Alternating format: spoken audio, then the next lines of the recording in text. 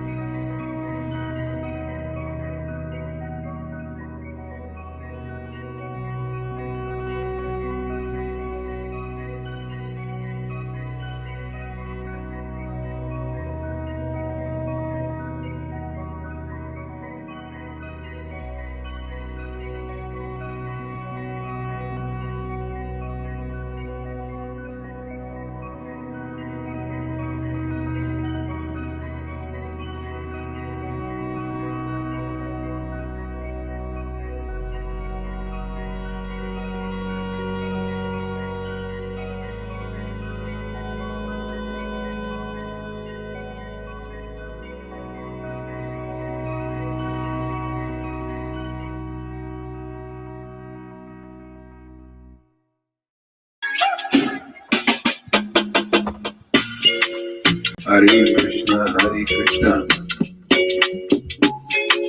Krishna Krishna, Hare Hare, Hare Rama, Hare Rama, Rama Rama, Hare Hare. Hey everybody, welcome. Hare Krishna, Hare Krishna, Krishna Krishna, Hare Hare, Hare Rama, Hare Rama, Rama Rama, Hare Hare, Hare Krishna, Hare Krishna, Krishna Krishna, Hare Hare, Hare Rama, Hare Rama, Rama Rama, Hare Hare, Hare Krishna, Hare Krishna, Krishna Krishna, Hare Hare, Hare Rama, Hare Rama, Rama Rama, Hare Hare.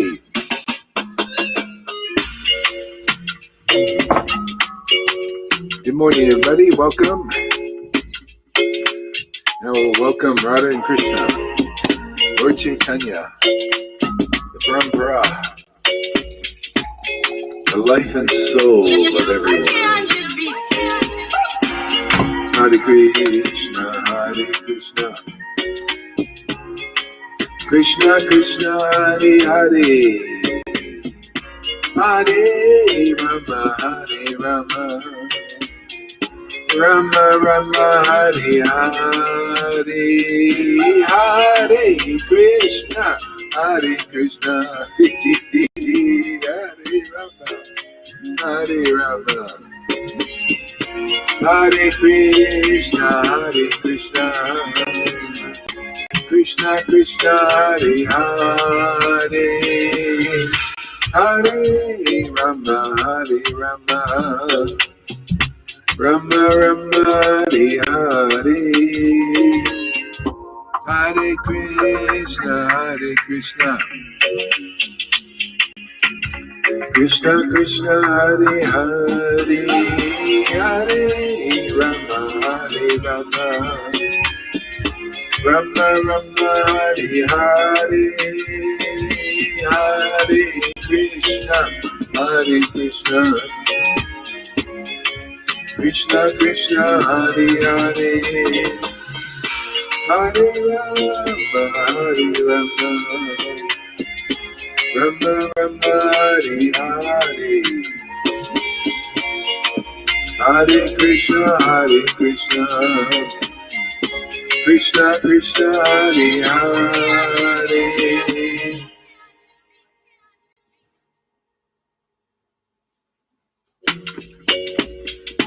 Hare Krishna, Gauranga.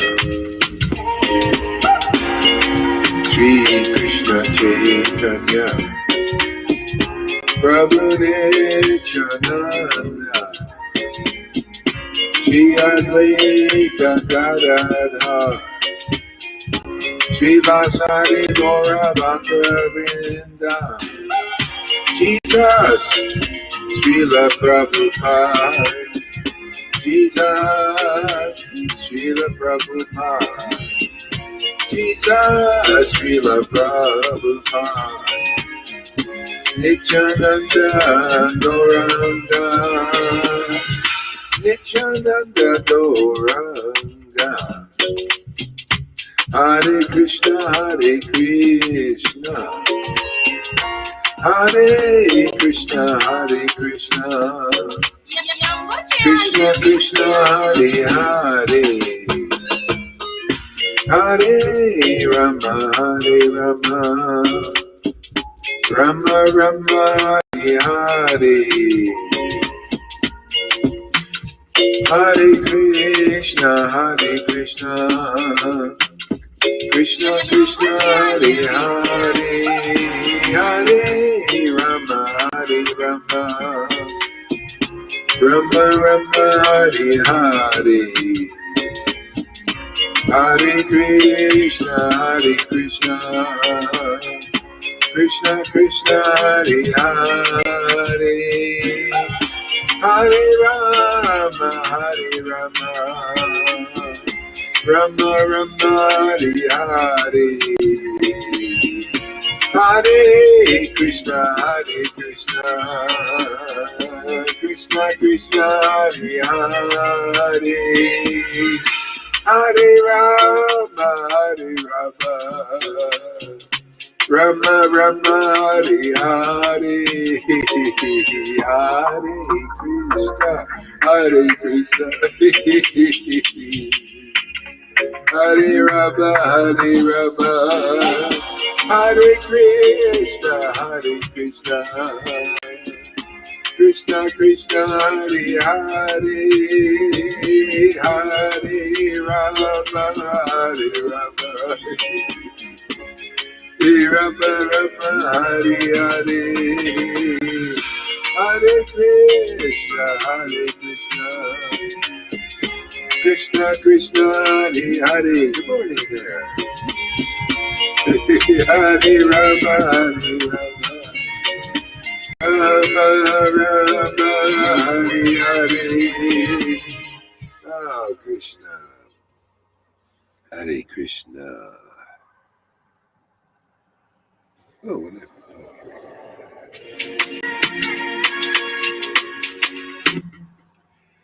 Hare Krishna, Gauranga. Hey, River, you look nice and blue today. Remind me of my lordship.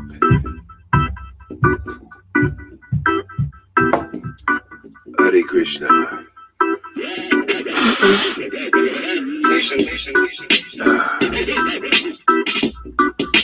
The link's on my timeline and here in the chat here. Hare Krishna. Hare Krishna, Hare. You can only keep the links. They're always the same. Hare Krishna, so I don't have to always think about links. The less thinking, the better here. Hare Krishna.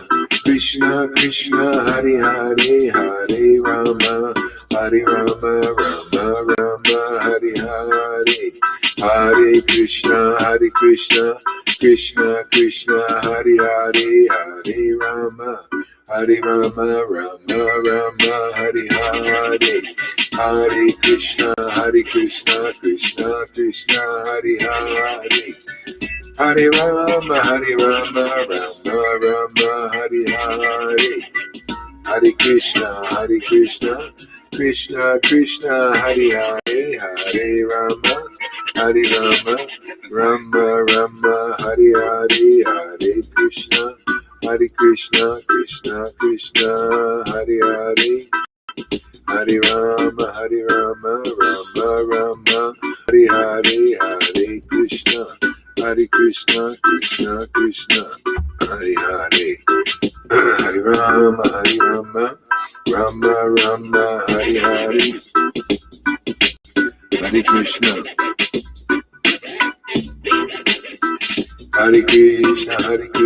Krishna Krishna, Hare Hare.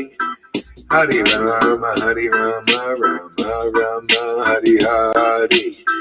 Hare Krishna, Krishna Krishna, Hare Hare, Hare Rama, Rama Rama, Hare Hare. Hare Krishna, Krishna Krishna, Hare Hare, Hare Rama, Rama Rama, Hare Hare, Hare Krishna, Krishna Krishna, Hare Hare, Hare Rama, Rama Rama, Hare Hare. Hare Krishna, Krishna Krishna, Hare Hare, Hare Rama, Rama. Hare Krishna, Krishna Krishna, Hare Hare, Hare Rama, Rama Rama, Hare Hare. Hare Krishna, hey, there she is.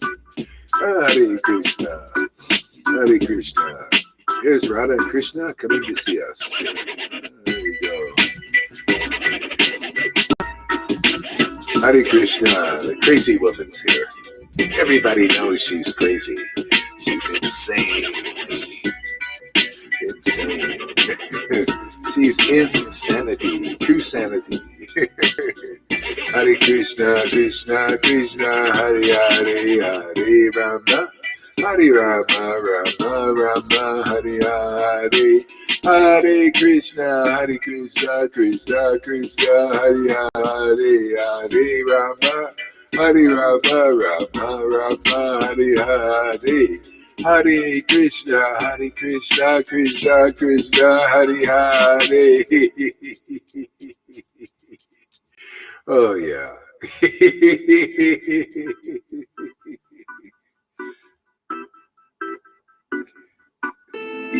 Hare Krishna, my goodness. Okay, yeah.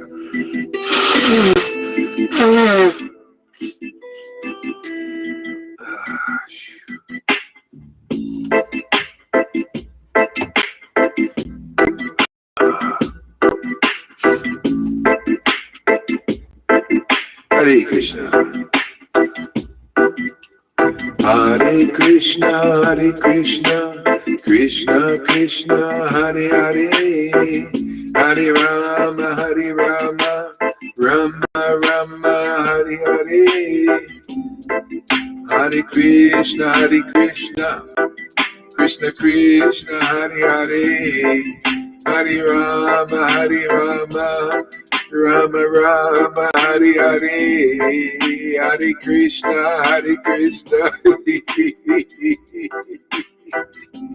Krishna Krishna, Hare Hare. Hare Krishna, Krishna Krishna, Hare Hare. Hare Rama, Rama Rama, Hare Hare. Hare Krishna, Hare Hare. Hare Rama, Rama Rama, Hare Hare. Hare Krishna, Krishna Krishna, Hare Hare, Hare Rama, Rama Rama, Hare Hare. Oh my Lord Radha, Hare Krishna.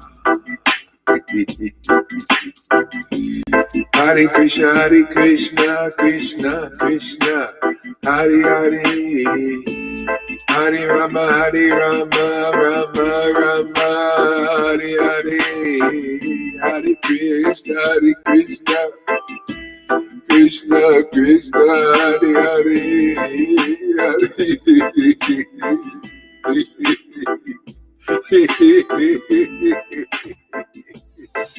Hare Krishna, Hare Krishna, Krishna Krishna, Hare Hare, Hare Rama, Rama Rama, Hare Hare Krishna, Hare Krishna, Radha Govinda, Radha Govinda, Shri Krishna Chaitanya, Shri Krishna Chaitanya, Shri Krishna Chaitanya, Shri Krishna Chaitanya, Shri Krishna Chaitanya, Shri Krishna Chaitanya, Shri Krishna Chaitanya, Shri Krishna Chaitanya,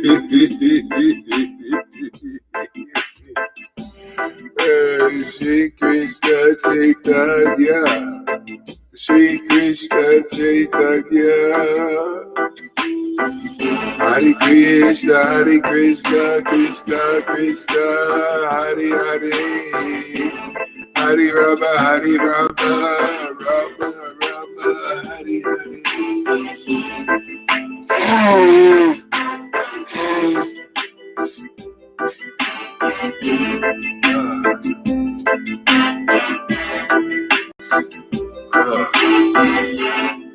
Hare Krishna,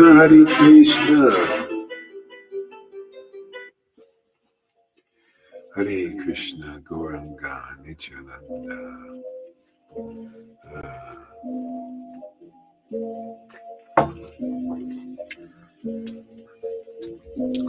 Hare Krishna, Krishna Krishna, Hare Hare, Hare Krishna, Gauranga. Hare Krishna, Krishna Krishna, Hare Hare.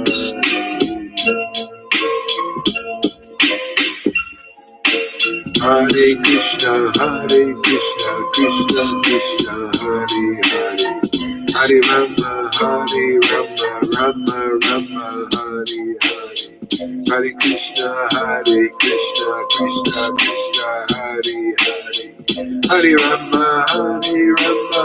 Rama Rama, Hare Hare. Hare Krishna, Krishna Krishna, Hare Hare, Hare Rama, Rama Rama, Hare Hare.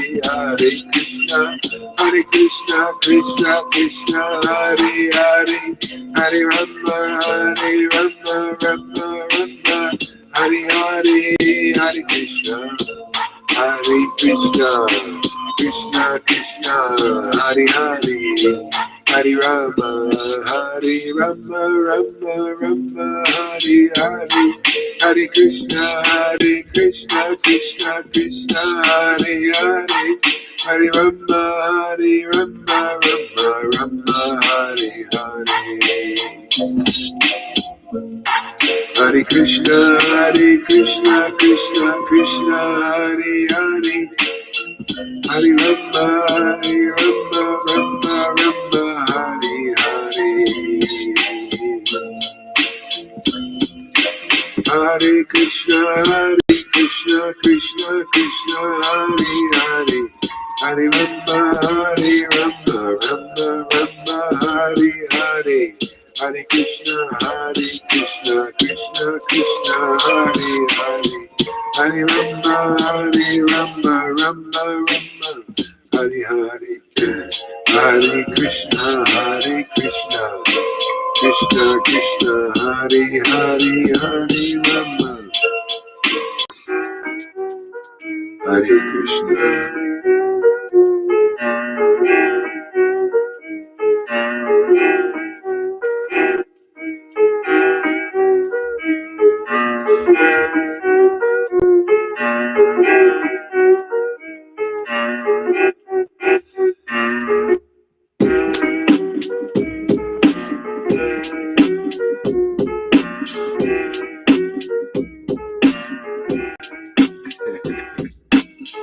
Hare Krishna, Krishna Krishna, Hare Hare, Rama, Hare Rama, Rama Rama, Hare Hare.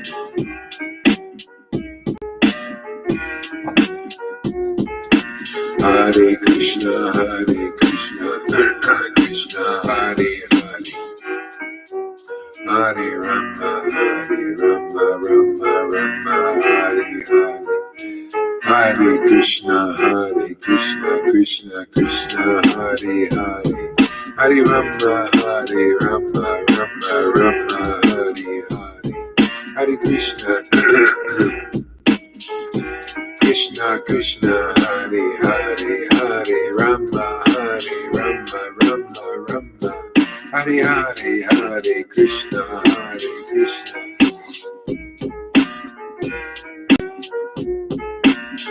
Hare Krishna, Krishna Krishna, Hare Hare, Hare Rama, Rama Rama, Hare Hare. Hare Krishna, Krishna Krishna, Hare Hare, Hare Rama, Rama Rama, Hare Hare. Hare Krishna.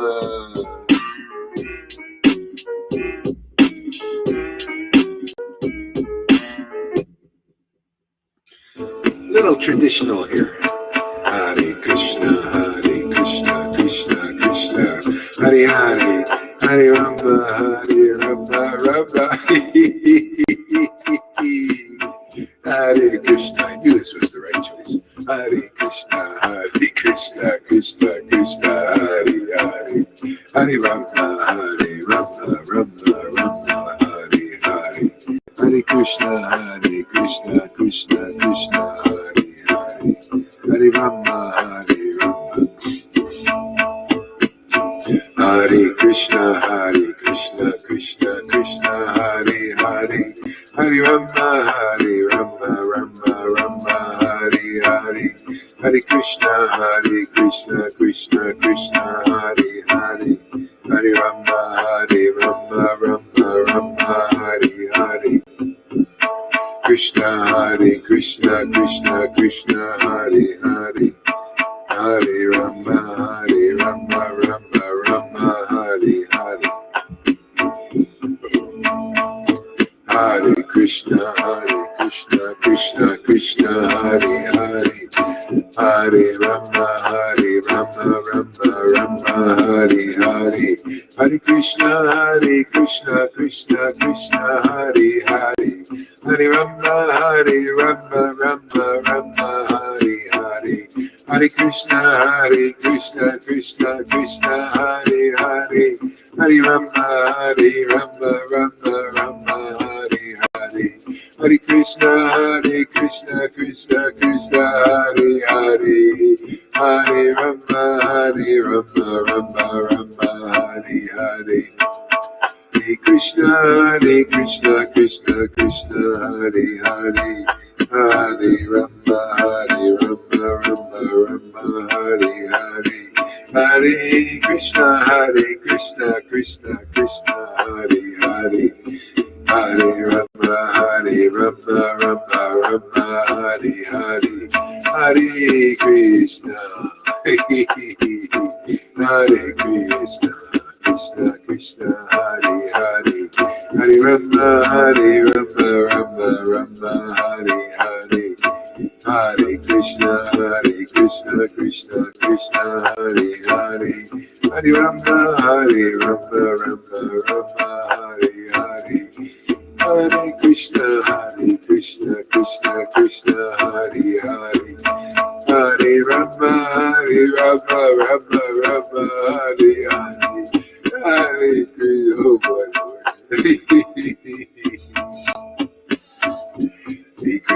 Hare Krishna, Krishna Krishna, Hare Hare. Hare Rama, Rama Rama, Hare Hare. Hare Krishna, Krishna Krishna, Hare Hare. Hare Rama, Rama Rama, Hare Hare. Hare Krishna, Krishna Krishna, Hare Hare. Hare Rama, Rama Rama, Hare Hare. Hare Krishna, Krishna Krishna, Hare Hare. Hare Rama, Rama Rama, Hare Hare. Hare Krishna, Krishna Krishna, Hare Hare. Hare Rama, Rama Rama, Hare Hare. Hare Krishna, Krishna Krishna, Hare Hare. Hare Rama, Rama Rama, Hare Hare. Hare Krishna, Krishna Krishna, Hare Hare. Hare Rama, Rama Rama, Hare Hare. Hare Krishna, Krishna Krishna, Hare Hare. Hare Rama, Rama Rama, Hare Hare. Hare Krishna, Krishna Krishna, Hare Hare. Hare Rama, Rama Rama, Hare Hare. Hare Krishna, Krishna Krishna, Hare Hare. Hare Rama, Rama, Hare Hare. Hare Krishna, Krishna Krishna, Hare Hare. Hare Rama, Rama.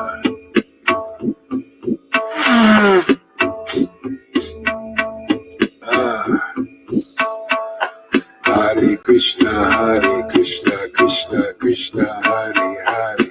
Hare Rama, Rama Rama, Hare Hare. Boy, these names are the life of the world, man. This is real life. It's feeling and it's truth. True feeling and the true word. Hare Krishna, Krishna Krishna, Hare. Only thing real in this world, man. Krishna, Hare Hare. Hare Rama, Rama. Everybody else's word is causing everybody misery, you know? These words people are speaking, their lies, it's just making everybody miserable. Everybody miserable believing in those words. That's why I say don't believe in their words, man. It's fucking bullshit. Don't believe in the demigods. Don't believe in any of those words. Believe in Hare Krishna, Krishna Krishna, Hare Hare. Hare Rama, Rama, Hare. Just believe in that. From devotees and not hypocrites, you know, no.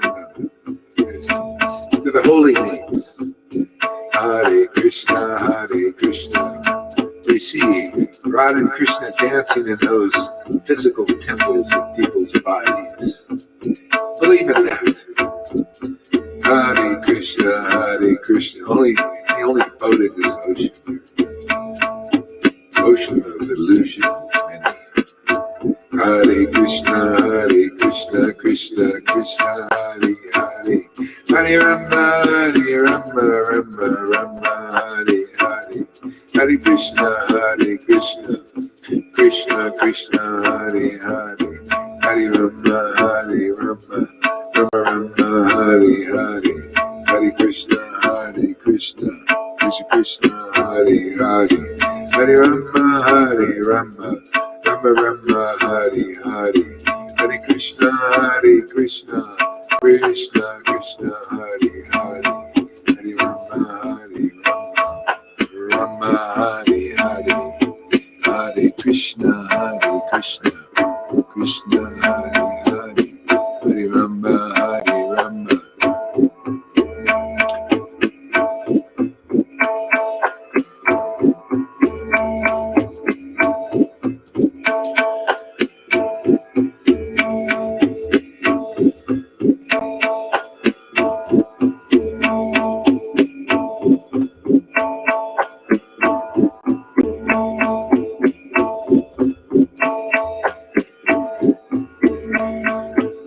Hare Krishna, Hare Krishna.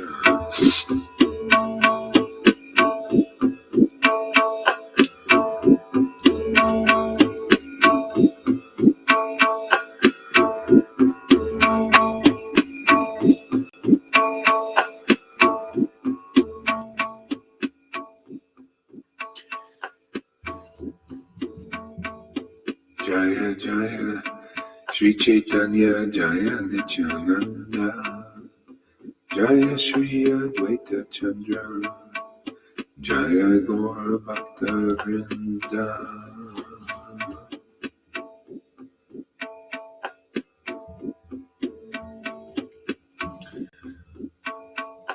Narottam Das Thakur.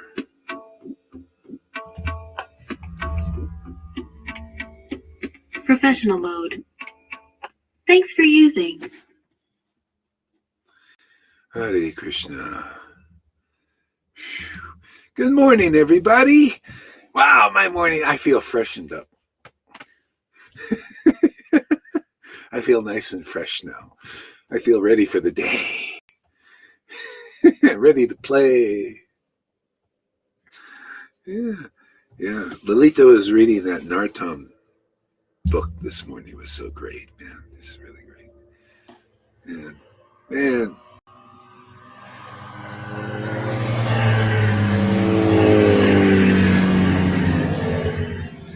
See, he really doesn't care about Maya, man. He doesn't care about these people in Maya. They're like little gnats, aren't they? Whippersnappers, Yeah. Who's this 3FK? Sounds like 3FK. Who's 3FK? He's got a lot of comments here. He's kind of a little bit. Oh, no, he's one of those guys. Sorry, guy. Well, you got to go, man. Because you are raunchy. Let's see, how do I get rid of him now?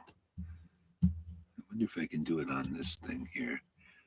You talk too much, man. Talk too much. Here we go. Oh, you're on YouTube. Okay. So, goodbye.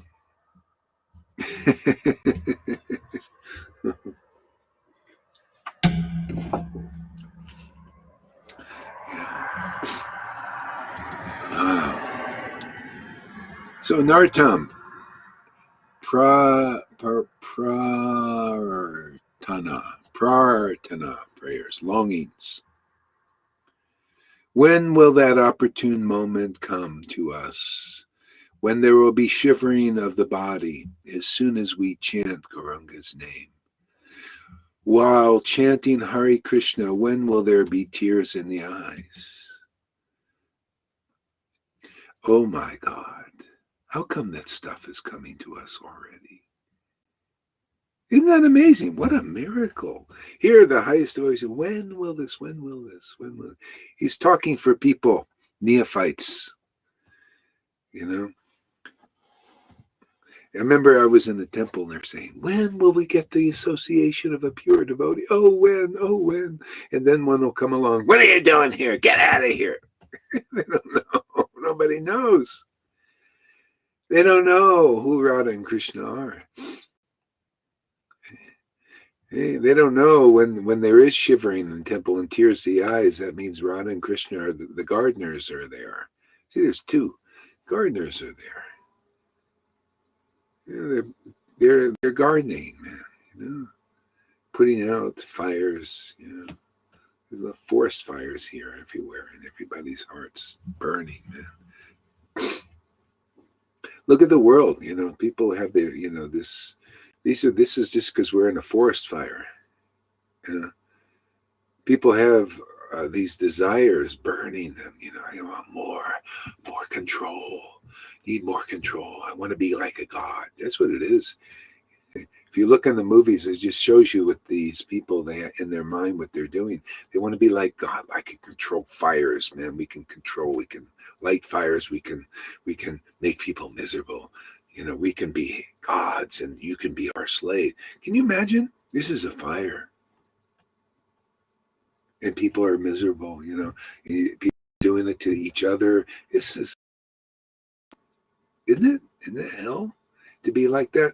To make your brothers and sisters miserable so you can enjoy sense enjoyment in the world of being like a god? Low class life, man. Low class. This is, can you imagine? They want to be like a god. They want to be like a god, and you have to be a slave to do it. I have to win godhood, and you have to win slavehood. What is this? We have to make you slaves so we can be. See, don't understand. Very low class life. They call that elite. It's stupidity, complete stupidity. Look at this. We get the real God. No wonder people become atheists even. Both the demons, and these intelligent people often become atheists. I was listening to George Carlin today.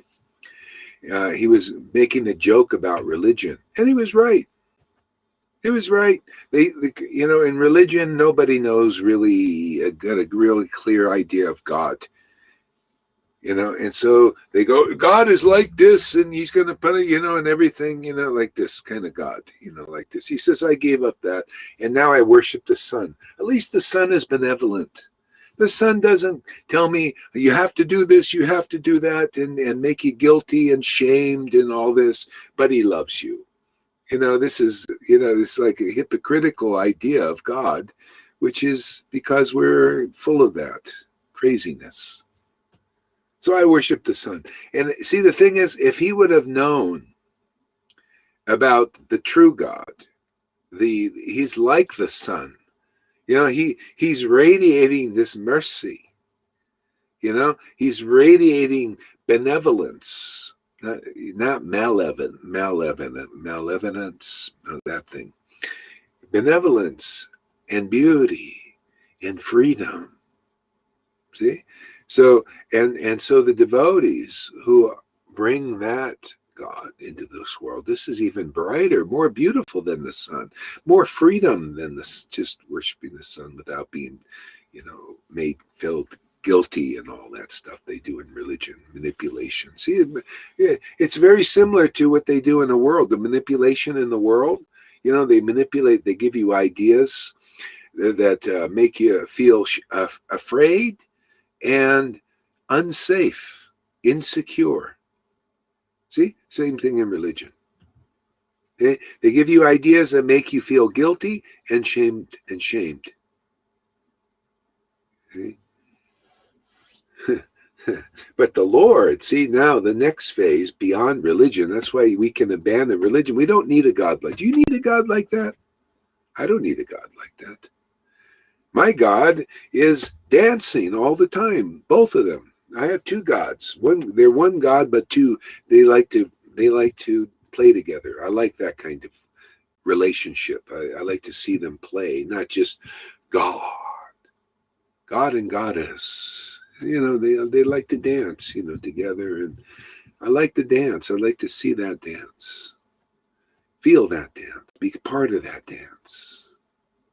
And everything goes for that. I don't need anybody to tell me you do this and do this. I'm sovereign in them.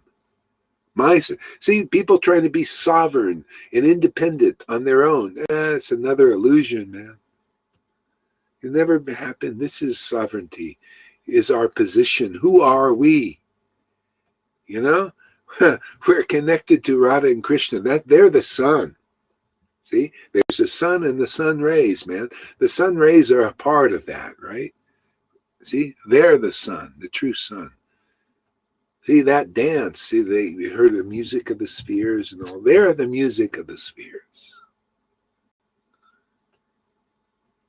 Hey?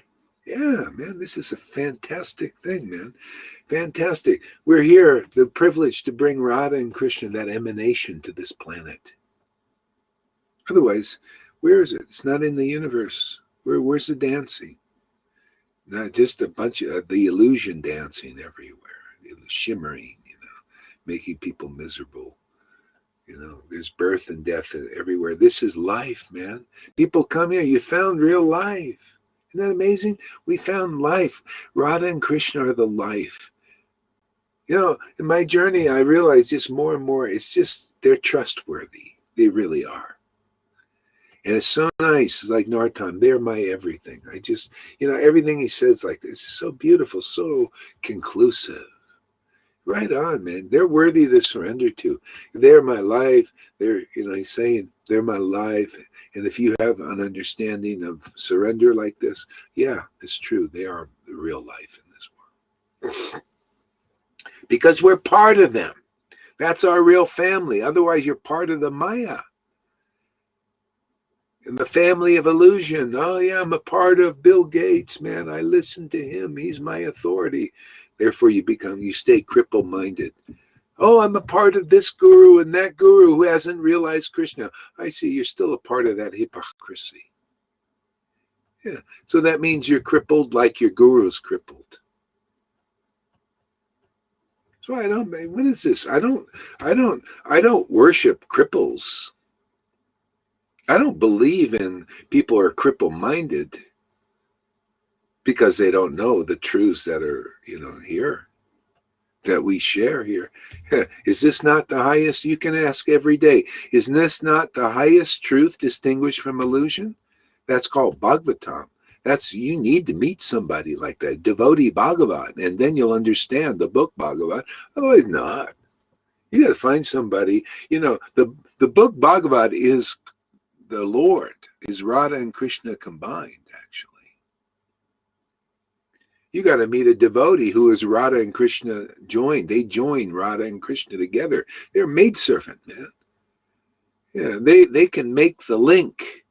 See, there's the link. Otherwise, there's no link.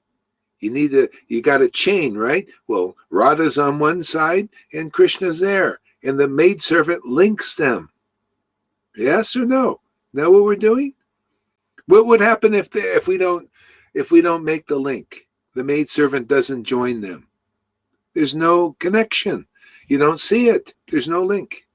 That's what you think a disciplic line is. They make the link between Radha and Krishna. You can't imitate that. Oh, well, you can. That's all you could do is imitate it. But it's a speculation. You got to see somebody actually joins Radha and Krishna together. See, if they do, now that's like making a nuclear explosion. You got to do something and then, see, that's what you see. The temple starts to water, man. Now the conch is starting to offer real worship to the Lord that the Lord is looking for, not the external. Ooh, look at this water in the conch. Hey, throw some of that water on me. Oh, I'm purified. Why? Well, the scriptures say so. Therefore, in my mind, I think, oh, I'm purified. Yeah. Oh man, you'll feel purified when your eye sockets are the conch and that water comes. Then you'll feel what real purification is. Otherwise, you don't know. External devotion. External bhakti, religion, that's why it's full of motivation still, because you can't taste this ecstatic bliss. Therefore, you got to taste something. I'll use God for this and for that, and I'll use him to make money and to control. See, this control thing is a very big thing. Oh, I can control people, using God's words. Hey man, let's see you control people through using God's ecstasy. Now people will start to come forward that are intelligent. Yeah, I'll come over here. I'll be controlled by God's ecstasy because that looks like fun. We all want to feel good, right? Well, God's ecstasy makes you feel great, right, Lolita? It makes you feel so good you don't give a shit about these people who don't feel like that. You think, what are you? I can't help it. You're a low-class, bottom-feeder crow. You like garbage. What is that? You see crows eating garbage, you think, yeah. Crow food. Crow food is all this, I love Biden. Oh, I love Trump. Oh, I hate you. I'm woke. Oh, my God. Crow food, man. Illusions. You're woke. You're more asleep than anybody, those wokes. But you could be awake. You come here, we'll wake you up, man. You think you were woke before? You'll be woken, truly woken.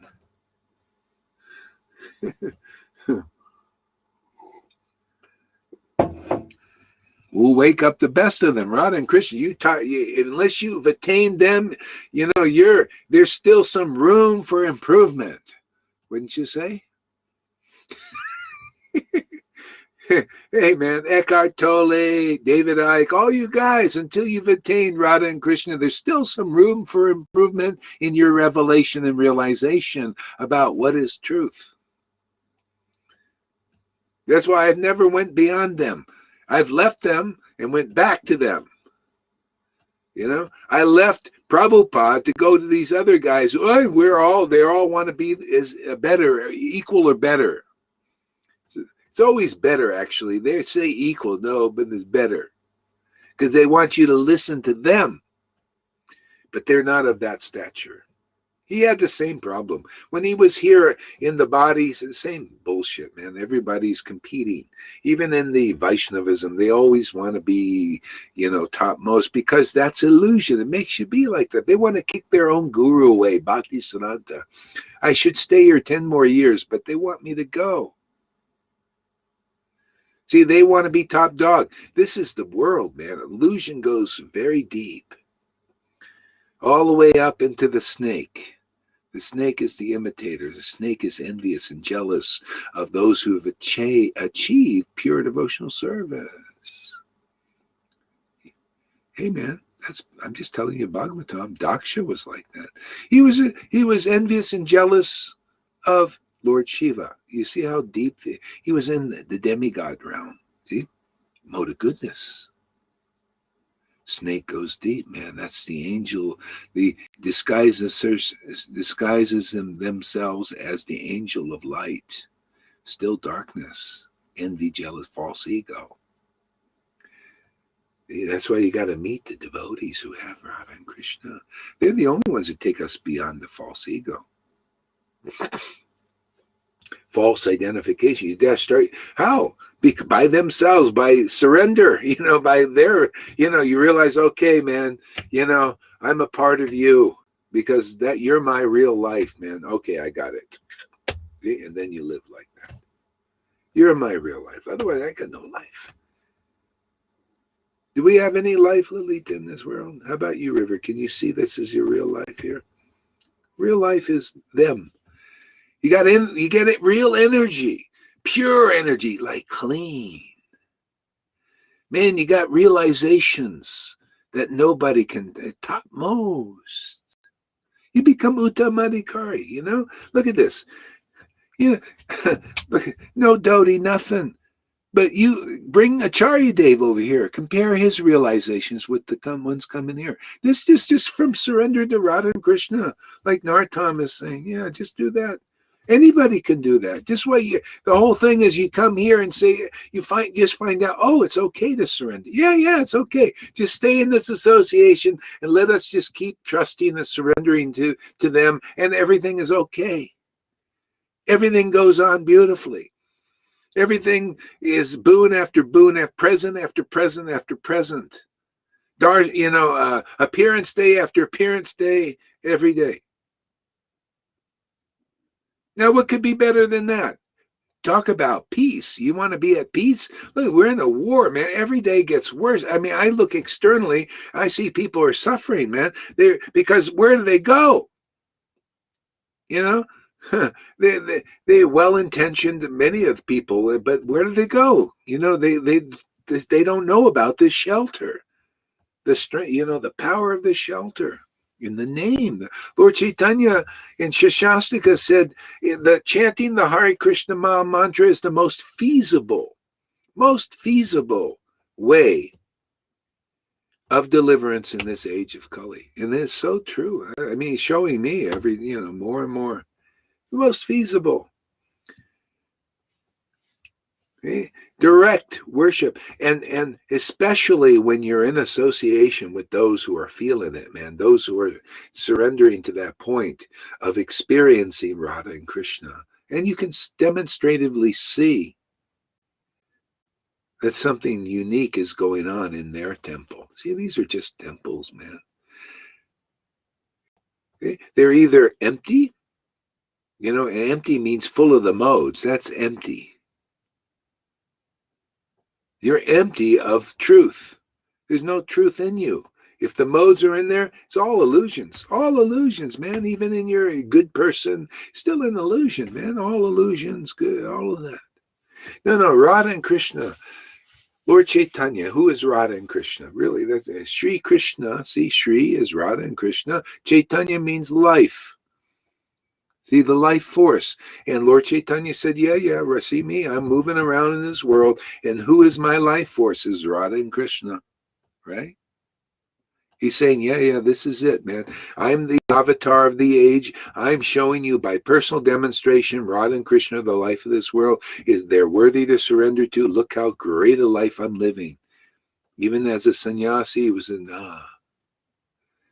we just get a little particle of it. It was really happy. I just get a little taste of it. Just like, oh man, I've attained mountains of wealth. Just a little drop. It's amazing, man. What a great path.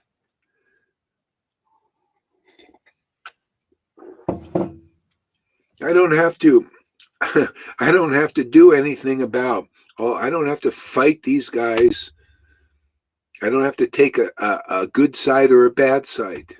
I take this side. The side of pure devotional service, man, and everything happens. Krishna says, don't worry, I'll take care of that. You don't have to fight in this, take the side of the good people against the bad people and the bad people against the good. You don't have to do that. You be like Prahlad. Can you imagine he's making us, those who come here, makes you like Prahlad. Prahlad was in the midst of something even worse than this. You think this is bad? Oh, could you imagine being around Hiranyakashipu? Holy God, that guy was treacherous. Well, he's like these guys. They're always same, treacherous, lie, cheat. That's their weapon. That's how they're killing people here. They kill you with that thing. They say, oh, no, this is very good for you. Please, you must do it. Propaganda, lie propaganda to manipulate the population who believe in them. You believe in the Maya, you get a Mayic result, a very, very bad one. You end up being taken out. That's why I say I start preaching basically against the gurus because they're taking people over a cliff now. I'm sorry, man. Why are you falling for that? You're showing you're not worthy of leadership now. You've succumbed to the world. See? So therefore, better people know who are intelligent. Because bottom line is, if you have a light, you don't think we got a light here? Well, yeah, I'm not putting a shade over it anymore, man. Hey, man, you follow those guys, you're going over a cliff. And you probably know in your heart it's truth. Okay? You come here, you'll live. You'll have real life. Radha and Krishna, real life. What do you think Krishna conscious movement? Without Radha, you can't understand Krishna. People need it should be the Radha Krishna movement, not just the Krishna conscious movement. Well, actually, that's okay, because Krishna conscious, you just have to know in the unsaid. To become conscious of Krishna, you need devotion. That's why Lord Chaitanya came. That's why Prabhupada understood Krishna, because of devotion, pure love of God. That's why Prabhupada was above the false ego. That's why anybody here gets above the false ego when Radha begins to manifest in your heart. Then you understand Krishna is the truth. See? And Radha is the devotion. They're meant to be together. Because if you don't have Radha, you don't have the truth. Not clear. You'll have some level of Maya because you have some material feeling. See, Radha's pure feeling. That's why we worship her right there, Lalita. And River, see the pure feeling. No edge to it. Perfect. That gets us about, after a while, you keep looking back at the false ego and think, what have I been believing in you for? All you did was make me miserable. All you do is make action and reaction, and then I cause problems, and problems are coming back to me. It's back and forth, misery upon misery. That's feeling for Maya, becoming attached to illusion. Illusion is simply you're not in the truth because you don't have the feeling for the truth. Isn't that what you come here though? What are you seeing, man? You're just seeing, I love the truth, man. Because Radha loves the truth. And I realize, hey man, without you, I can't understand Krishna. See, and Krishna's thinking, yeah, well, without you bringing Radha to me, then I'm not happy. And I'm in your heart. You know that now. Yeah, you're right. And if you're not happy, Lord, if I don't bring Radha to you, then I'm not happy either. See, that's called detachment. You counteract attachment to the world, a detachment from the world by attachment to the truth. Radha, that's all you need is attachment to the truth, and all of a sudden the illusion just lets go. You can't. It's like the illusion's trying to grab onto you, but it just keeps slipping. You're too slippery now. You ever seen like soap? The illusion slips on, trying to grab a hold of something, but hey, man, sorry, man, I'm slippery now. It's like snakes are slippery, Well, yeah, I got the two snakes, man, Radha and Krishna now. It made me slippery, man. Maya can't. He keeps can't get a hold of you anymore, man. Trippy, huh?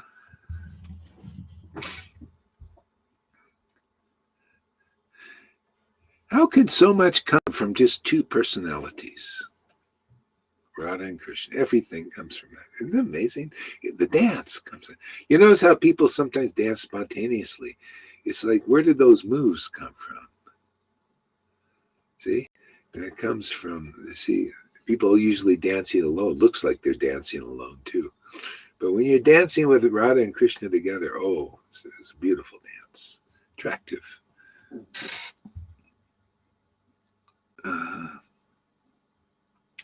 Hare Krishna. Okay, what else? Nartam. Okay, Nartam. Oh, when will that opportune moment come to us? When there will be shivering in the body. As we chant Lord Gauranga's name. While chanting Hare Krishna, when will there be tears in the eyes?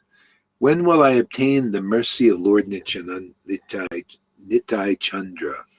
When by his mercy will the desire for material enjoyment become very insignificant? See, Nityananda was a relative of Lord Chaitanya, right? Balaram is a relative of Krishna. See, the relative. See? So they were here. If you're fortunate, you met Nityananda, and then you would become attracted to Krishna because he was. It's pretty simple, isn't it? So what are you going to do now? People think, oh, Nitai, Nitai, Nitai, Nitai, where are you? And they don't achieve attachment. Because bottom line is Nitai, see there in the mind, Nitai, Nitai, Nitai, Nitai, Nitai. Where are the tears, man? See, where's the shivering in the body? Where are the hairs standing on end? Oh, I thought it was just about Nitai, Nitai, Nitai, Radhe, Radhe, Radhe, Radhe. Where are the tears in the eyes, man? Where's the holy laughter? Where are the signs of the whole spirit? The Holy Spirit. See, the whole spirit. Whole spirit is Radha and Krishna, man.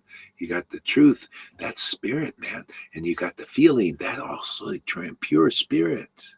They need to be combined, and then they make the dance, the rasa dance. See, so where do you get Nitai, Nitai, Nitai? Find Nitai's servant. See, Nityananda was the original guru. Find the guru in this world who is a servant of Nityananda all through the line. all the way back to Lord Chaitanya. How do you know? The current is flowing, man. There's currency there. There's wealth there. Money. See? Transcendental money. Current. Isn't that funny? The disciplic line is full of current. What is that current? Ecstatic devotion. The ecstatic devotion that you read about in the scriptures that you don't understand. That's why we're here, to show it. Oh, let us show, demonstrate in the world what you're reading about. And maybe after a time, you'll figure out that this is what it's all about. You can make a rap song on that one there, Govinda. Yeah. This is what it's all about. Hey, you got to get that current. Otherwise, you're not in the real line, man. It's a false line, false followers.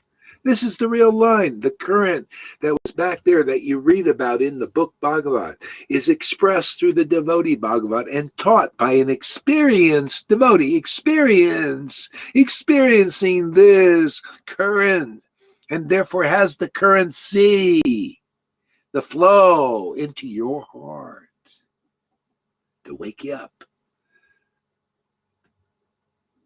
See? That's a real discipline line. Otherwise, you haven't found it. You don't understand that. I don't care how many bhakti shastras you have. That's all external bhakti. Look at my paper on the wall. I'm a bhakti shastra teacher. I'm a Bhagavad Gita teacher now. Oh, whoopee-doo.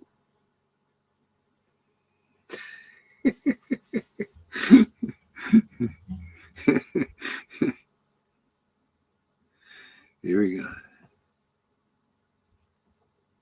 Yeah. So, when the mind is completely purified,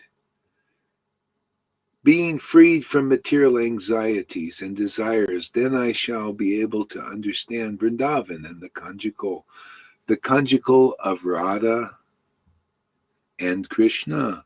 And then my spiritual life will be successful. When the mind is completely purified, being freed from material anxieties, see, that's the symptom of being in the real line. When you're with devotees like that, and that awakens, see, the mind is purified. Why? Because bhakti awakens in your heart. It's the only thing that purifies the mind properly. More than fasting even. Fasting is good for the body and every cleansing and all that. But you can fast, you can be an austere, a yogi and all that stuff. But unless this love for Krishna, see, the word, love for the word of God. See, that's the Lord. See, devotion awakens when you read the words written by the Lord's devotees, real ones. See, only Radha knows where her Lord is coming through in this world. See, now your mind gets truly purified. Otherwise, nobody knows what a purified mind is. See? That's why I can give classes without a dhoti. I don't need props. I don't need neck beads. I don't need anything. All I need is them.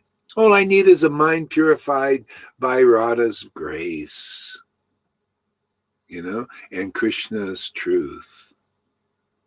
All I need them is dancing in my temple every day. They're my wealth. Isn't that what Narottam says? That's the teaching. Hey, man, a real guru teaches you that. You got to see a Narottam in this life.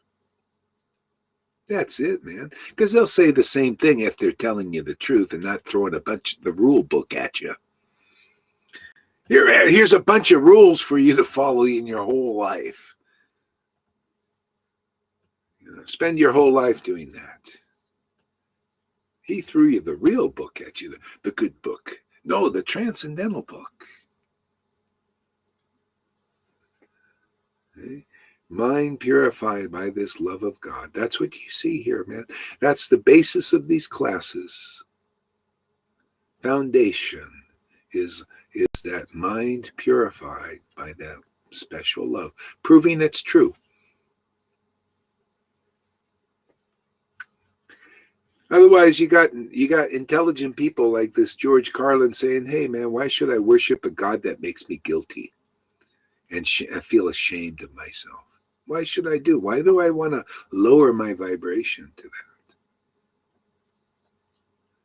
Isn't that not much different than the world saying, hey, listen to my bullshit words, my lies, my hypocrisies, and look how unsafe you feel. Look how afraid you are. You're an immortal, eternal person, and you're afraid. See, all because you believe in my bullshit.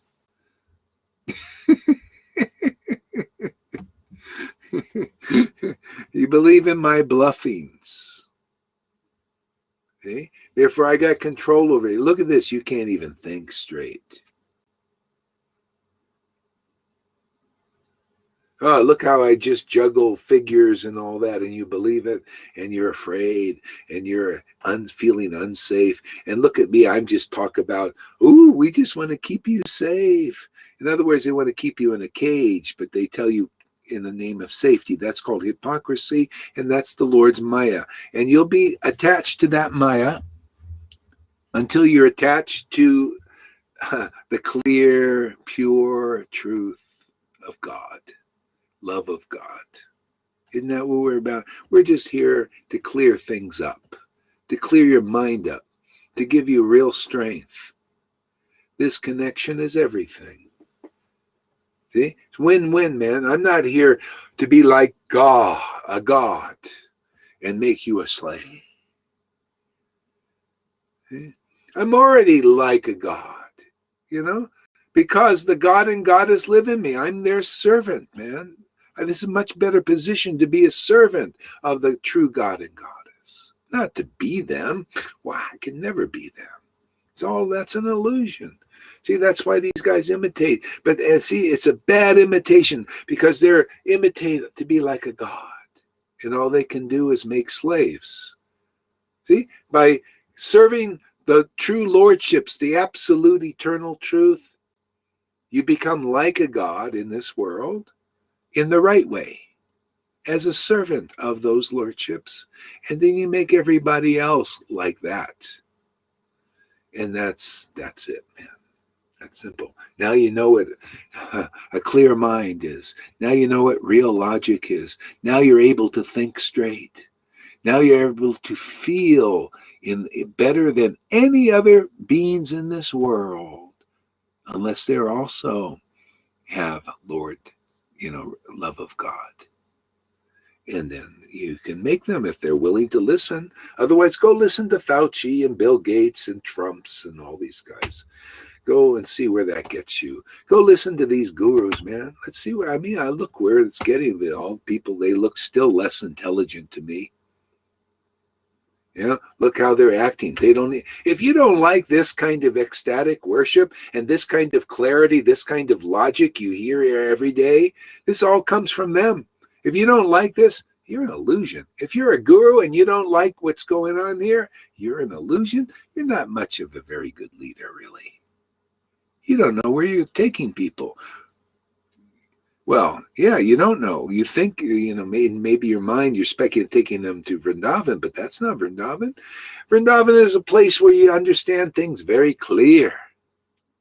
You got to prove that in this world. Prove that you have the feelings of Vrindavan, the ecstatic feelings. Prove you have the clarity of that kind of understanding of the highest realm available to mankind. Prove it! I'm like, get out of the way, man. You're an illusion. Guru, I don't care what you're, guru, politician, or political gurus, or, get out of here, man. Open, the door is open, man, for Vrindavan. Come on in and get out of the way, you little whippersnappers. What are you? You're just servants of Maya. It's like Jesus said, man. He opened the door. Yeah, we open the door too, man. Get out of the way, man. You're servants of Maya still. If you don't like this ecstatic devotion, the kind of clarity that comes in here, these classes every day, get out of the way, man. You're an illusion. I don't care. You go by the name of PhD, acharyas, or whatever bullshit you're bullshitting on. You're still serving an illusion. If you don't like this, what's going on, you're an illusion. That's pretty simple, isn't it? Is that clear? You show me a clarity better than that.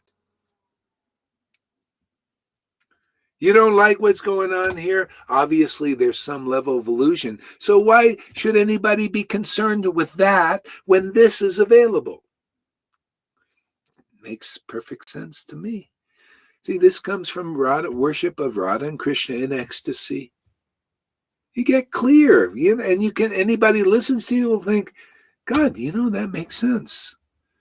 And then you become like that too. You become clear. Yeah. You become as clear as the guru. Why? Because you got Radha and Krishna. They're the clarity, man.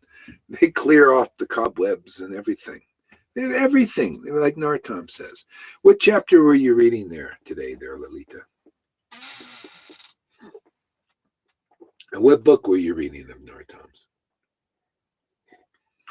Pratana there, and I was reading chapter number 16. Okay, number 16. That was a good one. Let's look that over again. They're all good. They're all jewels. Yes. Jewels. Jewels. Yeah. Number 16, we're getting close.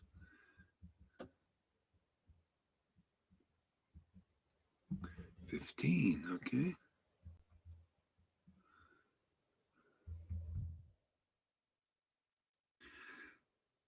Oh, here we go.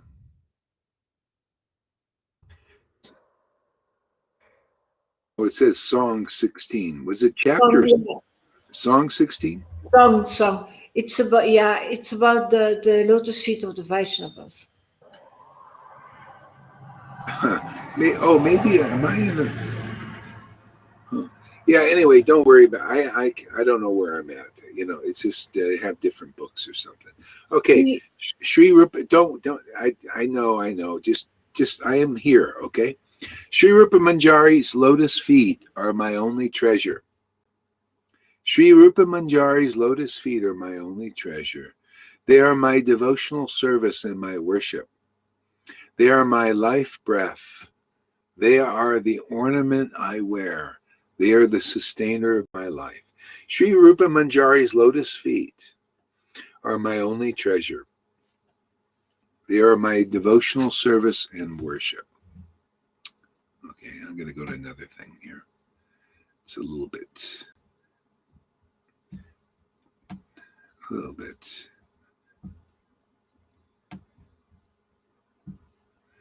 O Master of my life, this person places an appeal before you. O Govinda, O Moon of Gokul, O Source of all transcendental bliss, O Beloved of the Gopis, please cast your glance upon me.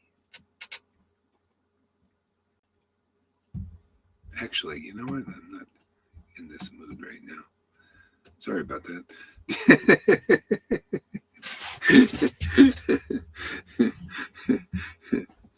We're going to go somewhere else.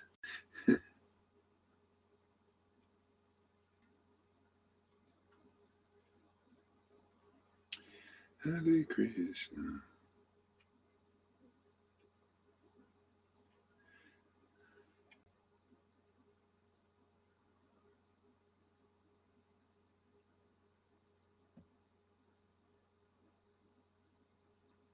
So let's go back to this Gita Mrita on the modes of nature. I'm kind of in a different mood right now. I don't know what happened. Got to flow sometimes. Okay, Arjuna says, how do the three modes condition the living being? The three modes. Oh, this is practical. Three modes of nature. How do they condition us? Okay, so Krishna says, oh, sinless one. The mode of goodness, being purer than the others, is illuminating. It frees one from the sinful reactions, So yeah, it frees you from the reactions that come from the passion and ignorance. But there's still reactions that come because it's still part of the modes. So if you look at this in terms of pure goodness, that's where we're at now. That's what we need to do. up-level this. Because look at Daksha. He wasn't completely free of sinful reactions. He couldn't tell about the Shuddha Bhakti plane. Okay? He didn't know its glories. See? He wasn't willing to listen to Lord Shiva. He wasn't even aware of that. He thought, it's a false ego. Oh, wow, I look at my illumination. Oh, look, they're adoring me. Wow, you see? See, it's still false ID. See, so it's not really illuminating enough. And that's the thing. People here in this world, they get into like study of the Vedas and they get regulated and everything. And they think, wow, this is it, man. This is it. I'm happy now. I'm regulated, doing my pujas. See, and they think I'm illuminated now. No. There's an illumination that comes from Shuddha Bhakti. See? From transcending even the mode of goodness. See, transcendence is the way. This is why still there's a fight between goodness and passion and ignorance, if you're there. We need to transcend the whole ball of wax. See, we need the illumination that comes from love of Krishna. There's an illumination there. That's our demonstration here. That's why it's so illuminated. A lot of people still can't see it. They're not used to seeing this kind of illumination. This illumination comes from love of God. It's transcendental to even the mode of goodness. It's transcendental to the happiness that you get. You see people that are happy in the mode of goodness. It's not like the feelings you see in the people here. You notice? The devotees here have another level of happiness. This is pure goodness.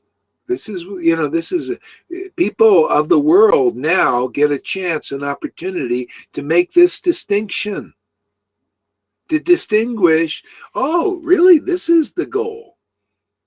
Yeah, this is the kind of illumination you want. This illumination is beyond even the mode of goodness. The happiness is beyond this feeling of happiness, of goodness. You can see it. That's why if we're going to teach this, you got to be an example of this. People got to see your experience of happiness that's beyond just being, I'm happy because I'm a regulated devotee. But there are no tears squirting out of your eyes. See, that's the mercy of getting the mercy of the disciplic line. Okay? This is the kind of happiness. You're able to learn how to Bhagavad Gita, the 18th chapter. Hey, Arjuna, surrender to me and transcend all the modes of nature. See, abandon all varieties of religion. See, religion is still in the mode of goodness. See, and surrender to me. What does that mean? That me is Shuddha Bhakti, man. That's the real God. Real, uncovered, unclothed, nude. Shuddha Bhakti, love of Krishna, love of God. And it has its symptoms of a happiness higher than the mode of goodness. Okay? That's our work here, to take people to make it more clear. What is it? Abandon all varieties of surrender to me. What does that mean? That me is not the mode of goodness, me. Not being a nice regulated devotee. That's fine. But no, that me is the true Lord, man. The ecstatic Lord. Rasic Lord. Full of bliss and love and ecstasy. See, that's Lord Chaitanya and Radha and Krishna. See, the only way to teach this is you have to be immersed in this worship. You have to know this kind of work. You got to know this Lord. We're here to teach about a Lord that is inconceivable and unknowable. But he's known by his devotees. Go ahead, Tom. What do you got to say? Yes. Every time I feel when I come in this contact with the modes of nature, I'm getting very sleepy. Yes. So, and I have to wake up myself again and again to not go there. So it's like every day. Oh, this is very comfortable. This is like very soothing. This is very warm. Yes, but it's every time I have to wake myself up again and again to come to this Shuddha Bhakti level again. Yeah. Yeah. Well, yeah, before you used to think that was life. This is the life, sleepiness. Sleep. And you were, yeah, so now you get a different experience. That's what it's all about. See, you learn by association. Okay? So that's the secret of secrets. Okay? People don't know what is Shuddha Bhakti. You got to be a Shuddha Bhakta to know what Shuddha Bhakti is and to teach Shuddha Bhakti to others. Otherwise, nobody knows. You can't up-level the meditation of people. See, so that's the real guru in our line. I mean, I'm a stickler for detail because the details is what's going to get you out of this illusion. Not, yeah, see, I'm Guru Dave, but I don't have any transcendental experience. I can't show that ecstatic devotion. You know, I'm still, oh, when will the tears come and everything? But I'm Guru Dave. It's hypocrisy. Sorry, man. What is this? What is this? You represent. Yes, yes. Sorry if I'm interrupt. I'm so enthusiastic. That's good. Go ahead. It's so sticky. Yeah. Once you come in contact with that soothing energy of the modes of goodness, yes, it's so sticky. You have to liberate yourself again and again because it's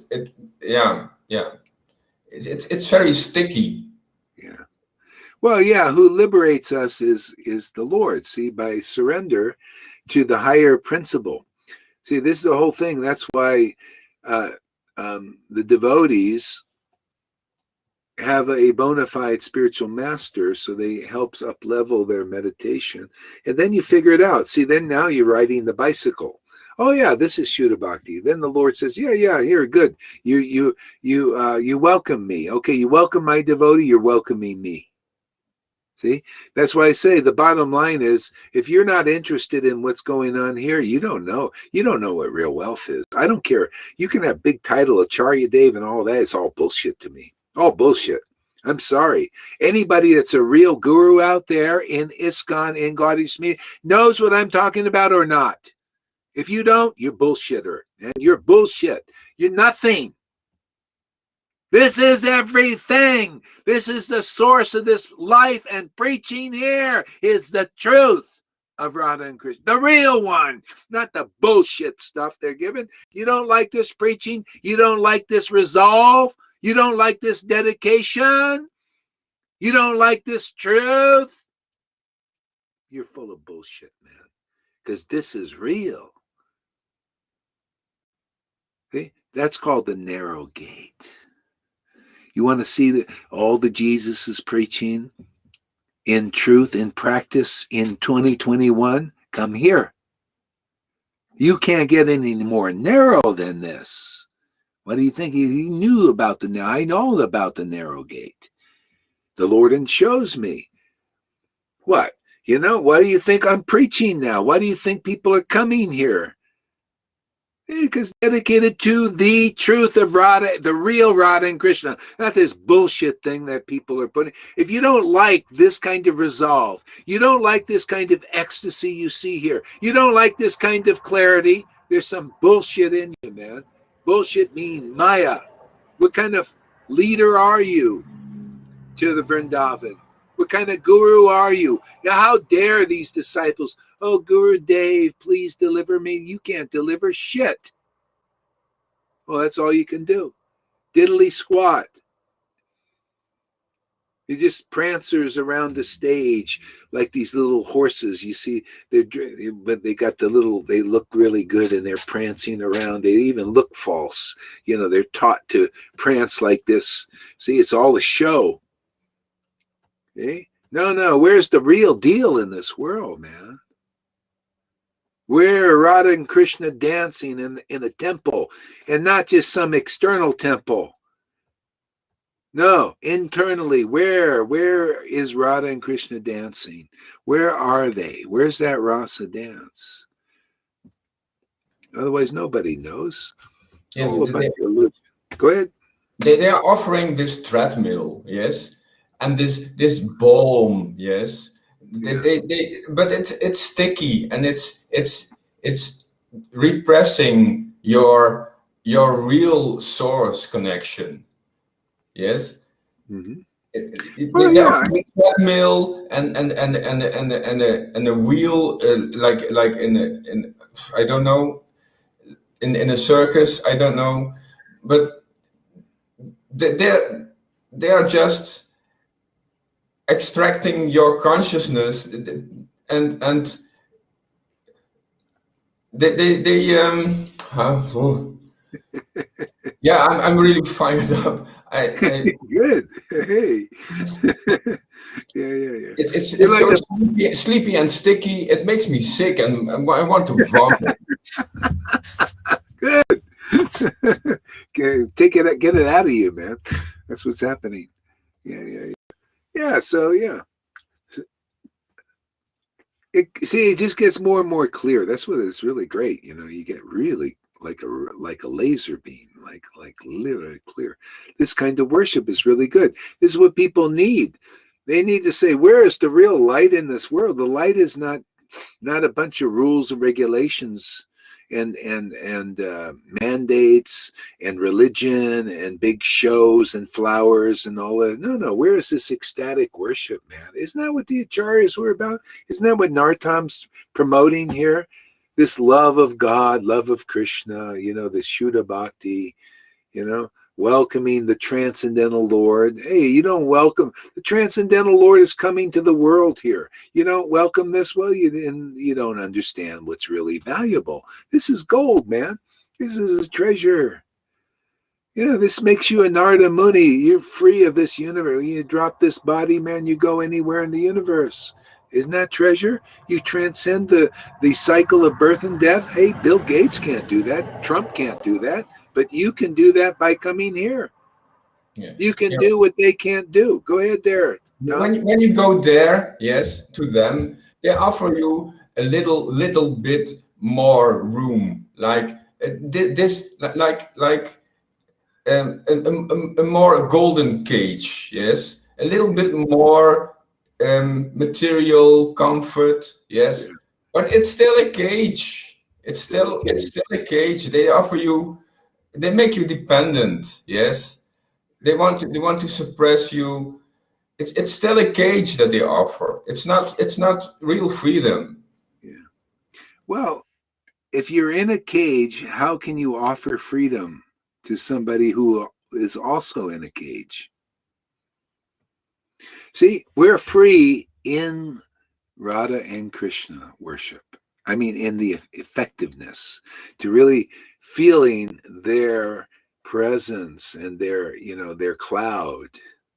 See, we're free in them, isn't it? That's my freedom. My freedom. I can't be. If I'm not in them and they're not in me, I'm still an illusion. That's the bottom line, and I say that for everybody. If you're chanting Hare Krishna, Hare Krishna, Hare Krishna, great, you're in them. But are you really in them to the point where they're in you? Can you feel that? Wow, I'm in them, man. And my mind is purified from being in them, really purified, beyond the rule purification and fast. I fasted before also, no problem. I like it. It's a support for worship. It's good, but it's just a support. It's not it. Even without worship, without fast, if you don't fast your whole life, but you, by the mercy of this kind of association, you get an experience of Radha and Krishna, your life is more successful than millions of fasts. Because now you know what is actually true. Nobody does. Most of these gurus don't even know what is true, and they're preaching, I'm Guru Dev. Bullshit. You don't even know what is true yet. What do I say, man? And if you're a real guru that knows what is true, then you'll know what I'm talking about. If not, you're just a bullshitter, man. You know, the Lord, Radha and Krishna are the authority. You know, are they the authority in your life? Can you experience their authority? Are they your true life and soul? Is Lord Chaitanya your life and soul? See, if they are, it'll be apparent in your activities. It'll be apparent in your feelings. It'll be apparent in your understanding. You'll be like the acharyas. What you say, and people will look, because what you say is in the book. From other devotees, part of the same real family. Otherwise, nobody knows what's in the book. You got to see a living person who represents these words. You could see, oh wow, look, they're talking about tears in the eyes, and this person actually has tears in the eyes. Oh, he's shivering in the book. Well, this person is shivering. Wow, I think I'm understanding what this is all about. Otherwise, you don't know. It's just your cobwebs are there. See, you got to be purified by association to understand these books. See, then it's like, wow, man, this book is my life and soul. This name is my life and soul. See, because now you're awakened, your devotion, your bhakti, This is in everybody, just needs to be sparked by association. That's why this is the only real food for it. If you don't have association with persons who are spiritually awakened, their devotional heart, then you can't grow. Okay? This is an important satellite, what do they call, like satellite college for Prabhupads. You gotta come over here for instruction when you're ready. Otherwise, you didn't make it yet. It's very rare to find a place where this kind of bhakti can grow, because if you start to get ecstatic somewhere else in Vaishnavism, people get jealous. See, they're not processing their stuff. Jealous or angry or misunderstand everything, and they try to suppress you and depress you, So here we encourage that. You say, yeah, ecstatic. Oh, wonderful. If it's real.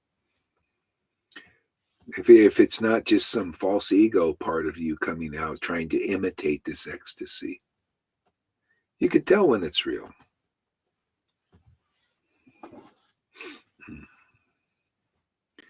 See, when it's not real. It's like it's all about me. See, real ecstasy is all about Radha and Krishna, isn't it? It's all about them. It inflames. It makes you more ecstatic. You make them more happy. They like conclusive. Krishna, your Radha likes conclusive truth. Okay, so where was it? Okay. That's I have described. All right. Krishna says, now I will. Oh, wait. I screwed up. Messed up. Where are we?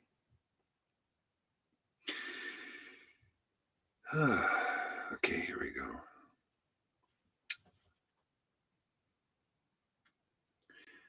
So so the mode of goodness, being purer than others, is illuminating. It frees one from all sinful reactions, not all. Sometimes, Vishwanath Chakravarti Thakur says, actually in his Madhurya Kandabini, sometimes the acharyas preach that the mode of goodness is pure devotional service, but it really isn't. But that's all people can see. See, that's why you see in the world, philanthropists are looked at, oh, this person is so great. See, so what people can see. Go ahead, Tom. Yes, when you are reading, it frees you from all contaminations. I heard it freezes you. It freezes you. The mode of goodness freezes you. It makes you cold and stuck and without life. It freezes you. Well, no. See, in a sense, if you're in a mode of passion and ignorance, your energy, and you're there's a lot of reactions. You ever see people, I see even here, when people first start coming, they cause reactions with their God brothers even, and just like ping pong balls. You say things and then it reacts in somebody and they get a sin. That's called sinful reaction. It's like pinpricks. You keep picking, you prick others because of your energy is in passion and ignorance. You're part of the modes. The modes are the threefold miseries, and you become a servant of them to some extent, different levels. See, so the modes of nature is caused to cause pinpricks in the living entities. So your energy is in passion and ignorance, say, you're pricking others, because they're threefold miseries. One is the miseries of other living entities. See, you're part of that. You're pricking, prick, and you go, just miserable. See? So, yeah, go ahead, Tom. Yes, but the mode of goodness is arrogant, yes, and it says, yeah, I'm better than the mode of ignorance and passion, yes. So it still keeps you stuck on the level, yes. It keeps you suppressed in the mode of nature, and it doesn't bring you to the real liberation of the Shuddha Bhakta. And so in that sense, it freezes your position. That's what I meant. It keeps you down. Yes, because you see that as topmost. Because you think, why go? Why not? Why go any higher? So you're there. You think this is it. This is topmost. See, this is the thing. So it's not topmost. It's mode of goodness. You can go deeper. Yeah. So a lot of people are frozen. You could say frozen there because they don't know any better, or they think that something. See, like Shiva represented topmost, and Daksha in goodness thought, no, what is this? This is crazy. I'm topmost. My consciousness is topmost. See, this is the same thing here. People come here often and they've studied the Vedas. See, they're in, say, more or less in goodness. They study the Vedas and they think, oh, we're topmost. They can't see this.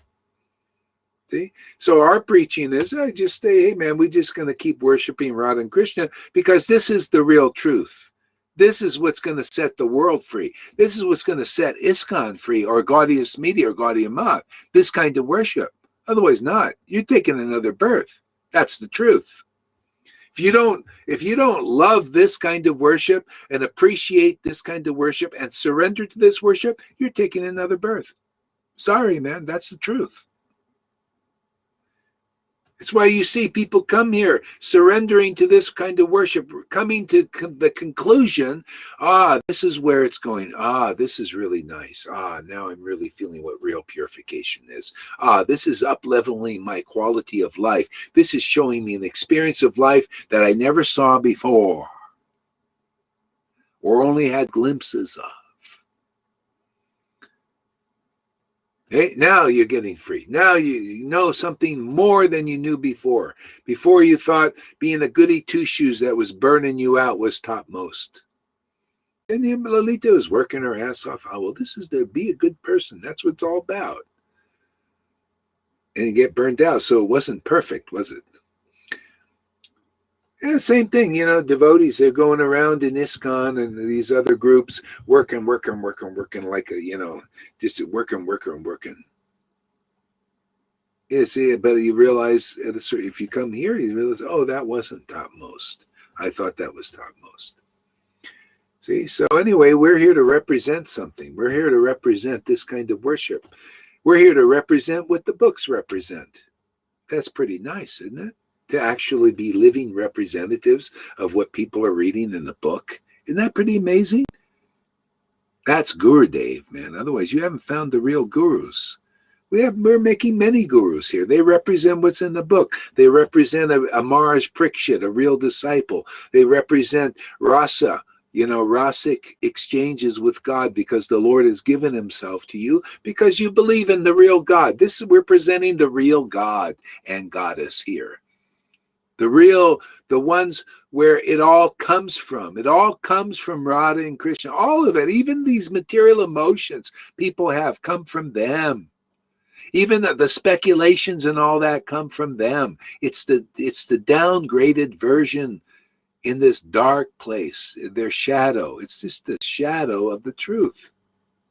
All comes from them, and it's all connected to them. When you see rightly, you see correctly, then you stop looking, why should I get my juice? I'm a jiva. I can meditate on that bullshit, or I can meditate on the pure stuff. You know, the pure drink, the intoxicating wine of Radha's love. See, and the intoxicating truth of Krishna's conclusive reality. See? That's what we're doing here. It's a great service, man. Great service, take the whole world. Go ahead, Tom. What do you got to say? Yes. I was reading the question of Sama Sundari, yes, and I feel we have this possibility to identify with different platforms. Yeah, the different platforms they can exist. They exist at the same time. Yes, in the same time, but we have the ability to give one to identify with a transcendental platform, or we can choose to identify more or less with the material platform. Yes, but they still exist. So we can that's what I was thinking when she asked this question. It's the last post, last comment. Is it that one? According, yes, this one, yes. Read it. According what Tom is saying, is it possible to stay in that world? Same time, I think the time, same time on the transcendental platform. Yeah, well, you see, the thing is, there are three states of consciousness that devotees experience. One is, this is from Chaitanya teaching also, and the experience of real devotees. It's like a ducking swan. Prabhupada called it like a ducking swan, ducking into the bliss of worship. And then coming out, you know, and also being like, also St. Paul taught, sometimes we're out of our mind for God and sometimes in our right mind for you. It's just, sometimes you're just in external consciousness, you know, and sometimes you're in this ecstatic state. See, but it's all transcendental. Do you notice? I've kind of in a normal consciousness now, but look what's coming through. See, it comes through, you know, logic. The God is logic. This is why we're teaching about a God that is not this illogical, anthropomorphized version of crazy people. People, they have a lot of times they're just crazy, you know, and they project, my God is the true God. But he's crazy because you're crazy, a little bit more or less crazy. See, here you see, because of this worship is proving its topmost, because the God is presented here is very logical, very discriminating, very clear, and very ecstatic. See, Radha and Krishna together. See, they need each other. And so in their meeting is everything. Clarity, logic, you know, understanding, proper understanding, clear conception of the absolute truth. See, so that's what we're presenting here, you know, to the world, because everybody's presenting something. Everybody's a presenter or a non-presenter. Yeah, the people that some people they represent this attraction, and they're like a sucking swamp. Yes. They want to suck your consciousness, bring you in their consciousness. It's sucking, yes, like a swamp. They want to attract you into this prison. Yeah. So we're also suckers. sucking people into transcendental kind. This is, see, you get a better result in this. Maya is sucking you down into misfortune. Everything is unfortunate, more or less. See, depending on the modes. If you're in the mode of goodness, your life is more fortunate than passion or ignorance, but it's still misfortune. There's no real see, we want transcendental fortune. That is where real fortune is. Real fortune isn't in the mode of goodness yet. It's still a bit unreal. See, it's purer than the other modes, but it's not completely pure. That's why Lord Chaitanya taught like this. I'm just teaching like he taught. I'm just taking what you read in the book and presenting it in deed, in experience, and in word also. Make it more clear. See, Lord Chaitanya said you could be a perfect Brahmin and you can't purify yourself if you're not engaged in this kind of worship that we do here. See, here you get to see the kind of worship he's talking about in the book. Because this Brahminical thing and being a big sannyasi and follower of strict rules, regulations, and fastings and what do you call austerities and renunciation is not pure devotional service. It cannot even purify you.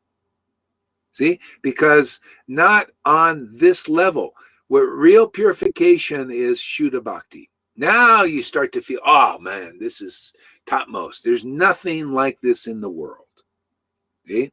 That's what we're here to represent. And that's why it's so hard for even religious Vaishnavas to understand what we're talking about, because they don't know this. They just read it in a book and speculate on it. Here, we read it in a book and it's part of our experience as a demonstration. See? So whoever does come, whoever's ready and finished with that, realizing that the ultimate good fortune is not in just being a big Brahmin, a big sannyasi, a big false ego out there, a big important person. You know, you realize, oh, it's not there. Okay, well, this is where it is. You got to see people who know that Radha and Krishna are the most important personalities. See, you got to see that that is the real life and soul of realized souls. I mean, in our line, it's Radha and Krishna. If you're a Christian, it could be Jesus, Christ. If you're a Ram Bhakta, it's Lord Ram is your life and soul. Ram and Sita. If you're a Sufi, it's the beloved. You know, it's representing, you may be not so clear about that is, but, you know, you understand the principle, this higher self. You know, to those in AA, you know, they realize, I can't do this on my own and everything. My higher power. And they get something. Krishna, I can work with that. You're looking to me. And the American Indians, there's all these spirits in the world, but you're the great spirit. Krishna's thinking, God's thinking, I can work with that. That's the principle. You look at the movie Avatar, and they talk about all souls go into this tree, and this tree of all souls. God is saying, yeah, I can work with that. People get an actual feeling like of something that is devotional because it's representing the principle. There's a higher self that contains all of us. The great spirit, that's God. See? But, by good fortune, we have this avatar that explains everything pretty clearly and plainly and then gives us the experience of that. See? There you go. Now that's where real leadership is. Those who are going in that door and are experiencing that transcendental realm. And then you can get that experience yourself through that door. See, it's not by renunciation, not by austerities, not by pious deeds. It's not by mantra chanting. It's not by sadhana with offenses. Not that kind. It's through the devotee. You want Radha and Krishna in Vrindavan? It's through the devotees who chant the holy names with great ecstatic devotion. There you go. Right here. Right here. Right here. Do I need to repeat? Do I need to repeat to you, Acharya Dave, with your big friggin' PhD? It's right here. in front of your friggin' face. It's right here, you big leaders in ISKCON. It's right here in this Sangha, the door to Vrindavan. You're looking at a place where there's not a soul. It's right here. And that's the truth. The book says that. And I think I made it pretty clear. I think we show it's right here every day. And we'll go ahead, Tom. What? Yeah, I liked you said a few days before the approach of the Aboriginals who appreciated the footsteps of the Lord. Yes, that's also one. I like very much. This approach is very, very nice. The Aboriginals that appreciate the footsteps of Lord Chaitanya or Krishna. Yeah, footsteps. Right. Okay. So, moving along here. So, okay, here we go. So, Krishna says the manifestations of the mode of goodness can be experienced. Oh, went too far again.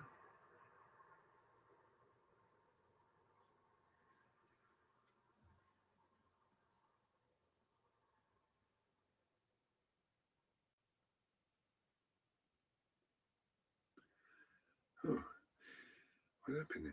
Okay, I'm going to start again. Although I have already explained the supreme wisdom to you, Arjuna, I shall now explain it again in more detail. Arjuna says, what is the value of this knowledge, Krishna? Krishna says, great sages have become liberated by this knowledge and have attained Vaikuntha. So, it's the knowledge of people that where their destination is, what they're looking, what do they praise? And so even like people in liberation, what is this here?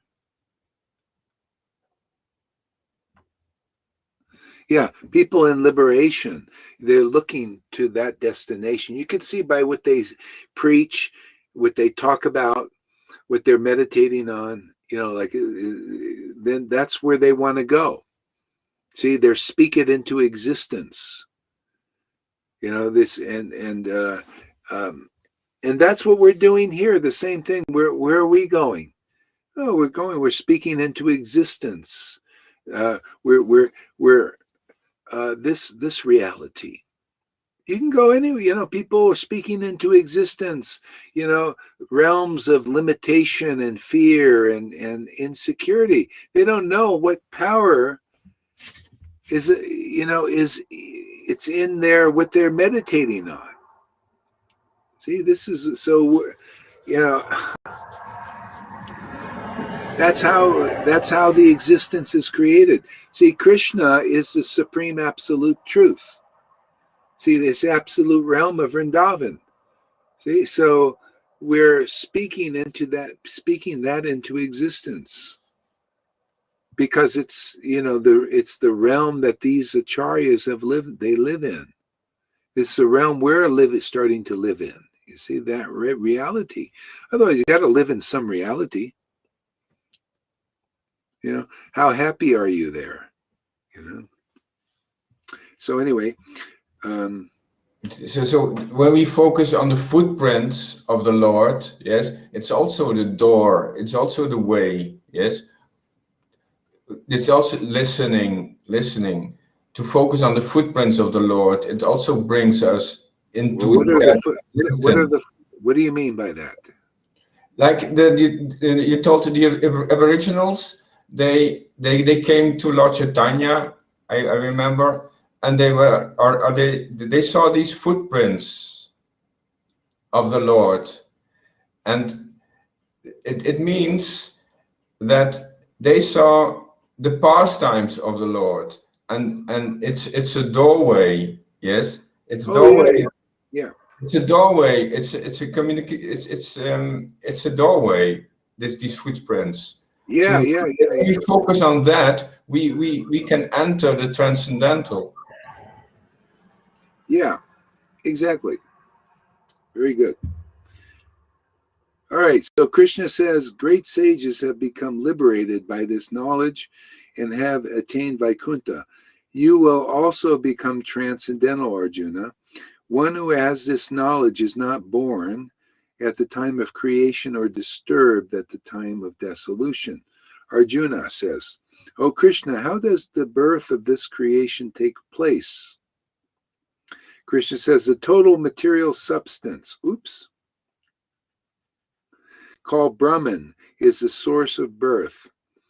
And it is that Brahman which I pregnate with by my glance, making it possible the births of all living beings. O son of Bharat, you should understand that all species of life, beginning with the demigods, the human beings, the creatures that fly in the sky, swim in the water, or crawl on the land, take their birth in this material nature. See, take our birth. See, the thing is, who we are is spiritual. See, we're spiritual. We're spirit soul. We take our birth in this material nature, see, because we're in this material nature, and we take a material birth, see, because of association with it. See, this causes us to have a material birth again and again and again. How do we get out of this? We need to associate with the spiritual nature. See, therefore, by associating with the spiritual nature, we take our birth. That's why we must be born again to enter the kingdom of God. We take our spiritual birth in the spiritual nature. See? That's why you need association. That's why you need those who have been born again. That's why those who are living in our line, Radha and Krishna. See, we take our birth in that spiritual nature. See, they take their birth in that.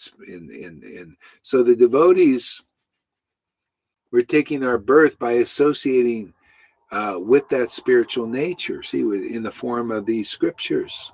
See, in the form of love for these truths.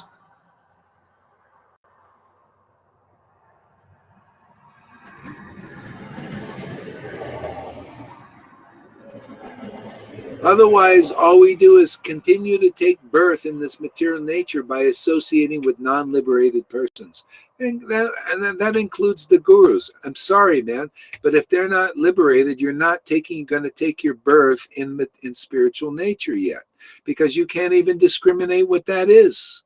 That's why the devotees are the standard. You got to find those who are taking their birth in the spiritual nature. And that spiritual nature is taking birth in them. There you go. That's self-realization. See, they're in the spiritual nature, and the spiritual nature is in them, and you can see it. Otherwise, you can't see the tears. You can't see the bliss. You can't see the conclusive understanding. You can't hear the conclusive understanding. That reality cannot take shape in your life yet until you're associating with the real liberated souls. That's the spiritual master they're talking about in these books. That's the real devotees in these books. Okay.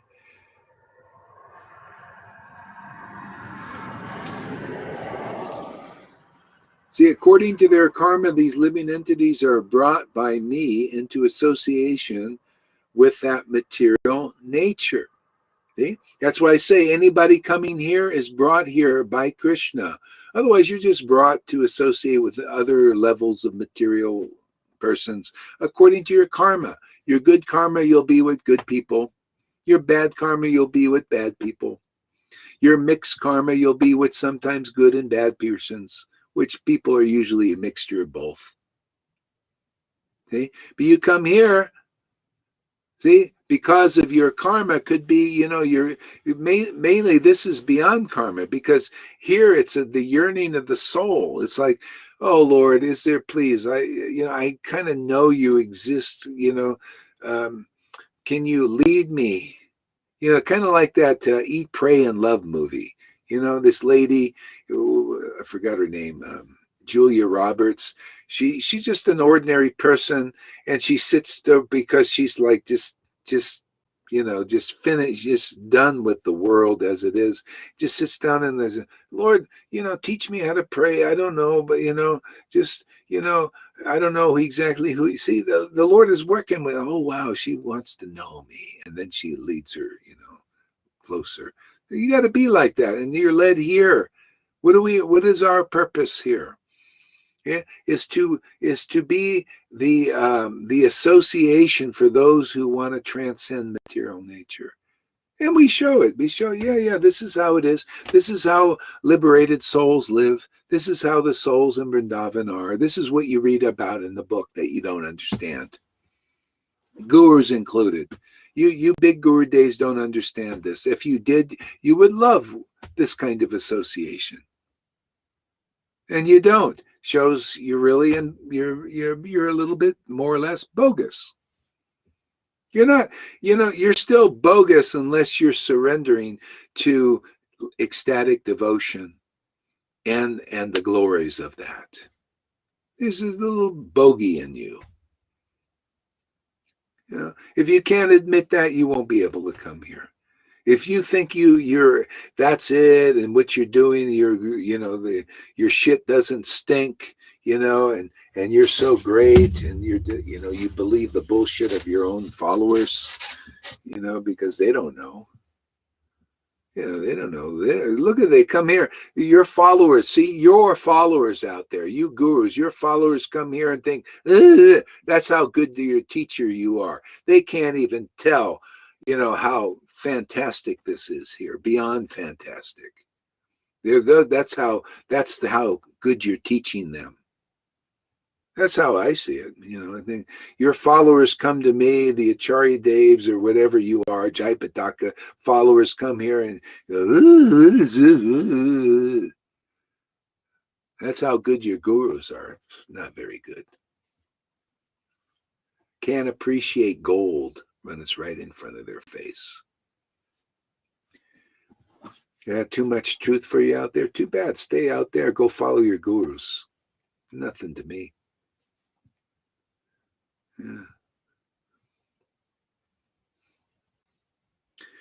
Yeah. So what is this? Okay. This book, I don't know why it keeps doing this. Okay, here we go. All right. According to read that. Thus I am the seed. Yeah, read that.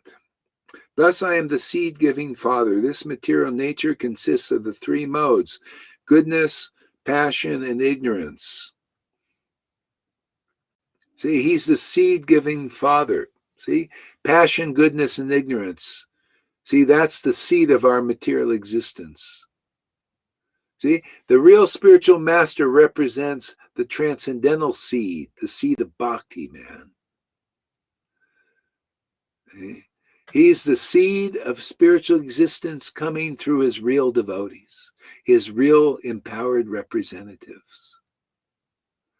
And they're the only ones who represent that seed. Otherwise, oh yeah, you're trying to get that seed directly. Oh yeah, you don't even know what it is. You got to see it, man. You got to see that seed of bhakti manifested before you in a tree. Oh wow, this person is more than a seed, man. This seed is taken shape into a tree of devotion, man. Boy, a tree of conclusive understanding. My goodness. And from that tree, the seed comes into your heart, man, and then starts growing in you. This is a disciplic line. Most haven't found that yet. They found it in Prabhupada, but they don't know what it is. There was no room for this bhakti, man. That's why they don't understand now unless they're ready. They got to have room for this seed. Their room is, openness, faith. Otherwise, there's no room in me. I know everything about Krishna, man. I'm Guru Dev, or I'm a follower of the Guru. Yeah, what do you got there? We have rules, regulations, and flowery ceremonies. This is real. This is the highest. This is bhakti. See, there's no room for this. No, this is different, man.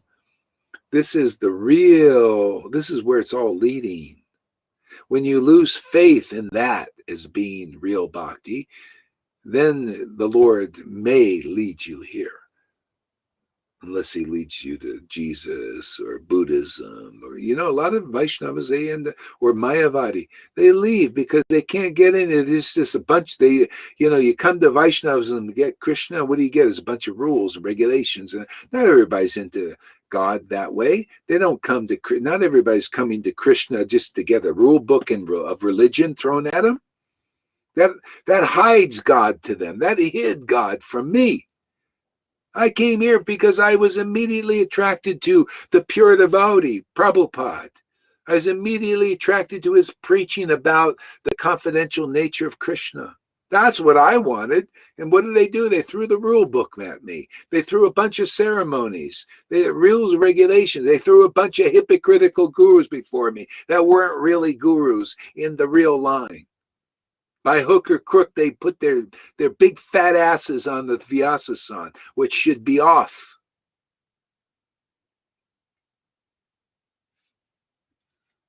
That's what I got. See? Those are the persons representing Krishna. Now, no wonder people end up leaving. No, Krishna's transcendental. See, Krishna is ecstatic because of his association with the spiritual potency. These books are full of bhakti, man, full of conclusive truth that only the devotees understand. All these other guys are imitating and all that, using God and using these scriptures so they can self-aggrandizement, that they can get ahead personally and make you a slave and they can become like gods. Not much fucking difference than the world. We go again. It's all right. Not much difference. That's why they're going out, lining you up for the friggin' shot, man.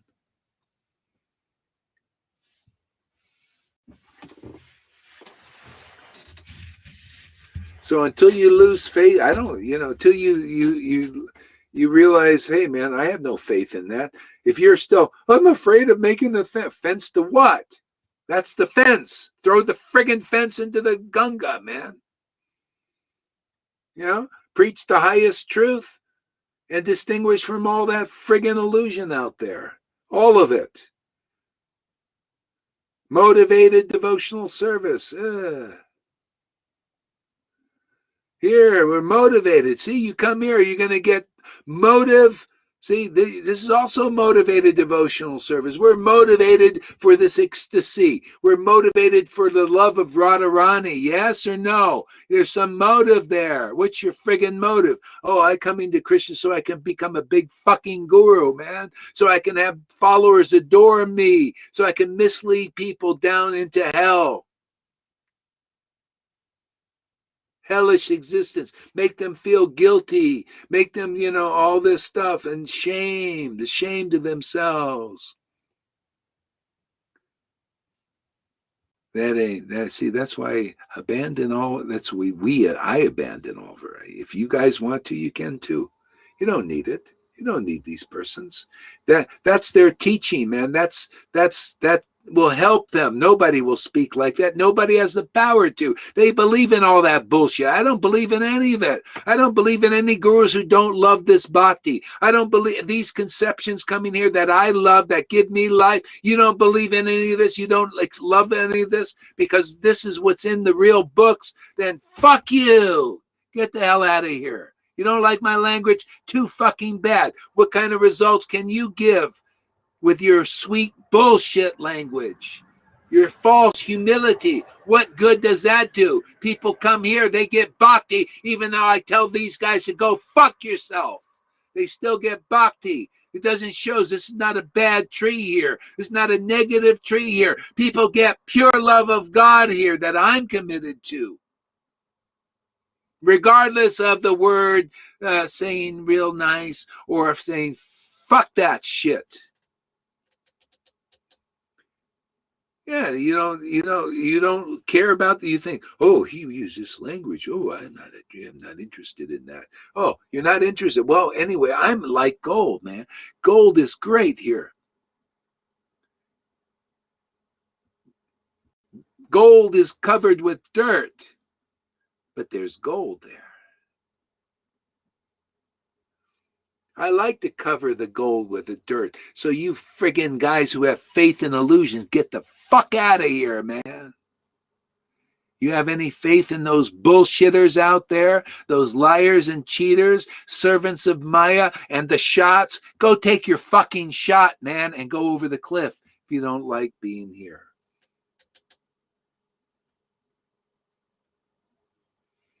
If you believe in that, you believe in any of it. I don't believe in any of it. Yeah. You don't like, see this thing, you don't like the ecstasy here? Fuck you. Get the fuck out of here, man. You don't know what gold is. You don't know what real life is. You don't know what real knowledge is. Get out of here. You stink. All of you. I mean, okay, it's a little raw, but isn't that the truth? You know, they don't like you. You know, my life is Rod and Christian. You don't like my life? Get the fuck out of here. Go away. Oh, you're interested in my life? My life is this ecstatic worship. My life are these conclusions. Oh, come, become a little friendly with the devotees here. Get to know them. That's the essence, man. If you don't like the language of love, too bad. Get out of here. Yeah, it's called chastity. People don't know what it is. Even here, that's why some people leave here. They don't know what chastity is. They have belief in that bullshit out there. Yeah. You can't put your feet in two boats, man. My boat is Radha and Krishna worship, man. They're always with me. Stay with me, man. I stay with them. And if you want to learn that art and that science, come here. We'll teach you. If you think if that is interesting to you, you want to learn about this inconceivable and unattainable God, well, that's attainable here because he's in this temple. He can be in your temple too, but you got to come the right way through the narrow gate. Out of those thousands of gurus out there, there's maybe one that has it.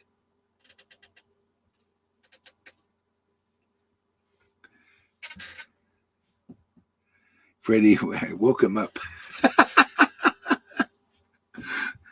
Aman says, yeah, here, read this, Tom. Big long thing here. We don't want Tom to get sleepy here, Yes, Gudrun. So many out there are sleeping in the lap of Maya, need to be awakened by associating and listening to Shuddha Bhaktas in this Sangha, giving ecstatic preaching of transcendental treasures. Otherwise, they are lost and do not realize the importance, I guess. Yeah.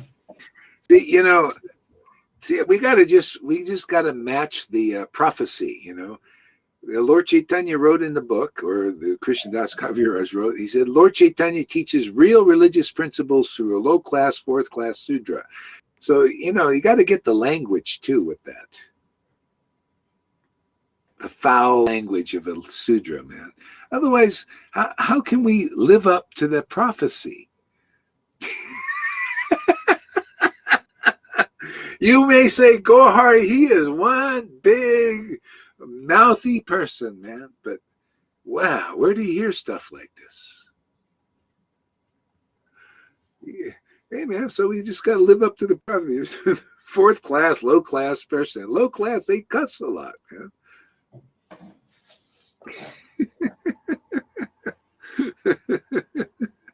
Go ahead there, Lalita. Say something.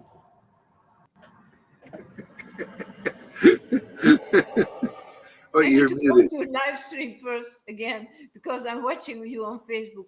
I wanted to say, I wrote it down, fucking good preaching. The what? The what now? Fucking good preaching. Good pretty.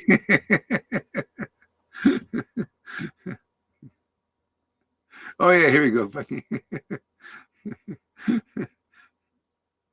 Okay.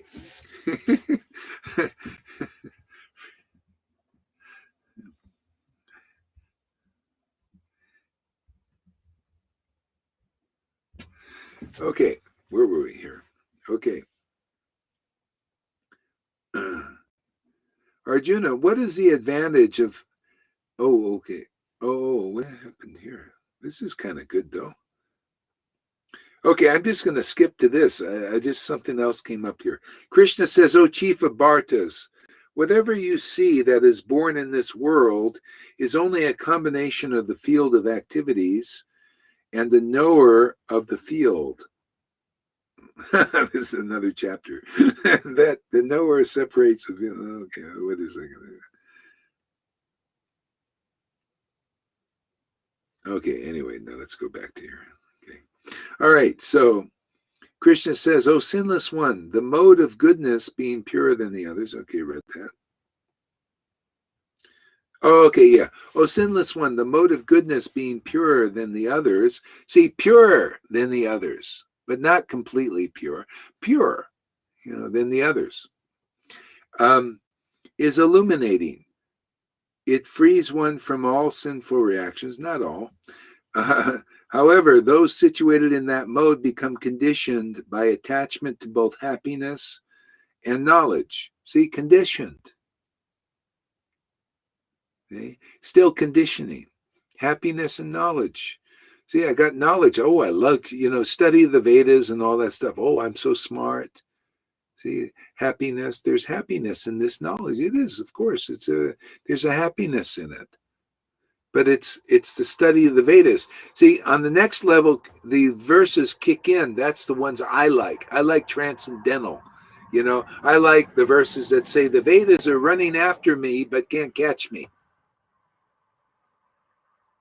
See, why? Because they're running after Krishna. They're trying to catch Krishna. See, until the Vedas know, or those who believe in the Vedas know the importance of feeling, the importance of devotion, awakening your heart, now you can capture Krishna.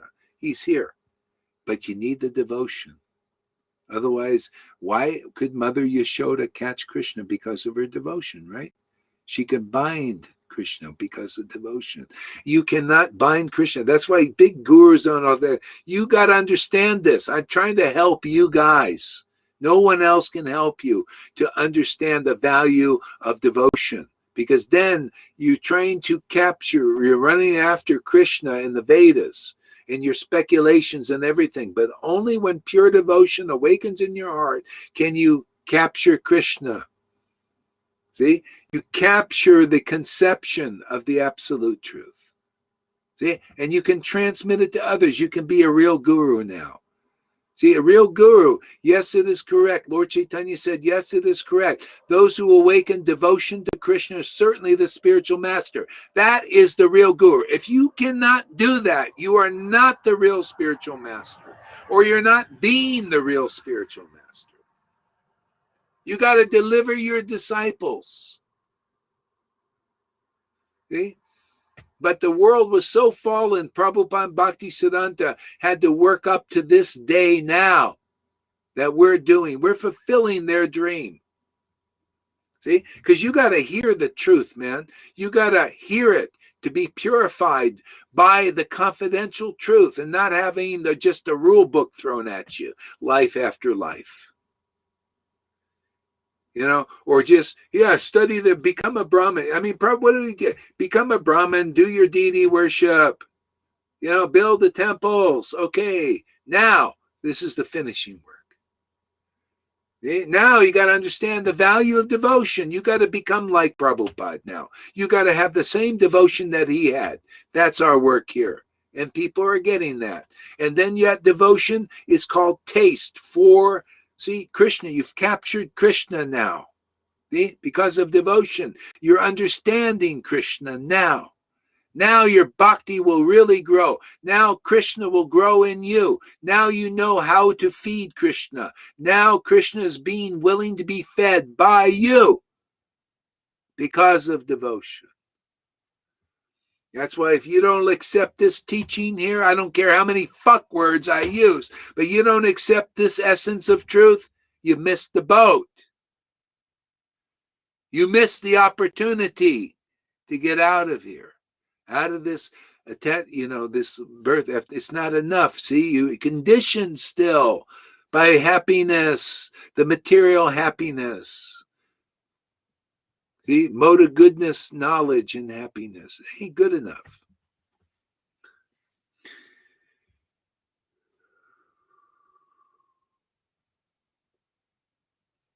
Okay. Both bring pride and a feeling of superiority, like Daksha. Remember Daksha in the Bhagavatam? He was proud and superior. So that is the chain.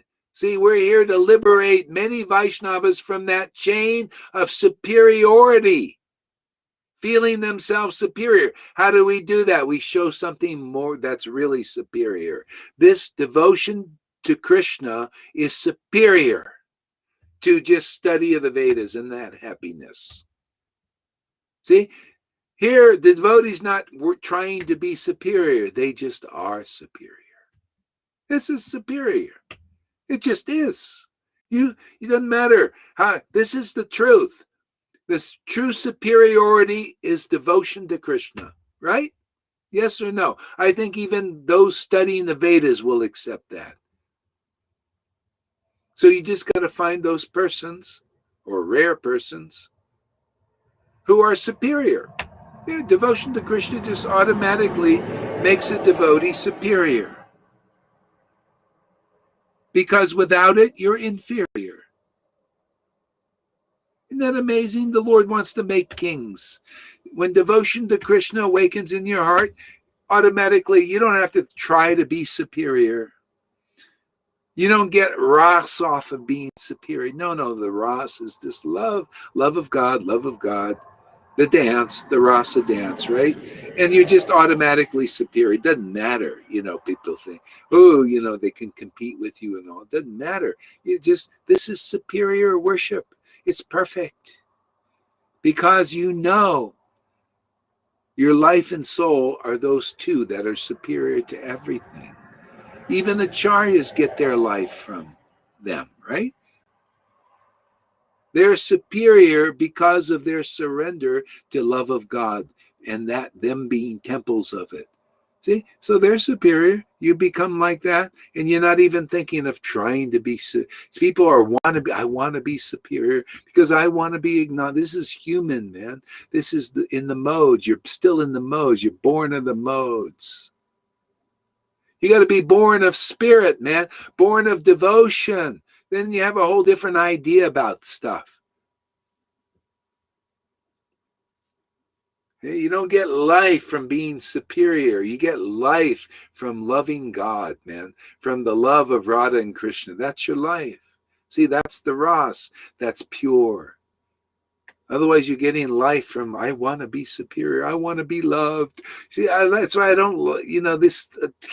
You want that stuff from Krishna, from Jesus, you will go and associate with people who want stuff like that. I just want to be loved. I want to be acknowledged. You ever see people who leave here, they just so bent out on being superior. They really want to get some taste in that. And when Krishna withholds it, they leave. We got a couple people just left, just like that. Because they just want to be acknowledged, and we're not acknowledging them enough.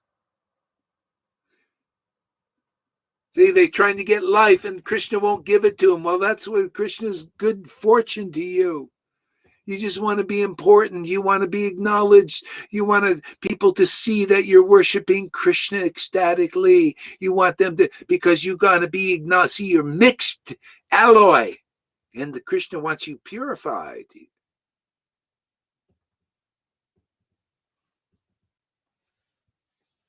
Go ahead, Tom.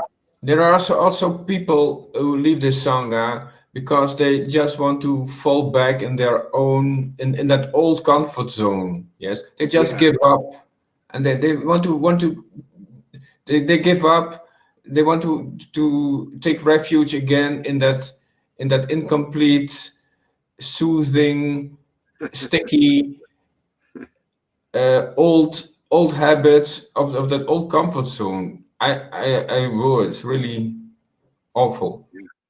Yeah, and actually, when Krishna he in a sense tricks them, he gives them a good taste for that, for the truth, and then they have to come back because otherwise, this stuff you find after a while, all it does is misery, frozen. That's what it is. You're cold, frozen, and you lose your ecstasy and all that stuff. So anyway, Krishna is working with people. It just takes some time. All right.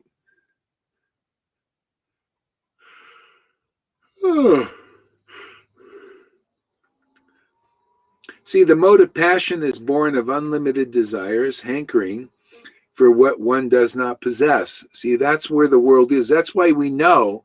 See, if you understand this Bhagavad Gita, you can see what's going on here, what's in charge, what mode. See, the mode of passion is born of unlimited desires. That's these persons, a demon. Demons are in passion, actually.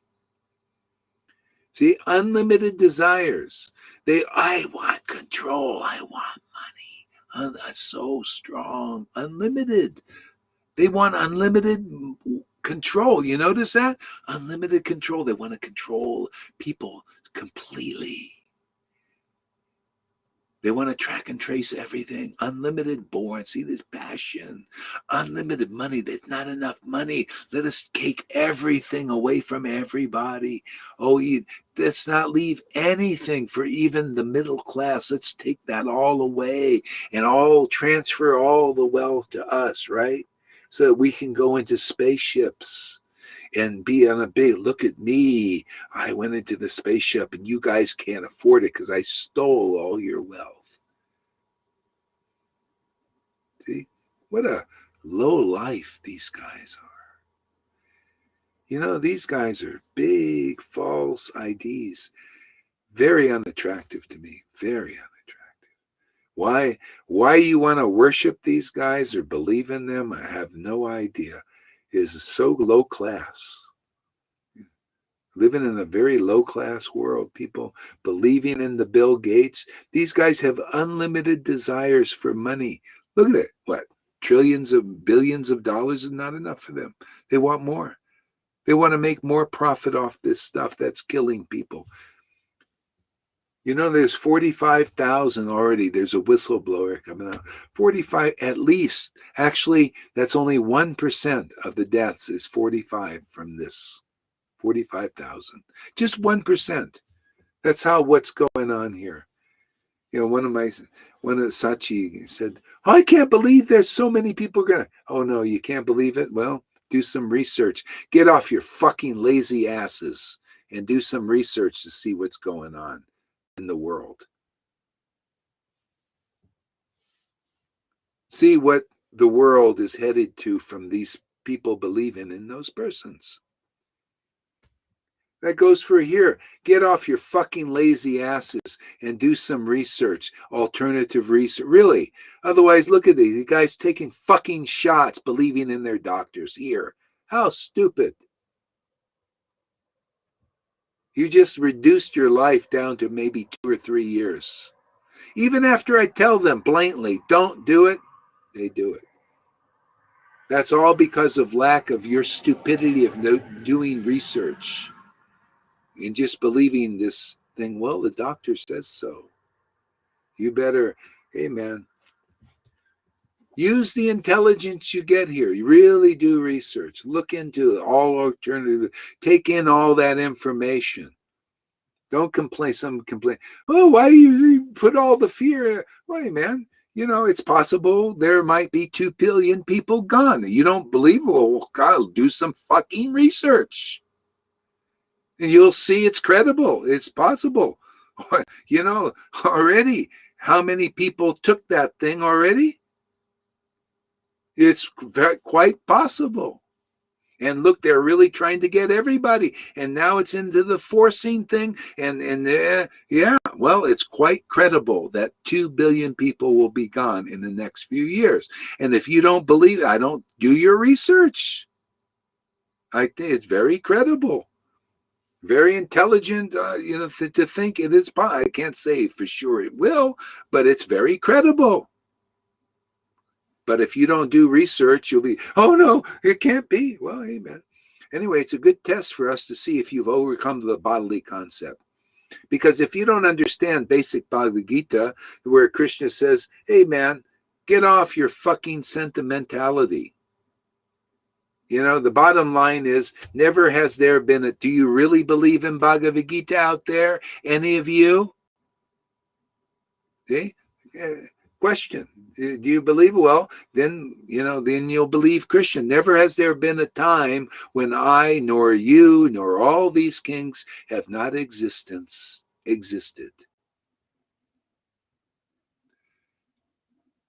See? Never will there be a time when any of us will cease to be.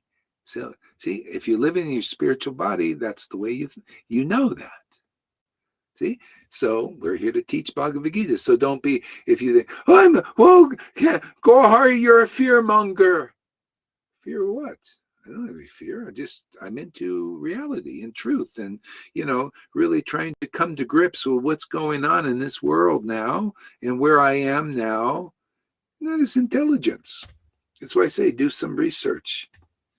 Don't just fall into the traps. Right now, the mode of passion and ignorance is in force in the relative world here, in this world, because we're in the governments, right? You gotta, we're all a little bit part of this thing here. So,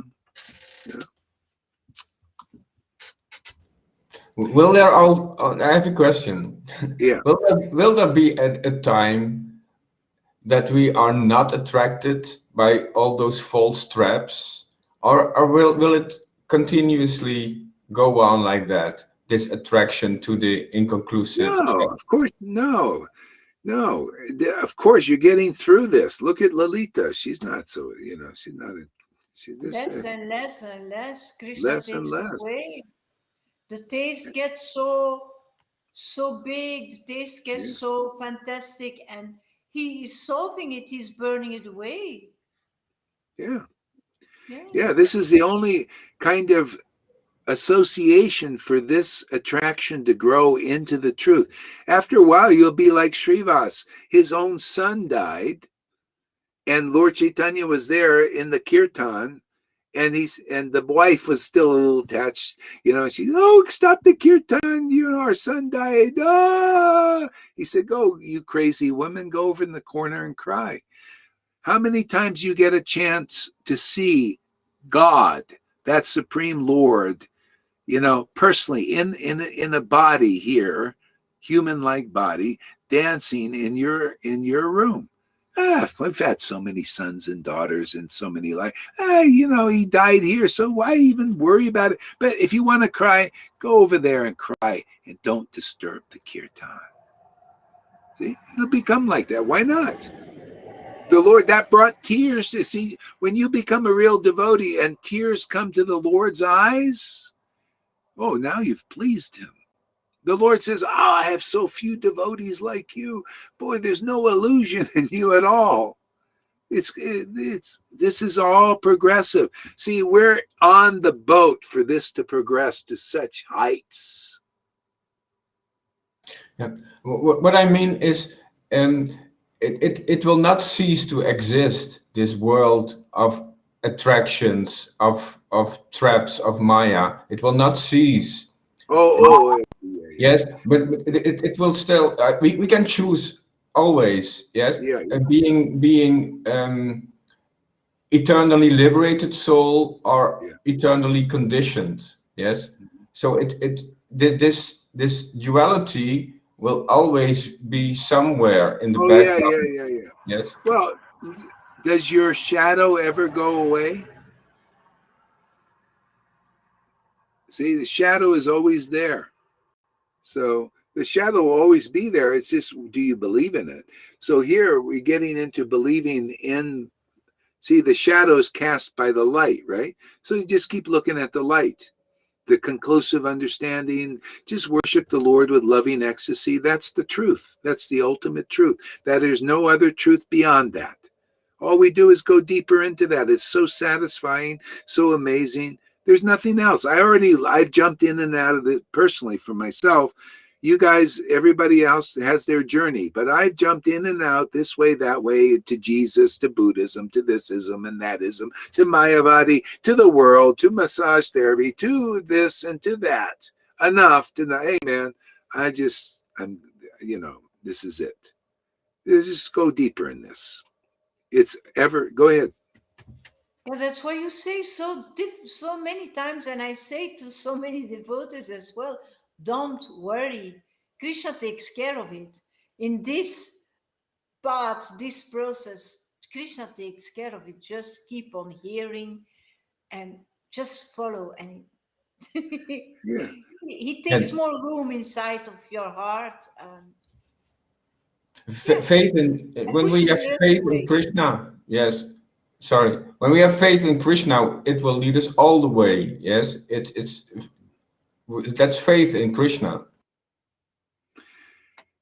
Yeah, I mean, yeah, this is the power of this path. I mean, we're here to show that, because see, there's still illusion of responsibility, like I'm the doer. See, in the demigods and the demons, that's why they're fighting.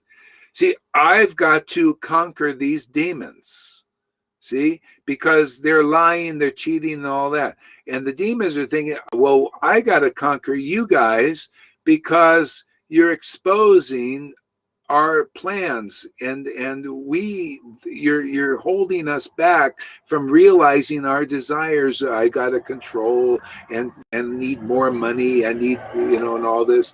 And so you're exposing our plans. So there's this fight, this war going on. See? But in Radha Krishna, when you're in them, it all comes from them anyway. And the protection comes from them too. Just like that war is coming from them in the shadow. See? The protection comes from by being in the light. That's the automatic thing. Automatically everything is taken care of. This is Vrindavan. We're here to get more and more into that Vrindavan consciousness where Krishna comes. And did you ever hear of any of the souls in there fighting the demons? It's always Krishna, right? And Balaram. Krishna and Balaram.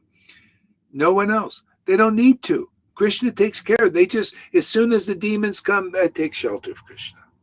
And he takes care. Oh, they surrendered to me. So they're not surrendering to their own illusion of strength. They're surrendering to Radha and Krishna's strength. Krishna and Balaram's strength. Krishna and Balaram. See, like this. And then everything's taken care of. See, the truth sets you free. Isn't that interesting?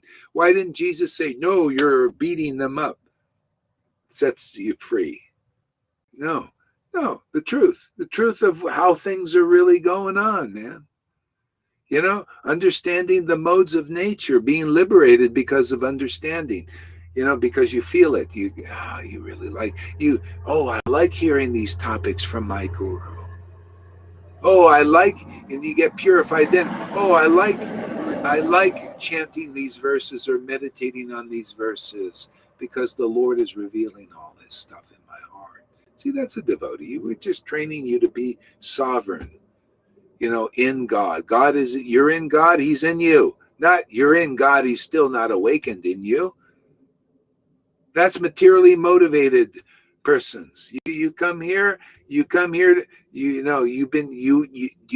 are you coming here? Well, you got to be like the disciples of Jesus when they first came. Yeah, well, I want to feel God's words. See, that means you have to have devotion awakened. So then you feel the words. Go ahead, Tom. What? Yeah, if someone is thinking, yes, I am good, I'm God, yes, then he is stuck he cannot move anymore from there. He cannot listen. He cannot listen. He cannot listen to a guru. He cannot receive an upgrade. He's not receptive for any upgrade. If he's saying things, I'm good, I'm good, I'm God. He's stuck. Yeah, that's that's why Jesus, when the curse said, "Oh, you're so good, Jesus," and Jesus said, "No, there's none good but the Father." And to be more clear, there's none good like Radha and Krishna. They're beyond good. They're transcendental goodness. That's the only goodness to really, that's what'll purify even good people. Okay? People don't know this. There's another level of purification of being even better than good. See, they're better than good. And then that's why you get out of all illusion of wanting to be a good person, right? Isn't that why people act in goodness? Well, I want to be a good person. I want to be a good person. So you're responsible for being a good person. Hey, for me, no, I just want to, I want the goodness of Radha and Krishna. I want their happiness. And that's literal, man. It's literal. I want their I want their happiness. And when you understand the depth of that statement, man, that is perfect. That is the perfect aspiration. Go ahead there, Lolita. It's I want to be a good person, otherwise I'm nothing. I need to be some, otherwise I'm nothing. You're nothing. And now I don't have this anymore, this idea anymore. Yeah. See, transcending it, because you want Radha and Krishna's happiness. Literal. It becomes so literal that it's both their happiness and your happiness. And you have to experience that, but that comes by purification. That comes by sadhu sangha.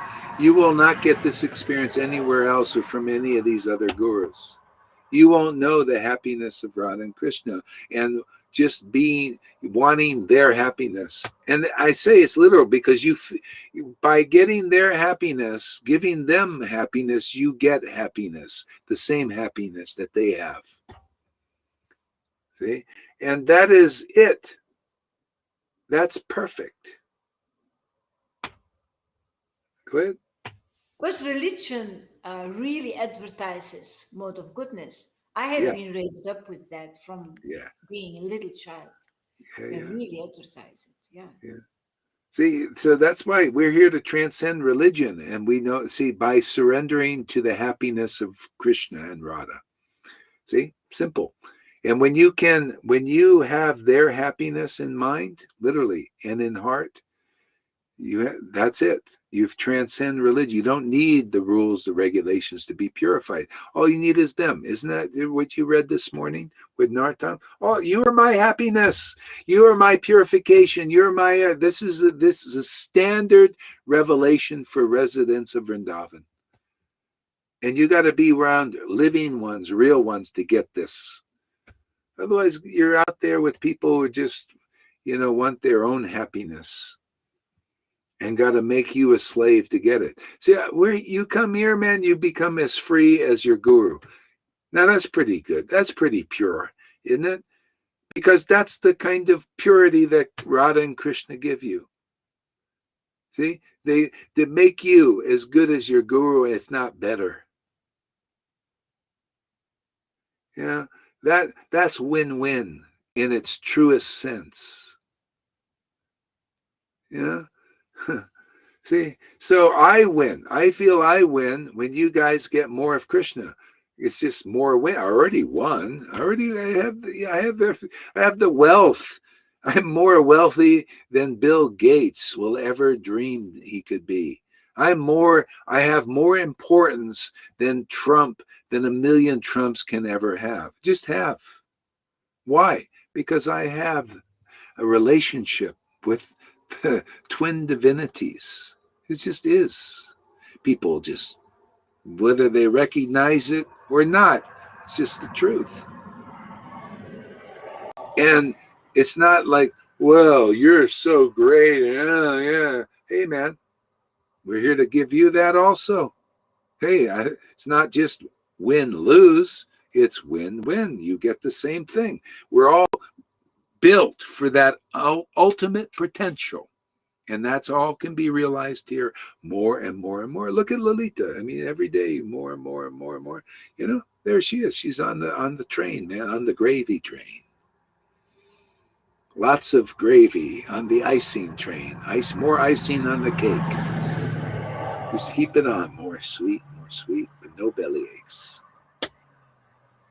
Hey, man, it's a pretty sweet deal out there. For even you big gurus out there, I think that, you know, realizing that this is where the cheese is. Hey, the true happiness of Radha Krishna, then you become a real guru, man. Real guru. Then you lead people into the same position you've got. That's the disciplic line. It's meant to make real gurus, right? That's what we do here. You become also glorified by the Lord. You will feel it. You're so glorified by the Lord, you don't even care about your own. It's just, no, yours. It's Lord. It's your glory. You see that. You experience that. See, no more false identification. I need to be loved. Oh, I need to be acknowledged. No, man, my happiness is acknowledging the truth of them. You know, isn't it? It's in acknowledging the truth of real devotees and purity, standing up for that, standing by that. We need more workers like that. See, the harvest is plentiful, but the workers are few. Look, we got 14 people listening. Hey, man, you're listening to good stuff. You show me where there's better realization and revelation than what you get here. That's why I come here, man. More revelation every day, more clarity, more ecstasy, more depth. Come on, man. This is connoisseurville. This is not Smallville. This is Fantasticville.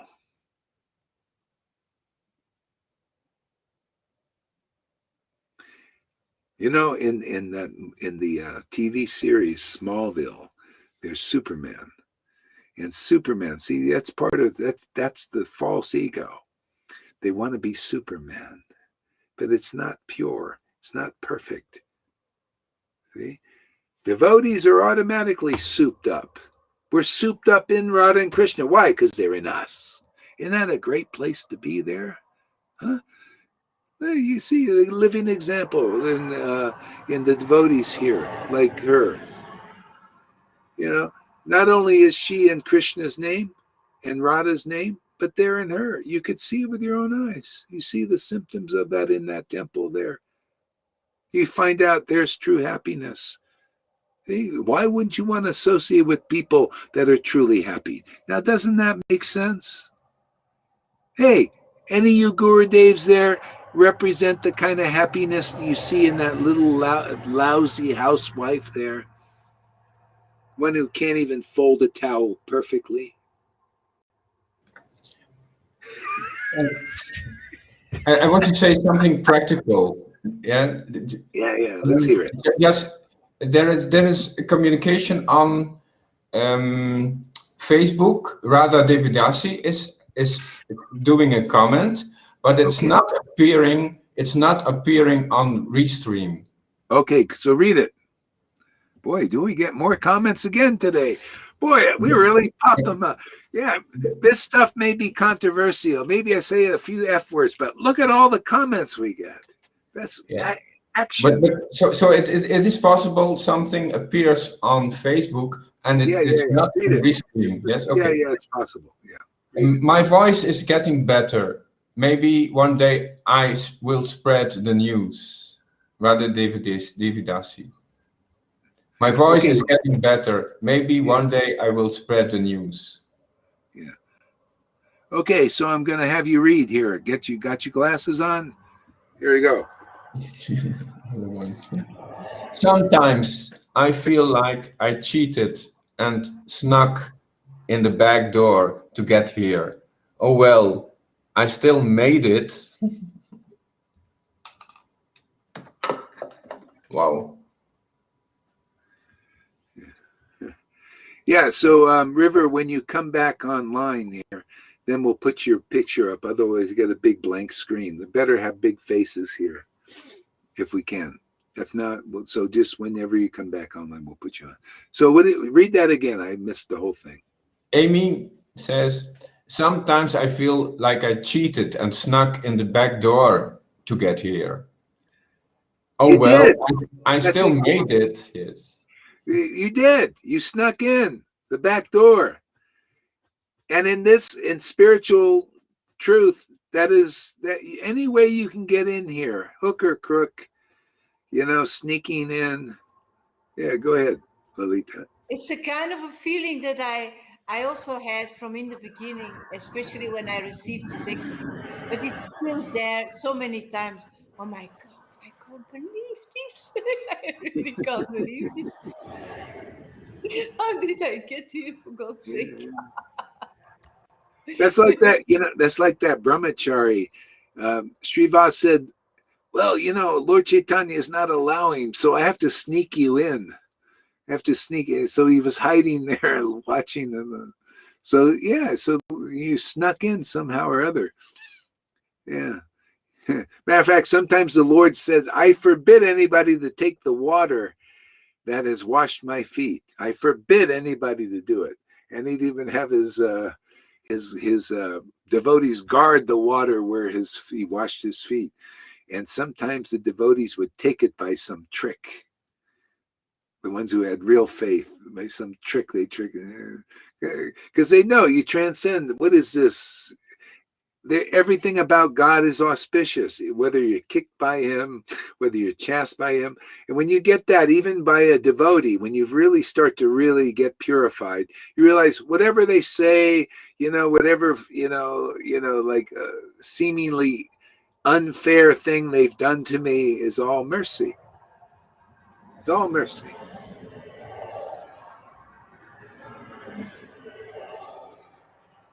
It is all in this contact, this association. When we come in contact, we get it. We are receptive. Contact and association. Yeah. Go ahead, read. It doesn't matter if the pieces of gold are still covered with different degrees of dirt. If we stay here and listen, all dirt will be removed sooner or later. That I can see and realize by listening to Gurudev and the devotees. There you go. See, you get increasing realization. It's just that simple. Oops. Yeah, if you go where this kind of quality isn't, you don't get the same result. This is where gold is. This is transcendental gold here. It's a very rare place.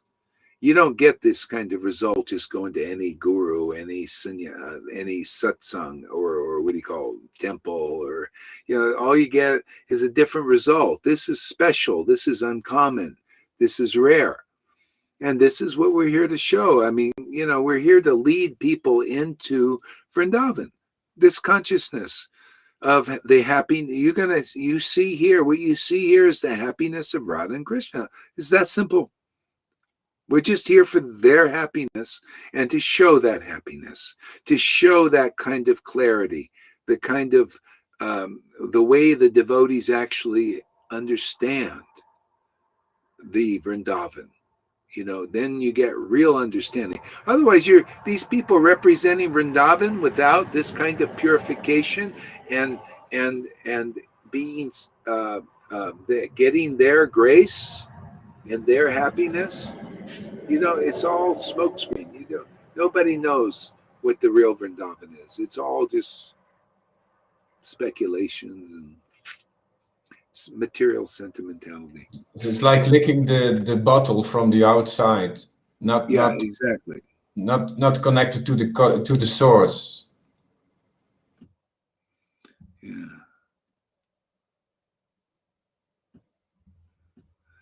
Okay. You better be an insider here, otherwise you might get horny impression. Ooh, that was kind of strange.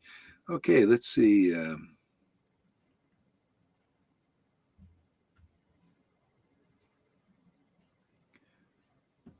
right, what else? Okay, here we go.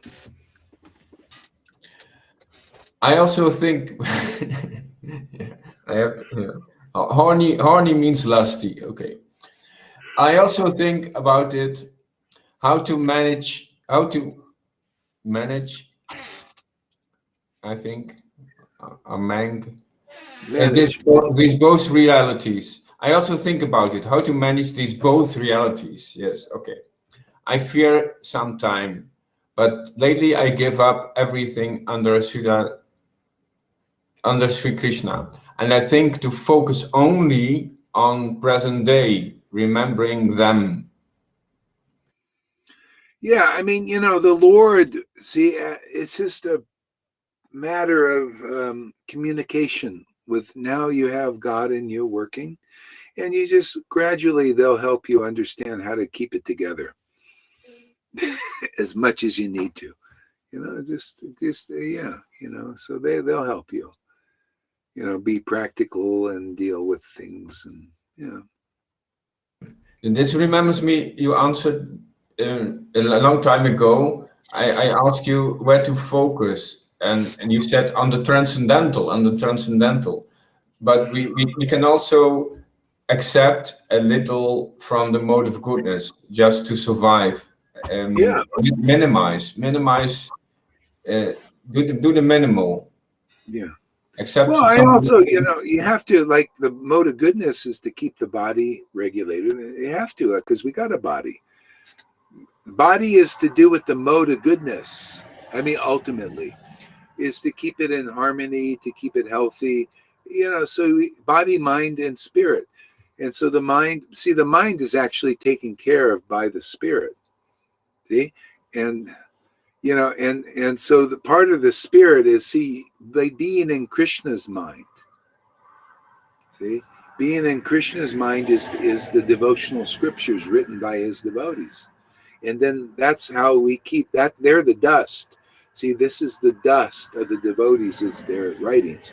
See, we need that dust in us.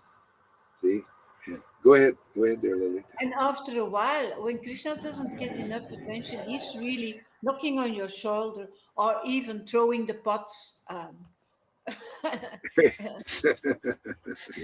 He really wants, hey, I'm here. I need some attention.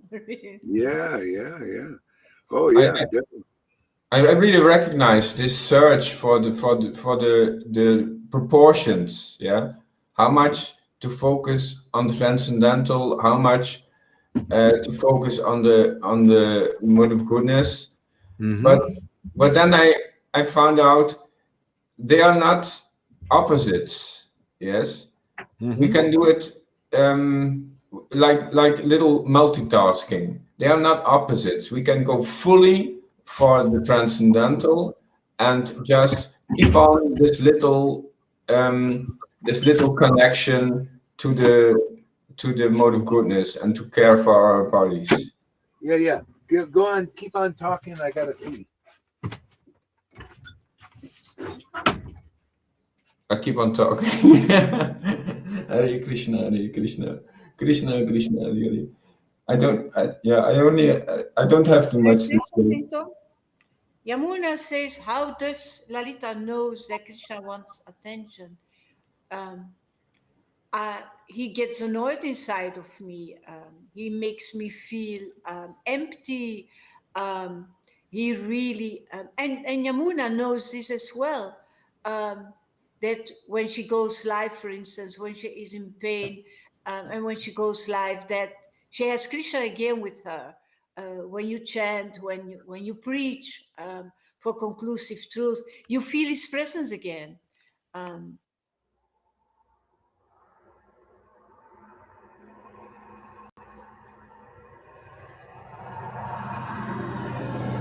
You're muted now.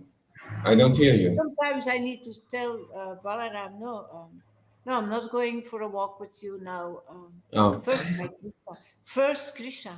I'm sorry, but otherwise, he's getting. He's not getting happy, and I can feel this inside. I say to Lalita Madhava so many times, no, after class, I can't. I feel that he's not happy, and then I'm not happy. So, yeah. so we keep on this communication with the world, yes, and we keep on communicating with the world, and therefore we need this tool, this body, this this equipment.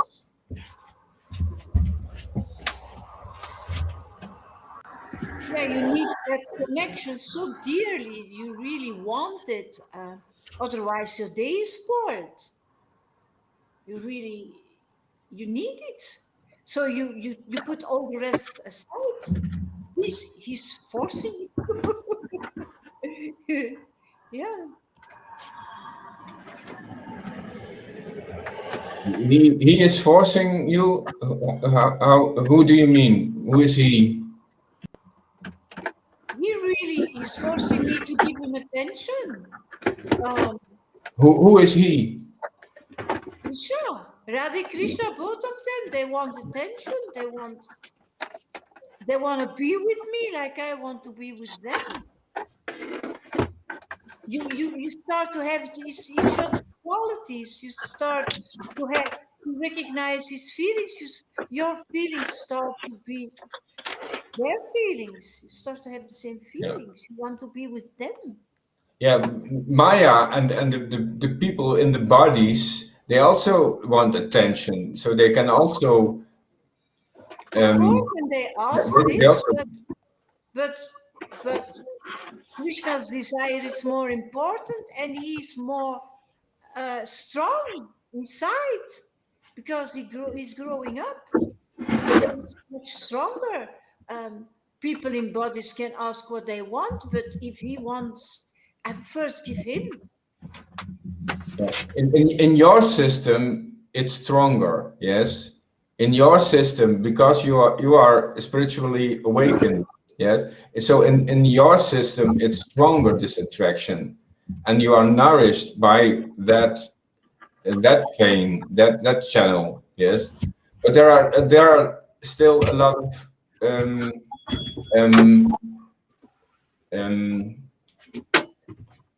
not liberated, conditioned souls. They are still much attracted and taking refuge at the mundane, at the material, the modes of nature. So for you are attached more to the transcendental than to the material, yes. But for a lot of souls, it's the other way around still. Yeah, I know, but that's why we are there. That's why Guru Maharaj is there, and that's why the witnesses are there to tell them trust this path, and trust Krishna. Because it requires time, of course. It's not in 1, 2, 3 that you are always with Krishna, and I am not always with Krishna. I also need to do so many material things, but the taste for Krishna is the highest. That's the highest taste. And that's a priority. Yes, so you are an example of having more faith in transcendental, and your priority is there, and so because we have this material appearance, people can learn, can see us. We are the witnesses. Yeah, but Krishna gives you always more and more and more. So the taste for him deeper and deeper and deeper, and you are losing your taste for other things yourself.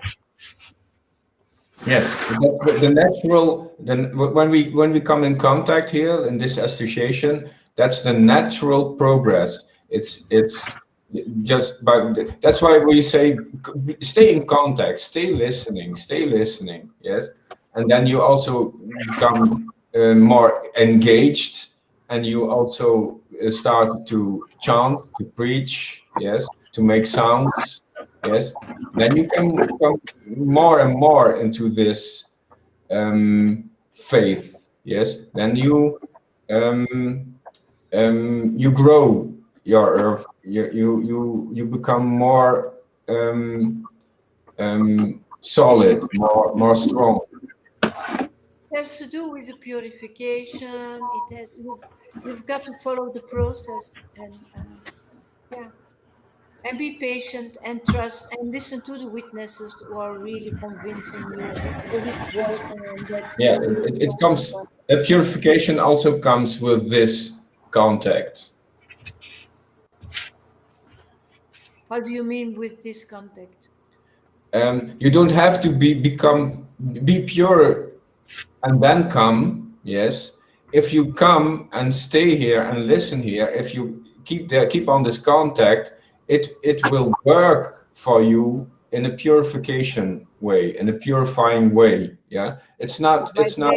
it's not necessary. It is geen voorwaarde. Yeah, you don't have to do it first to come here. No, you just come and you let Krishna do his job. Yeah, we agree.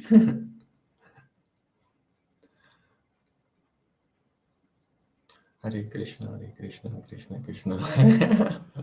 It's difficult for me because when I am on live stream, I only see myself moving, and I see you are frozen, and Guru Maharaj is even gone now. Yeah, this feels like a transcendental joke again. Just joking with us. Hare Krishna, Hare Krishna. Okay. Krishna, Krishna. Hare. Yeah, I like it when you just took a comment from Facebook, and we can talk about that. I liked it. What you did with River. Yeah. Hare Yeah. Krishna. Well, River is having pain again. Maybe more than I, but I have a lot of pain these last weeks as well. Yeah. I told her this pain is part of your body, and this growing process is the soul, and try to disconnect from it. The more attention you give to the Lord, the less you feel your pain. Yeah. But she cannot disconnect completely. That's exactly what we are talking about. You have to feed, to nourish, and to keep contact with this material body. You have to appreciate it. You have to care for it.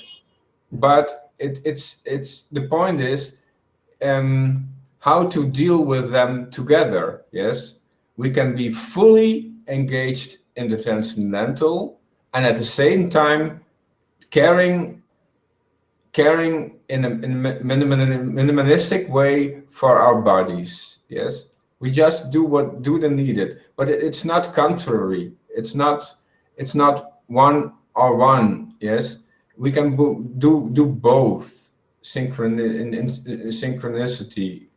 Now, like a little bit multitasking. Yeah.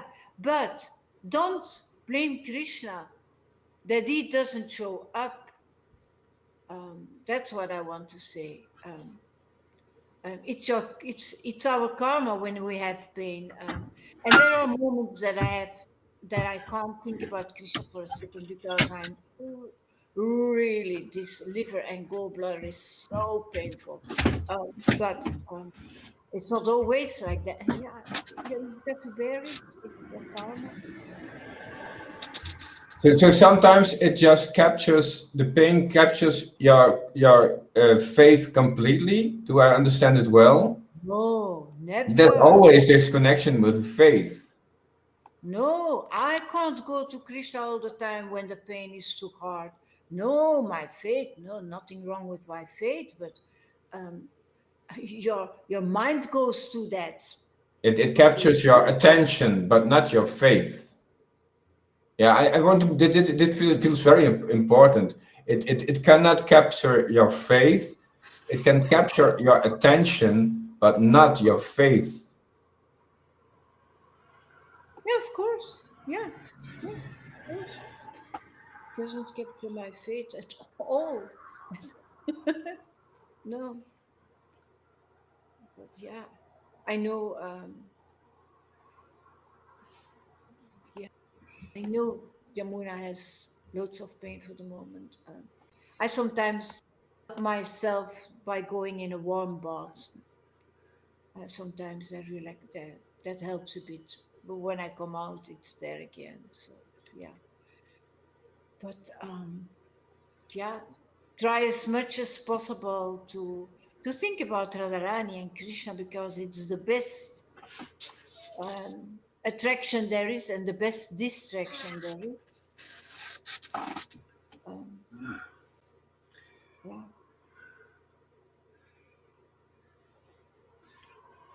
Hey, let's chant a little bit. What do you think? Yeah. Okay. Shall we chant loudly? Bluetooth connected. Only you. Hare Krishna. We don't see you, Guru Maharaj. Do you know that? You don't see me. No. I see him. I see Oh, him. you see him. Then I go on Facebook. Okay. Shall I mute myself? Shall I mute myself again? Yeah, yeah.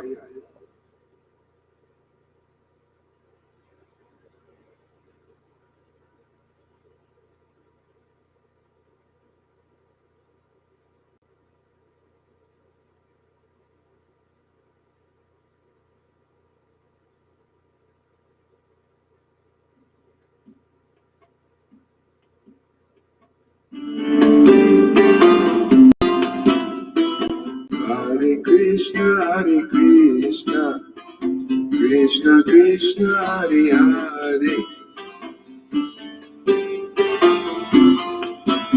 River wants to come on. What? River is here. Oh, sorry. Hare Krishna, Hare Krishna, Hare Krishna.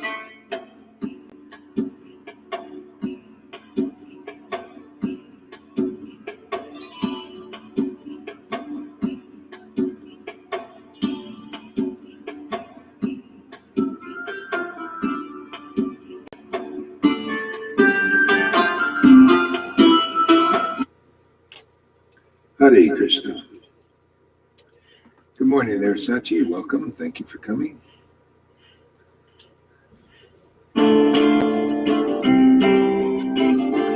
Hare Krishna. Hare Krishna, Hare Krishna. Krishna Krishna, Hare Hare. Hare Krishna, Hare Krishna. Krishna Krishna, Hare Hare. Hare Rama, Hare Rama.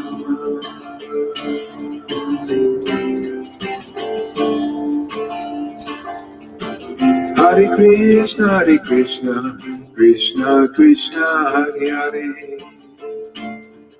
Hare Rama, Hare Rama, Rama Rama, Hare Hare.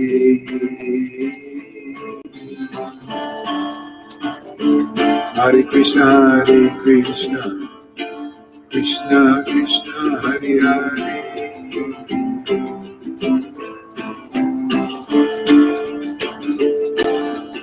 Hare Krishna, Hare Krishna.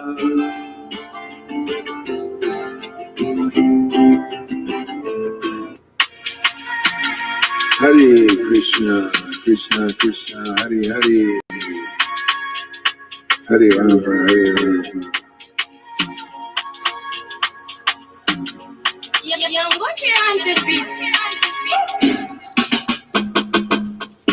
Hare Krishna, Hare Krishna. Krishna Krishna, Hare Hare. Hare Rama, Hare Rama.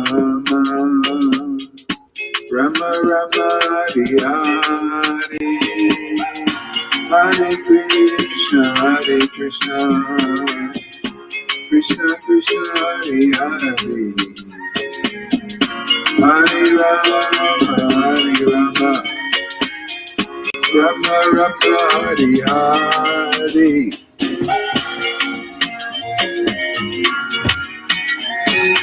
Krishna Krishna Hare Hare, Hare Rama Hare Rama, Rama Rama Hare Hare. Hare Krishna Krishna Krishna Hare Hare, Hare Rama Hare Rama, Rama Rama Hare Hare.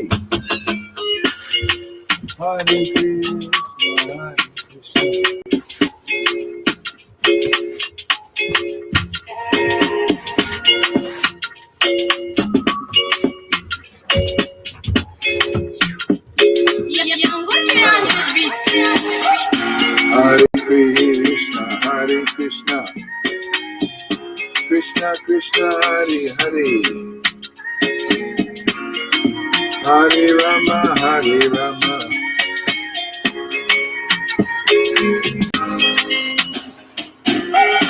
Hare Krishna, Krishna Hare Hare, Hare Rama Hare Rama.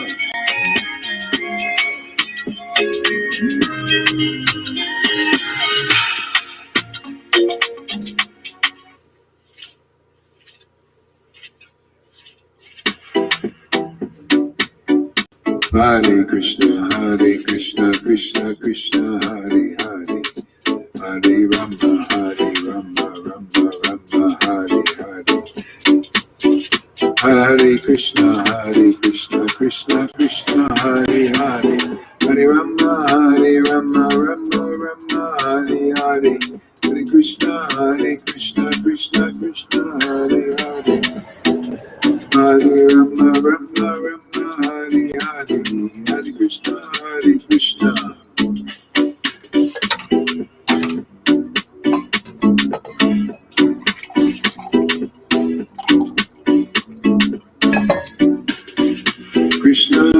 Krishna, Krishna Krishna, Hare Hare, Hare Rama, Rama Rama, Hare Hare. Hare Krishna, Krishna Krishna, Hare Hare, Hare Rama, Rama Rama, Hare Hare. Hare Krishna, Krishna Krishna, Hare Hare, Hare Rama, Rama Rama, Hare Hare. Hare Krishna. Okay, River, read us some Chaitanya Bhagavat. Thanks for using. I can't hear you. You're muted. You're muted.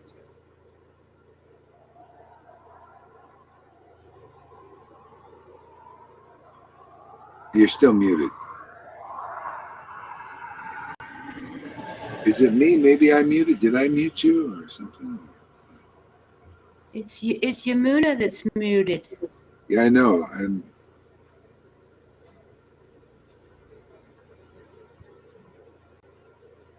I can't hear you. Let's see. Maybe it's me I muted you? No?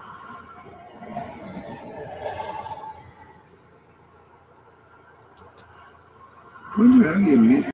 Yeah, I don't know what's happening, why you're muted. I don't even think I can unmute. I don't think I can mute people here.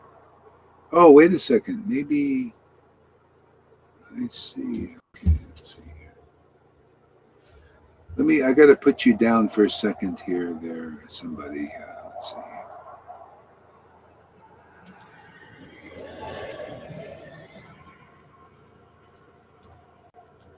Oh, it's still not working. Yeah, I can't even see your sound thing here. Yeah, you got no sound. That's the problem. There's no sound thing. Yeah, okay. Anyway, Tom, read. Do some reading. Read some Chaitanya Bhagavat. Okay. Which chapter? Read chapter. Read chapter.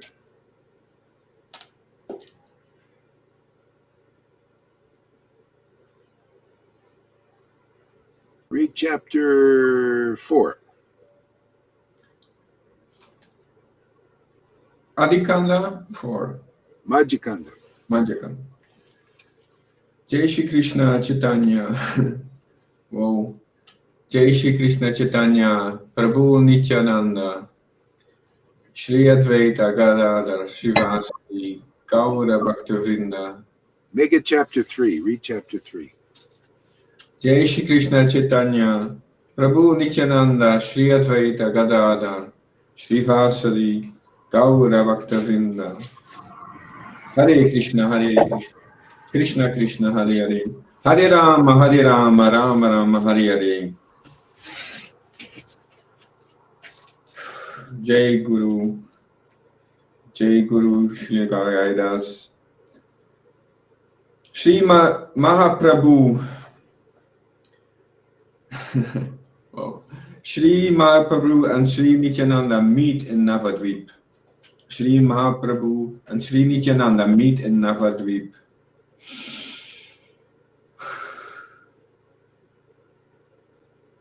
All glories to Lord Vishvambara, the omnipotent Supreme Lord of all living entities. All glories to Lord Vishvambara, the omnipotent Supreme Lord of all living entities. He is the beloved Lord of Nityananda, Prabhu, and Gadadhar Pandit. He is beloved Lord of Nityananda Prabhu and Gadadhar Pandit. Yes. All glories to Lord Chaitanya, Advaita Acharya Prabhu, and all the pure devotees of the Lord who have captured him by their unalloyed devotion. Wow. All glories to Lord Chaitanya, Advaita Acharya Prabhu, and all the pure devotees of the Lord who have captured him by their unalloyed devotion. My dear Lord Chaitanya, I am very wretched and miserable person. I am a very wretched and miserable person. Please awaken within me the mood of devotion and redeem me from this ocean of material nescience. Please awaken within me the mood of devotion and redeem me from this ocean of material nescience. See, isn't it amazing? It's all leading to devotion. Please awaken this devotion in me and redeem me from this material existence. That's why Jesus came. That's why Lord Chaitanya came. That's why we're here. Unless this mood of devotion, pure devotion awakens, we're not redeemed yet. Okay? That's our work here, is to awaken bhakti. That should be the whole point of all leaders in Vaishnavism, is to awaken the dormant love of God in people. Otherwise, step out of the way, man. Let us do our work. If you can't do that work, let somebody who can. Let it be done in you. Otherwise, you're wasting your friggin' life, man. You're wasting your life. Yeah, this is available now. This is the only deal in town. This is the only opulence worthwhile in this world. So wherever it's being distributed, that is the place to be if you've got the best intelligence. Otherwise, your PhD ain't going to help you. What is that? Without pure devotional service awakening? Have any of you followers of the PhD out there asked the question, does my guru, Dave, has pure devotion, love for God awakened? You ever ask that question? I bet nobody's even asked that question, because that's the kind of gurus we have now. You can't even ask the right questions. Where is pure devotion in this world? Isn't that what they're speaking of? Please awaken this pure devotion in me and redeem me. Otherwise, you're not redeemed. This is redemption, is ecstatic love of God. You got the Holy Spirit. Now you are redeemed, whether your body is here or not. Whether you live another 10 years or 1 year. What do you think? Why do you think Mars Parikshit was redeemed? Because he said, yeah, go on. He had attraction for the word of God, coming through the devotee's mouth. Oh, go on reciting Krishna's pastimes. Let that snake bird or whatever magical thing that Brahman created bite me. Who cares, man? Just go on singing the glories, the absolute truth. See, every day we got another day of opportunity. That's all I know. Who knows now? The way things are going, anything can happen. Okay, but at least we have another day of singing the glories of the Lord. And it ends up being 3 days and 4 days. And who knows? Maybe we'll get a couple of years out of it. Maybe more. Maybe 10 years. Who knows? See? But we're redeemed. You ever have a coupon? They say take it to the redemption center. And you can get you can redeem that coupon. Well, we're the coupon, man. Redeem means buy back, ransom, recover, by purchase. Yeah. Yeah, and Lord Chaitanya, he said, you devotees have love for me. Therefore, I give you my transcendental body. You can sell it at anywhere you want at any price. See, so actually the devotee buys you back,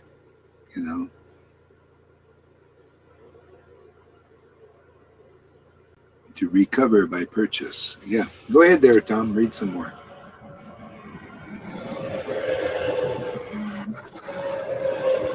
And redeem me from this ocean of material nescience.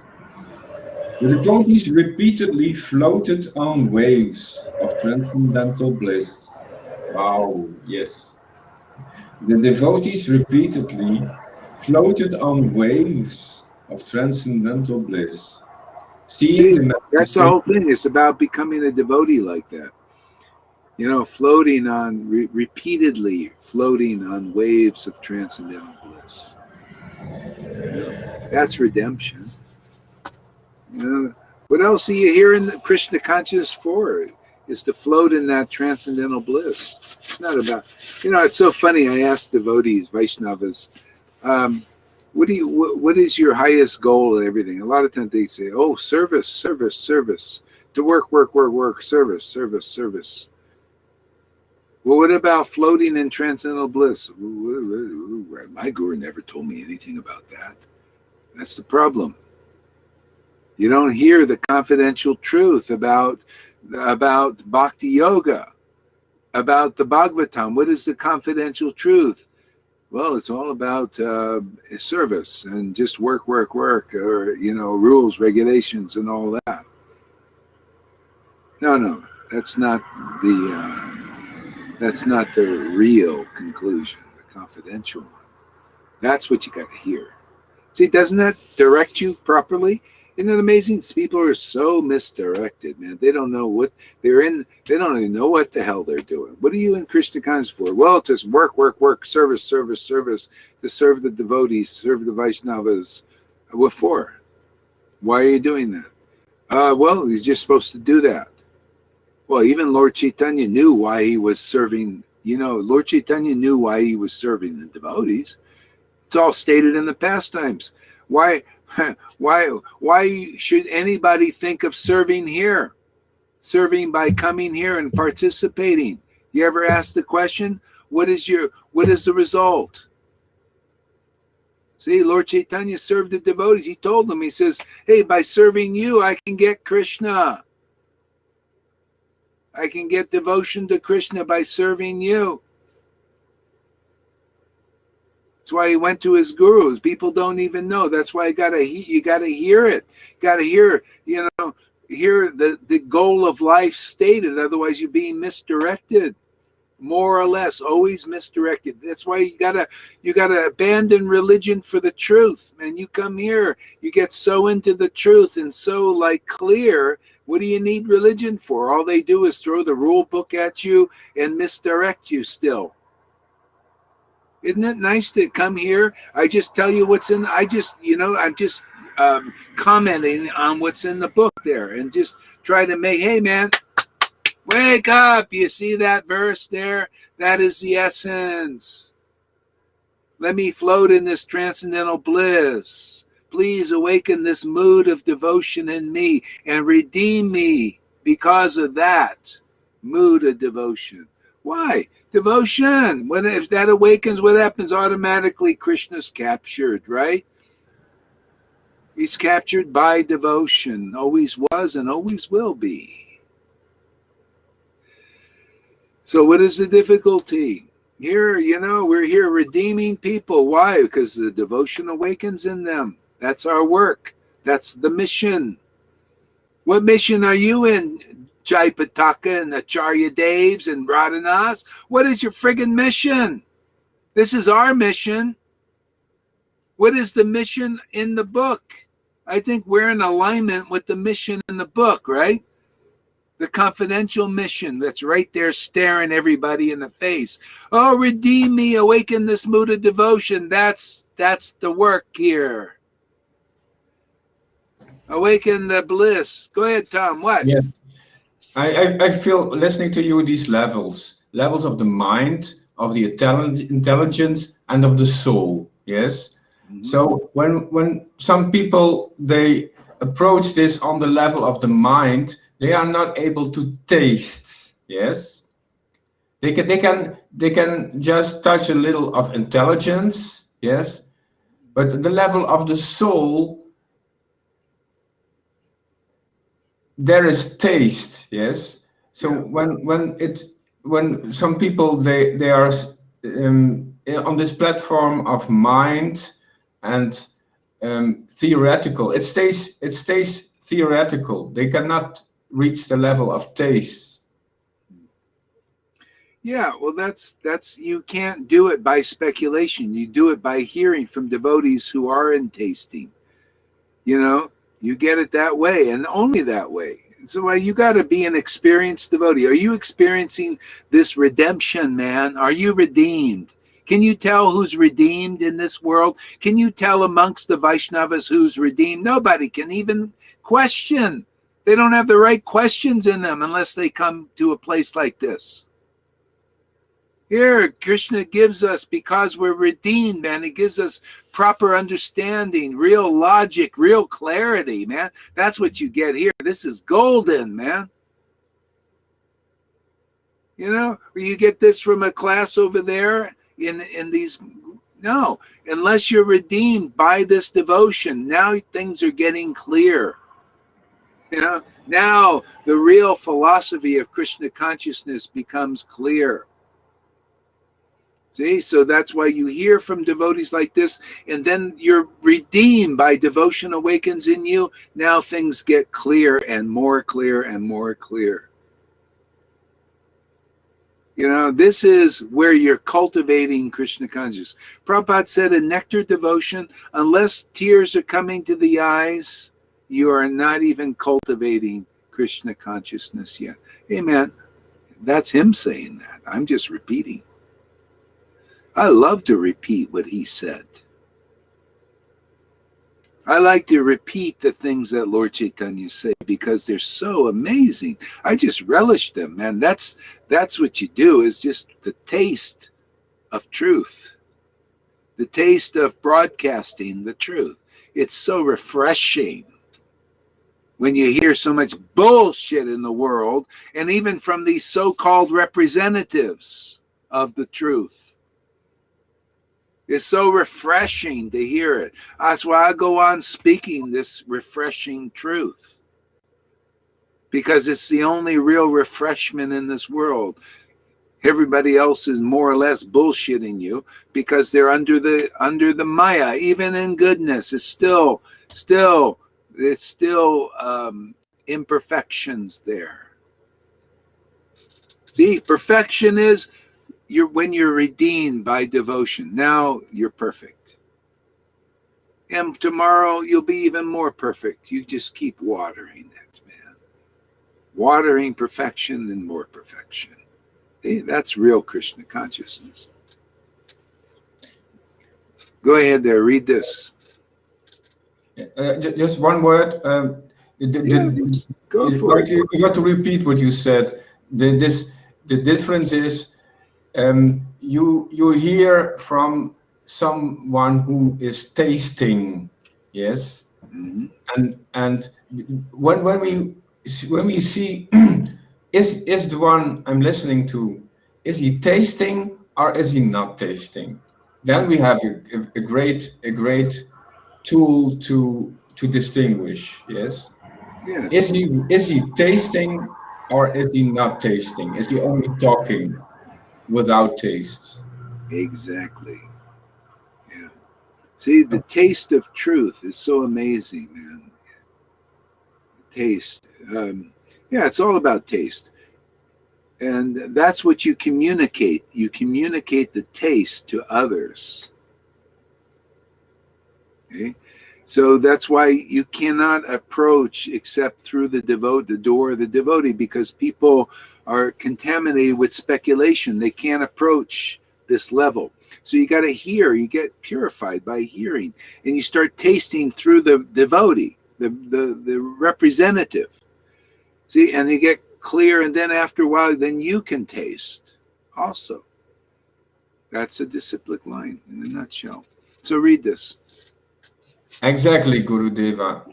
I think the same way. I appreciate every day I wake up and come to listen to you, or Lalita, Johannes, or River Yamuna. I'm grateful I got this opportunity every day. Now my body is getting older, having pain sometime. That's just the way it is. Yeah, that's it. Great.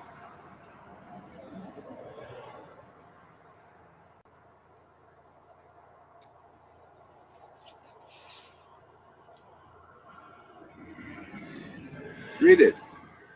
Their mission is to spread Krishna consciousness at the level where they are. That's right. So our mission is to spread Krishna consciousness at the level where we are. So, which is stronger? Which are you attracted to? Are you attracted to Vaidhi? Go there.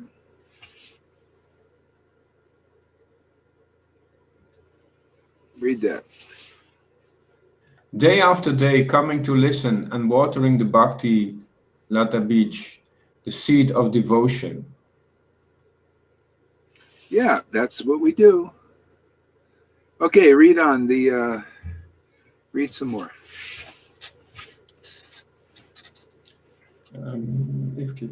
Please awaken, please awaken within me the mood of devotion and redeem me from this ocean of material nescience.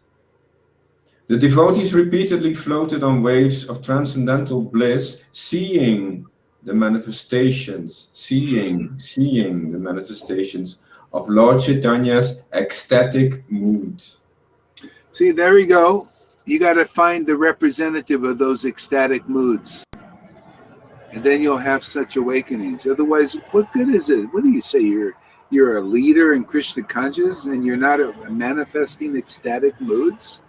Well, anyway, so you're not. See, people need to understand its value. That's why you need somebody to represent those ecstatic moods. That's representing Krishna consciousness. People don't know. Well, where are the representative Krishna consciousness? Oh, the rule followers. No, well, come on, man. No. Where is the ones who are representing this ecstatic moods of Lord Chaitanya? Where's the laughing, the crying, the choking up, chanting the holy name? Where's the trembling? Symptoms of true love for the Supreme Personality of God. Where is that? Well, that's where the door is, man. That's where the door is, all this. That's where the wealth is to be found. In other words, there's no other wealth in this world. That's real wealth. That's our disciplic line, man. Where is it? Where are the symptoms of it being somewhere in some temple? Where are the tears? Where's the laughter, the holy tears? See, it's holy tears. Anybody who cries tears of devotion knows they're different than these hot tears of this material lamentation. Oh, my daughter, my money. It's all false tears. No, where is Krishna? Oh, Lord, my Lord, where are you today? Ah, there you are. I felt you. And then how many people feel God? This one guy, George Carlin, I should play this tape. The guy is really making fun of religion, basically saying, and at the end he says, there's no God. Well, if he would have made contact here, we would have proven to him there is a God. But people, they come to the conclusion there's no God, man, because, look at all the religious bullshit we're fed by liars, cheaters, and still they're using religion or using God to attain, different. Okay, that's material motivated religion. This is beyond religion. This is pure religion. Pure religion is this taste. See, tasting the glories of the name, the pastimes, the qualities of the Lord. Taste. Everything is in this taste. That's the gold, man. That's the pearl of great price, is this taste. Jesus had it. Lord Chaitanya had it. Their followers have it. We have it also. Who else has it? Well, most don't. Not much. Maybe a little. See, they have a taste in knowledge, but not a taste in devotion. See, taste of study of the Vedas, and that's mode of goodness. Oh yeah, man, I'm a great scholar. That's a taste in knowledge, but it's not purifying enough until devotion is there. Then it burns that to a crisp. You realize, oh, let me taste these words in these transcendental books. That's all I want to do, man. Okay? That's the treasure, man. Let me taste the nectar in the holy name of Krishna. Okay, there you go. That's the gold. Okay. I haven't found anything better. That's why I glorify this. Why not? That's where the energy is, man. I get the energy, life, glorifying the truth, the essence of truth. Fantastic. Why, I can't even tell me the glorify rules. Are you kidding? When I got this treasure, I ain't going to glorify anything else but the treasure. And that's how people get it. People don't know where is the treasure. Where's the treasure? Is it these gurus are showing me rules and regulations and ceremonies and all of this? Where's the treasure? Or the Jesus Christians are showing me being a big healer and being one with God, and that God loves me. I want to be loved. They're showing me all these things, but who's showing the taste of devotion, the purity of devotion, the exaltation of devotion, the fantastic truth of devotion? Who's showing that? Who's showing the logic of devotion? Who's showing the highest path? Who's preaching it? Who's tasting it? My Lord, when will they understand?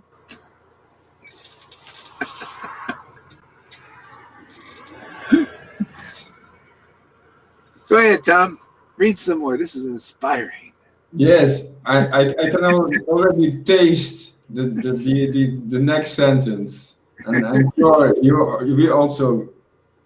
we can taste this.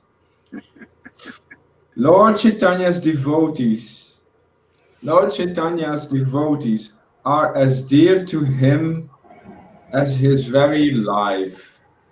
Yeah, because he is their very life. That's who you need to meet. You need to meet a real devotee of Lord Chaitanya, because the real Gauranga, which is love of God, love of Krishna, that is the life and soul of his real associates. And that's what you're going to get from that associate. But if you're not a real associate, you're just a wannabe whippersnapper imitating immature child, you can't give that to others. See, the life and soul of a real associate of Lord Chaitanya is them, and they will prove it. If you're ready to see that and to patiently be in their associate, you'll see, wow, life and soul of that person is Radha and Krishna. I can see that with my own eyes. Every day they are just relishing this devotion, this mood of devotion. Wow, I think they're redeemed. Yeah, good thinking. You're finally thinking straight. I think those persons not relishing this pure devotion are not redeemed. Well, good thinking. Now you're thinking straight. What are you doing there, drinking from dry wells of those who are not redeemed yet, when you can be with those who are redeemed? Does that make any sense to people in this wilderness? My God, Krishna consciousness is very simple. Find those who are redeemed. Who's redeemed? They got devotion. How do you know they got devotion? They cry a lot and laugh a lot. Have you noticed? They love on God a lot, man, and it's extraordinary happiness. They have the happiness of Krishna that you read about in the book and that you don't understand, but you do understand when you hear it spoken by them, because they're real knowers of the truth. They have knowing knowledge, not speculation, bullshit, man, the brain. They got bullshit on the brain, these guys. Yeah. That's why you got to ask these followers of these gurus, what's the goal of life? I don't know. You just serve, work for my friggin' guru all day and night and everything. What for? Well, I don't know. What kind of guru is that? You get that kind of realization. Yes. There's no substance to identify with. Yeah. If you listen to someone who is not in contact with this taste, there's no substance to identify with. So you cannot, your soul cannot recognize that quality. Yeah. Your soul cannot recognize the quality when it's not there. Exactly. You got to be reflecting. See, you got to be like from that. Those qualities have to emanate from you. And that knowledge has to emanate from you, from your mouth, man. Because you're an experienced devotee. You experience what devotion is. You can show what devotion is. In other words, you can show people the real path. You can teach people the real path. That's the real associates of Lord Chaitanya. That's what happens when you get Lord Chaitanya as your life and soul, or Radha and Krishna. Same. It's the same. Devotion to Krishna.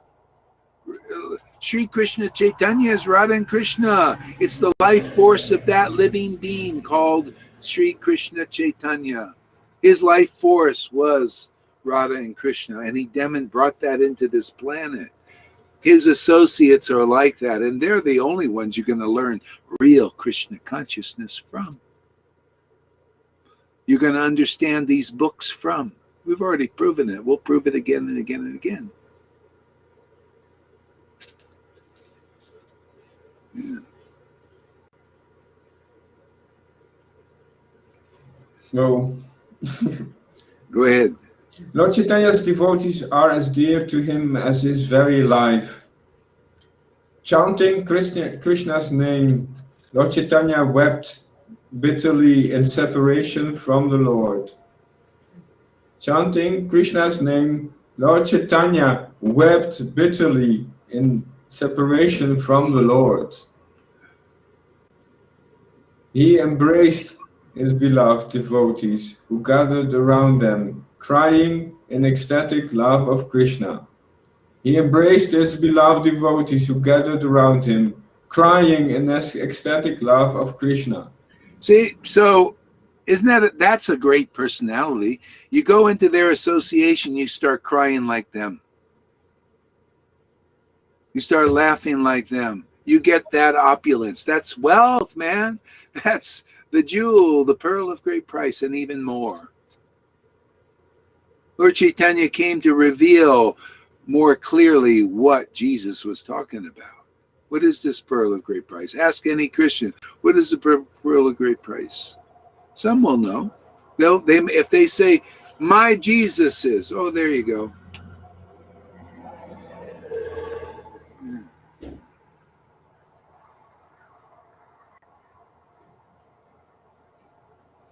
Go ahead there, Tom. The devotees undeviatingly engaged in devotional service, experience. Undeviatingly. This is a key word. That means you got to be so clear and so sure that you're on the real path. And that comes by experience. That comes by sometimes experimenting around, or by deep taste, and or little combination of both. Because it's easier here because people you can see here that can confirm it. I had no confirmation because I couldn't even see a friggin' guru that had this ecstasy. They're all no shows. They're all claiming, oh yeah, so nobody shows anything. And then if they see it in me, they get all jealous. They want to put me down. They want to steal my students. And they're pure devotees. What kind of friggin' purity is that? I finally realized that's why I have no fear of these guys. I have no fear of these friggin' gurus. I know them. I took initiation from them. I have no fear for bullshitters. I seen their bullshit. I seen their backstabbing. I see they're not like Prabhupada.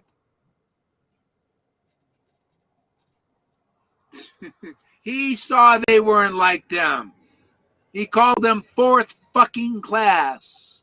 Then even third class, fourth class. Oh, you don't believe me? Go read the Vedabase. Go read the Vedabase to find out the truth if you can handle it. If you can't handle it here, go read the Veda. Maybe soften it because you'll see but not see. Because you come here, you'll see it and you'll feel it, and you'll probably bring up all your envy, jealousies, and all kinds of bullshit demons in you for expunging. If you can take that, come here, man. Yeah.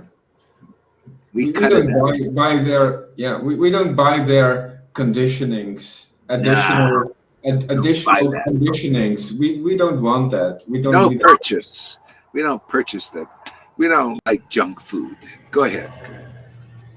The devotees undeviatingly engaged in devotional service experienced Krishna Prema in the association. There you go. Experience.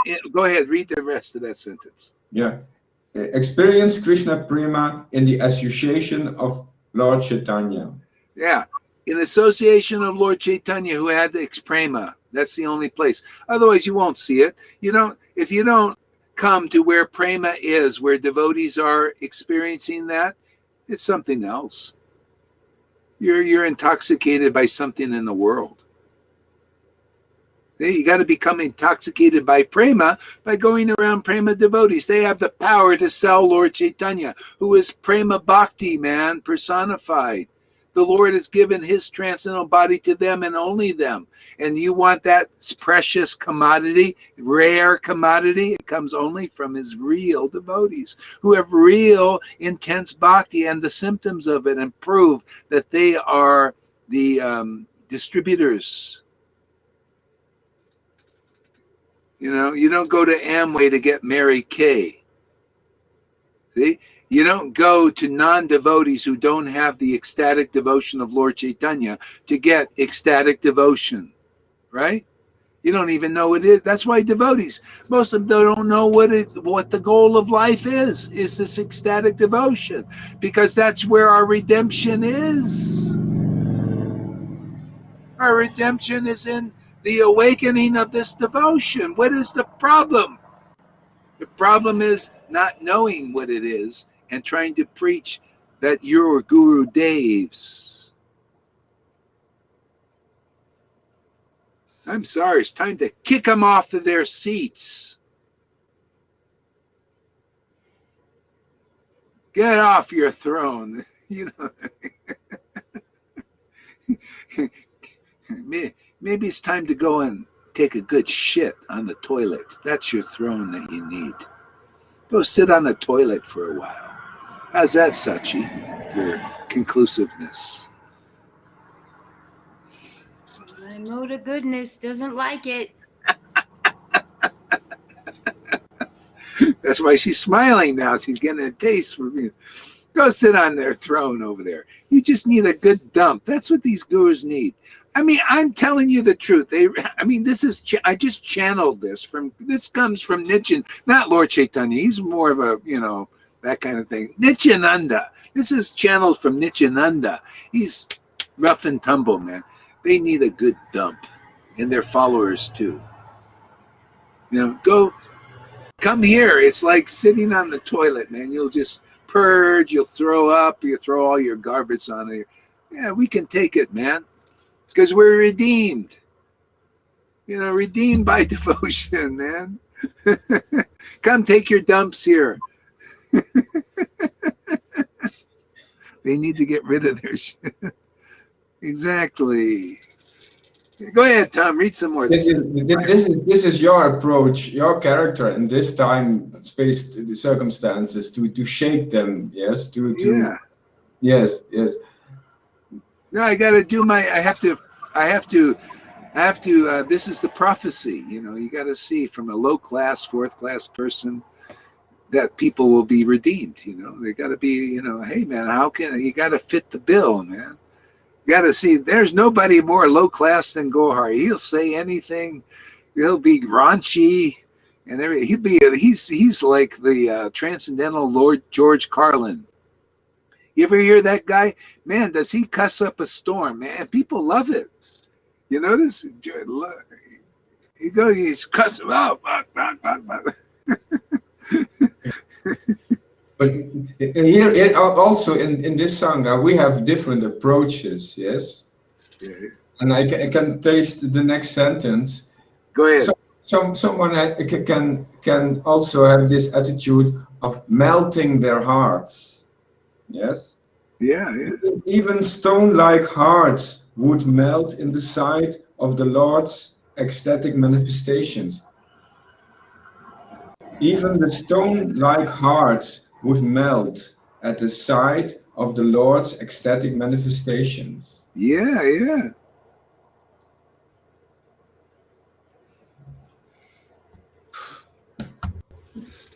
The devotees found no more interest in wealth, family, and children. The devotees, how you're on the real path? It's like you get statements from devotees like this. Like from Shama Sundari. She said, I got to keep it together, man. I don't know, man. This is so attractive, to be in this. I don't know. So you start to pull you away from the important things of the world, or how the grandchildren, they want your time, all that. Say, well, hey, man, that's fine. I'll give you a little bit, but not all of it. Hey, man, I got to, So the world is, Maya's always trying to get our attention, but this becomes even more attractive. Yes, those interests, they just disappear at the background. Yeah. It's so overruled by this inconclusive energy that they just disappear in the background. Yes.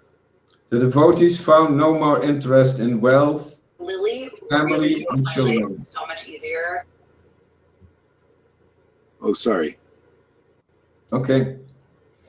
Day and night they remained by the side of the Lord, chanting Krishna's name, Day and night they remained by the side of the Lord, chanting Krishna's name. That's full Yeah. So, time. yeah, isn't that amazing?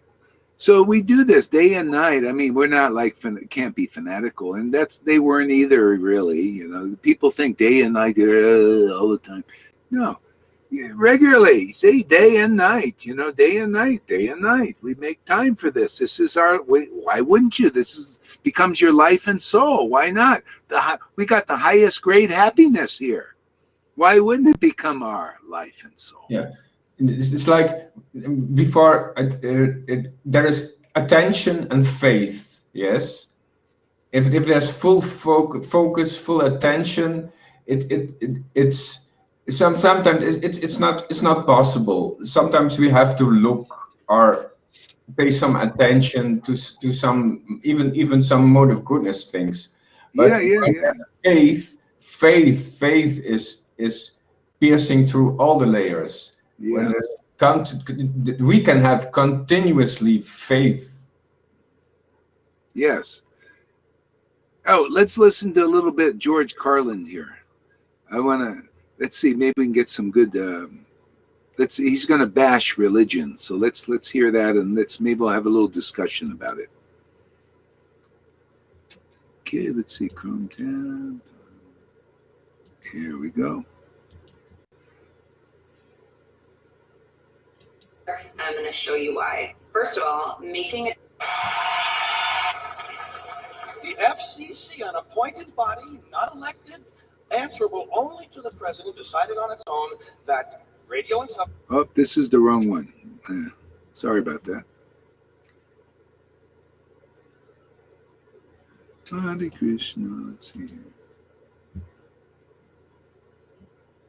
Religion. What happened here? On television were the only two parts of. Here it is, I think. But in the bullshit department, a businessman can't hold a candle to a clergyman. Because I got to tell you the truth, folks. I got to tell you the truth. When it comes to bullshit, big time, major league bullshit, you have to stand in awe of the all-time champion of false promises and exaggerated claims, religion. But in the bullshit department, a businessman can't hold a candle to a God, clergyman. it's not working. Because I got to tell you the truth, folks. Okay, wait a second here.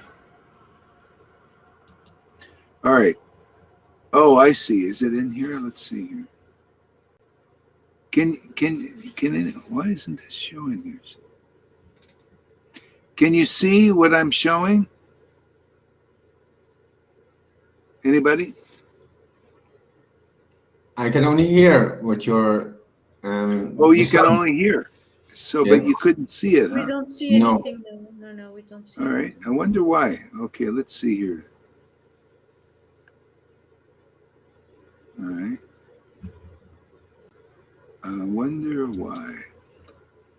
Okay, you can hear it, right? Yes. I gotta tell you the truth. When it comes to bullshit, big time, major league bullshit, you have to stand in awe of the all-time champion of false promises and exaggerated claims, religion. No contest. No contest. Religion easily has the greatest bullshit story ever told. Think about it. Religion has actually convinced people that there's an invisible man living in the sky who watches everything you do every minute of every day. And the invisible man has a special list of 10 things he does not want you to do. And if you do any of these 10 things, he has a special place full of fire and smoke and burning and torture and anguish, where he will send you to live and suffer and burn and choke and scream and cry forever and ever till the end of time. But he loves you.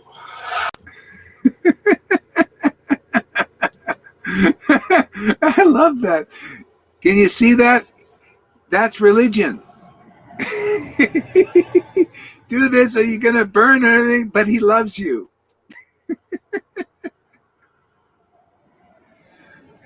See, so that's religion. There's hypocrisy in that. See, so this is the thing: is we go into he loves you. See, not this burning, all this stuff. This is all bullshit. These are the bullshitters.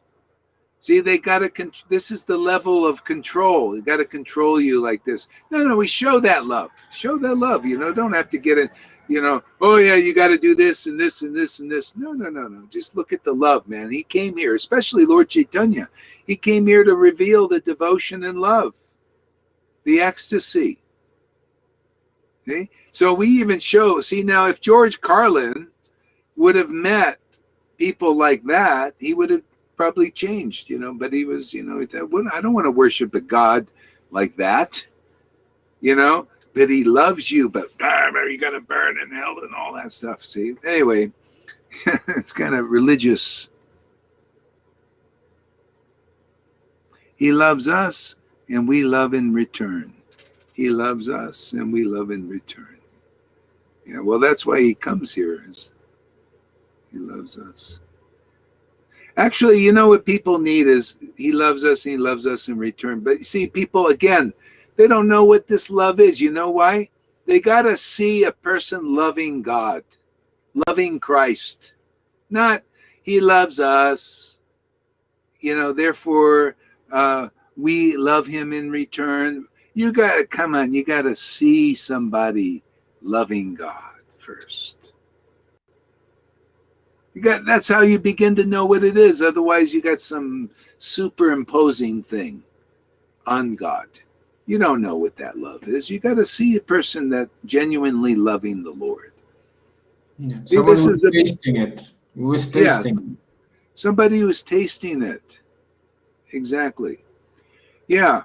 And otherwise, you don't really know how it shows up. There's speculation. You think he loves us, therefore we love him in return. Yeah, well, what is the nature of that love?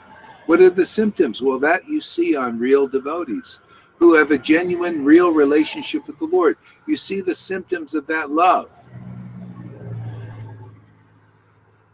Yeah. He loves us and we love in return. That's still like a kind of a business thing, It's not, that is not actually, to be honest with you, Andrea, that is not really it. He loves us, therefore we love him. It's a business. That's not like this love. This love is different.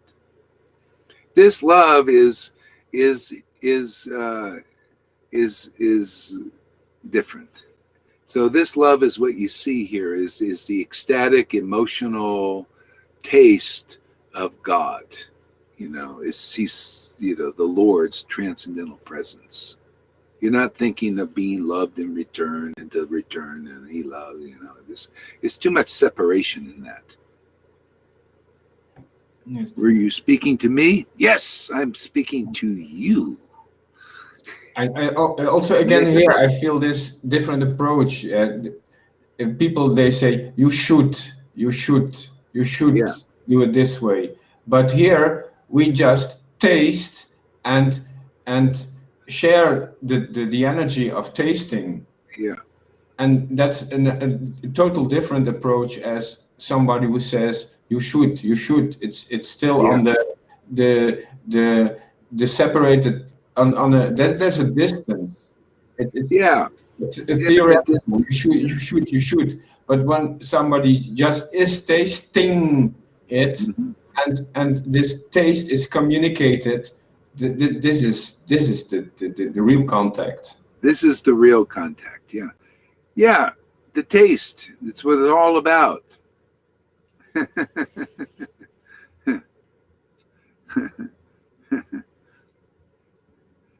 Go ahead, Tom. Read some more. Oh, wait. Let's do a little George Carlin here for a second.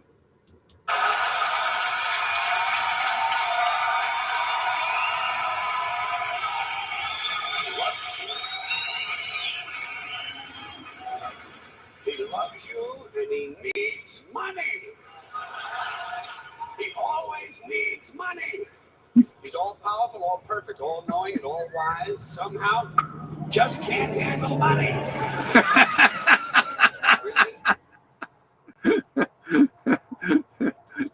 You notice that? Those televangelists, they're always after fucking money. You notice? Oh, you got to, oh, if you don't sow, the Lord, oh, you got to sow into this ministry. Oh, and lots of fucking money, man. Gee whiz.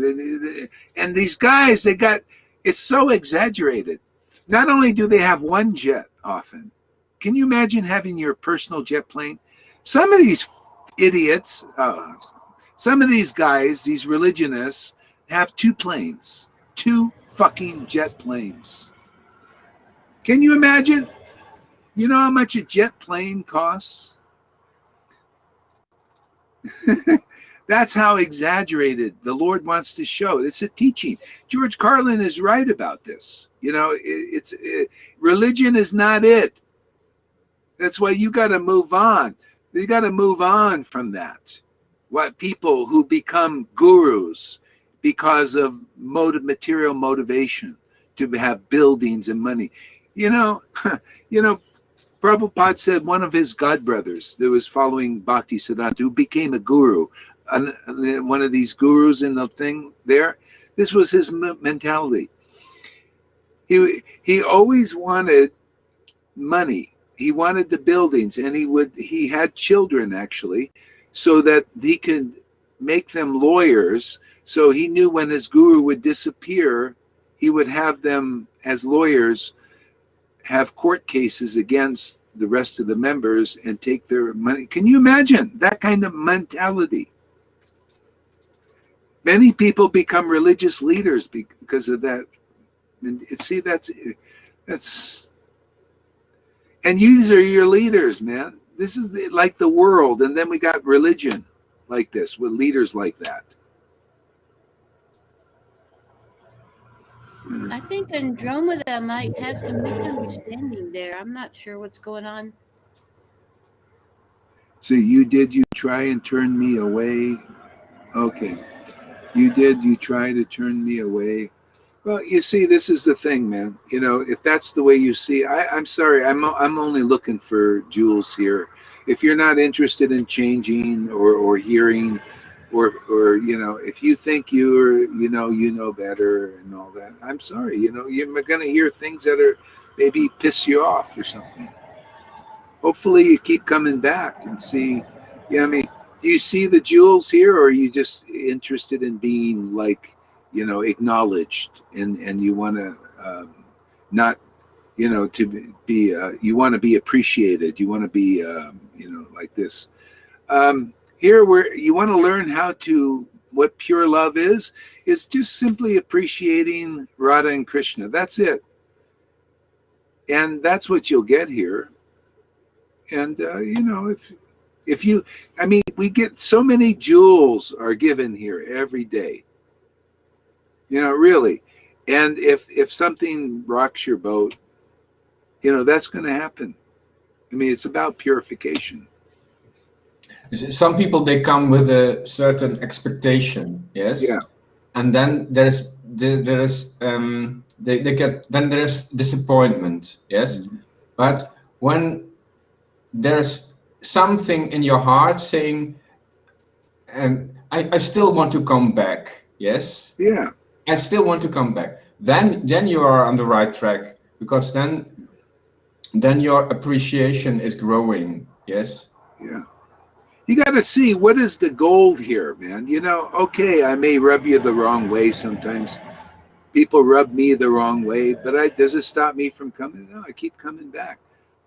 You know, but if you're coming with an expectation that's not fulfilled, and then you think, oh, I'm like, okay, well, you know, it is what it is. Can you see the gold that's been given here? You know, I was only appreciating Radha and Krishna and the devotees, and you treated me like I was someone else.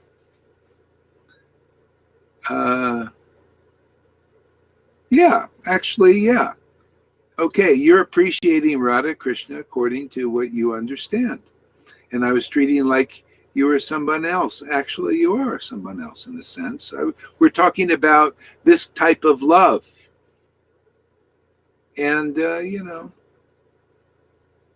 what are we going to do? You have your idea. I have mine, I have no expectations, just to share devotion. Yeah. Okay, great. Me too. So we do. You share devotion, I'll share, we'll share also. Yes, pure bhakti. Yeah. So, a lot of that is people have different ideas of what is pure bhakti. That's the thing. And I have my idea what it is. So you present yours, I present mine. Just like, these gurus, they say, go Haridas. You don't have pure bhakti. I have it. You don't have pure bhakti. This is pure bhakti. So I said, okay, let me see your pure bhakti. That's it. Show it. Show it. Yeah, and I did. I looked and I saw a lot of pure pride. A lot of pride, man. A lot of like that kind of stuff. And I thought, oh, that's the pure bhakti there. But then they had another kind of bhakti that but we hide that. We're no-shows. So nobody knows what it is, but they see a lot of pride that they express. It's okay. See, this is the thing. It's okay to express rules and regulations. Okay, that's okay. It's okay to express proud, oh, wow, I'm a Prabhupada disciple. It's okay to express that. Show that you're a proud Prabhupada disciple and say that is it, man, is to go and be a groupie of a proud Prabhupada. Oh, they're so fan. Wow, he's a Prabhupada disciple. Show that, or show, look at it, he's a big sannyasi, very renounced. Show renunciation and all that. But this isn't real. Well, it is real to me. It sounds to me, this is what you see here is the most clear explanation of what we read about in the highest Leelas, this kind of devotional expression. Okay. So, crying hysterically, tears, laughter, and trembling. Strange why those, okay, yes, pure bhakti. Strange why those. Well, so, Andromeda, you know what you need to do? Get your booty up here online and stop just hiding behind the chat, to be honest with you. I can't tell. You want to be known, you want to be seen, get your butt up here before everybody. Otherwise, what is this stuff? That's bullshit, man. Bullshit, to be honest with you. Bullshit. Get up here and let us see who we're talking to. Because I don't know, you're chatting and say, I don't understand you. Well, get up here so I can see you face to face and we can see you, right? Then we'll get a better understanding. Otherwise, what is it? This is the whole thing. Very strange. You're in your mind in that way. Let's get it real. Let's get real. Get real. Get up here. And that goes for anybody else. If you wonder why we don't understand you, I think I'll get a better understanding, all of us, if we get at least face-to-face with somebody. Right, Sachi? What'd you think? Okay, so I'm going to speak now, okay? Nobody else. All right, nobody else. I started my morning this morning with hearing you saying that, that I was accusing you of fear-mongering and basically what the conversation had gone, this one man had a video and he was saying 2 billion people are going to die probably within 2 years and they're not going to have enough body bags. And I'm like, come on, that's, there's cremation. You don't body bags. But even still. And so he was like instilling sensationalism and stuff in his video to make a point that a lot of people might die because of the vaccine, and then they're going to run out of body bags, and it's like, so anyway, you get online live and you basically, it hurt what you said about me accusing you of being fear mongering and whatever you said. And it's like, but it's, you basically chastise me, and when I hear that, I want to just leave too. I don't want to ever come back. So many times over the years, I What? wanted to leave. I was just dramatizing the situation a little bit. I That's all. know you do that, and it's like, but it's. I had a lady. By the way, Can I by say? the way, yeah, go ahead. Yeah, Anyway. there's also this other attraction, yes, that we attract people, yes. I want to hug this person who is coming here. Oh, sorry. I want to just see her and feel that she's a wonderful person, and I want to not to chastise her. I just want to embrace, to welcome this energy. Yeah, I mean, I like to see face to face because everything gets a little misunderstood in the chats. Like she says, oh, I feel bliss and all that. Anyway, yeah, great, wonderful. Let's see it. Let's see your, let's interact with your blissful self. I mean, it'd be nice, a little bit more than the chat. Then I used to cross my mind when I went these states, I might just leave my body, and I remind myself that temporarily I am just in the body. See, these things are not in the mind. I don't think when I'm in the state at all. I do feel as bliss while singing the names. Great. What is going on? Very strange that you won't see me, my heart. Okay, well, again, you want me to see your heart? Get up here. Let's have a face-to-face. See, then, okay, then I'll probably change my mood, how I'm relating, because I just see a chat thing. Remember, Lolita, how we used to, misunderstand with the chat all the time, the language and stuff. And it just... So anyway, Andromeda, I would suggest, please come up. Let us, I never even seen you, It's not just in letters and and all that stuff. Gotta kind of come on, let's have some interaction. So what do you say to that? Why aren't you here? Why don't you come on? Otherwise you're in the shadows. Kevin, he came yesterday. It was beautiful. He just appeared. We could see him, we could feel him. Who? This Kevin yesterday. Yeah, exactly. It's nice.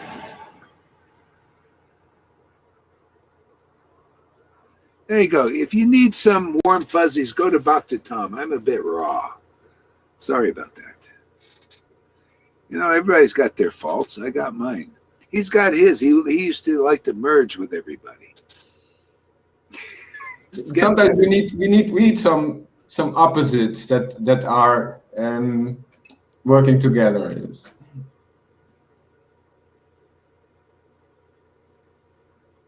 Yeah, okay. So see, Andromeda says, I don't understand why you can't feel this right now in the moment in your heart, why you can't feel this. Well, again, you need to get up here more and show us so we get a more, it's like, this is like one-dimensional. I mean, I get a sense when you express yourself that way, I get a sense, but get a little more dimensional. Let's see at least three. Even though this is two-dimensional, it adds another dimension in there because you can see this and see people. So why don't you do that? So what is your problem with coming live? That would be an interesting. What is the deal? What is the problem with that? So David said, yeah, let's get real. What did Krishna say to Arjuna? I'm done with bullshitting. Do what you want. So River says, Karuna was kicked off for eating yesterday, and today other devotee is eating. What other devotee is eating?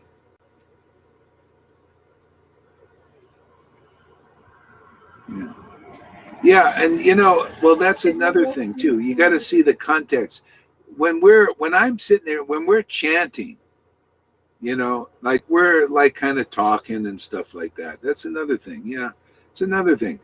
But when we're chanting, it kind of isn't it kind of odd, you know, we're chanting like this and somebody is just sitting there like eating and we're, you know, come on, man. That's why I say you don't just eat. You can eat, you know, when you're, you know, watch. And then, you know, if this is going on, well, you know, you got to use your intelligence. Yeah, I'm sitting here chanting and we're just starting the program and everybody's chanting. And then somebody's just sitting there, you know. I don't know. It just seems a bit odd to me. That was my call. What do you guys think? And that was in that moment. Yeah, that is this moment. And then I also feel we sometimes are very your way of speaking is very clear. It has a kind of energy. Yes. But it's for that moment, for that moment, and then after that there can be another atmosphere and another energy. Yeah. And the rules and the regulations, they are not fixed. They change.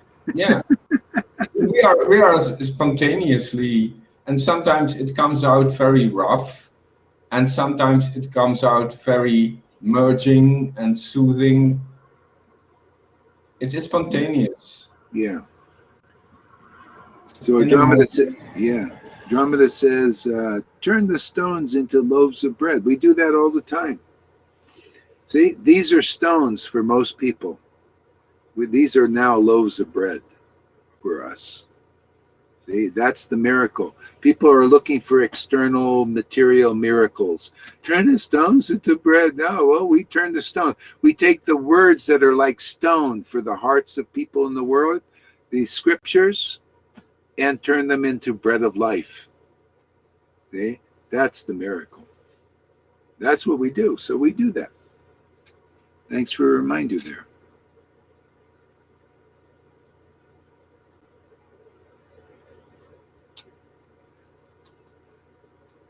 So I never said any problems.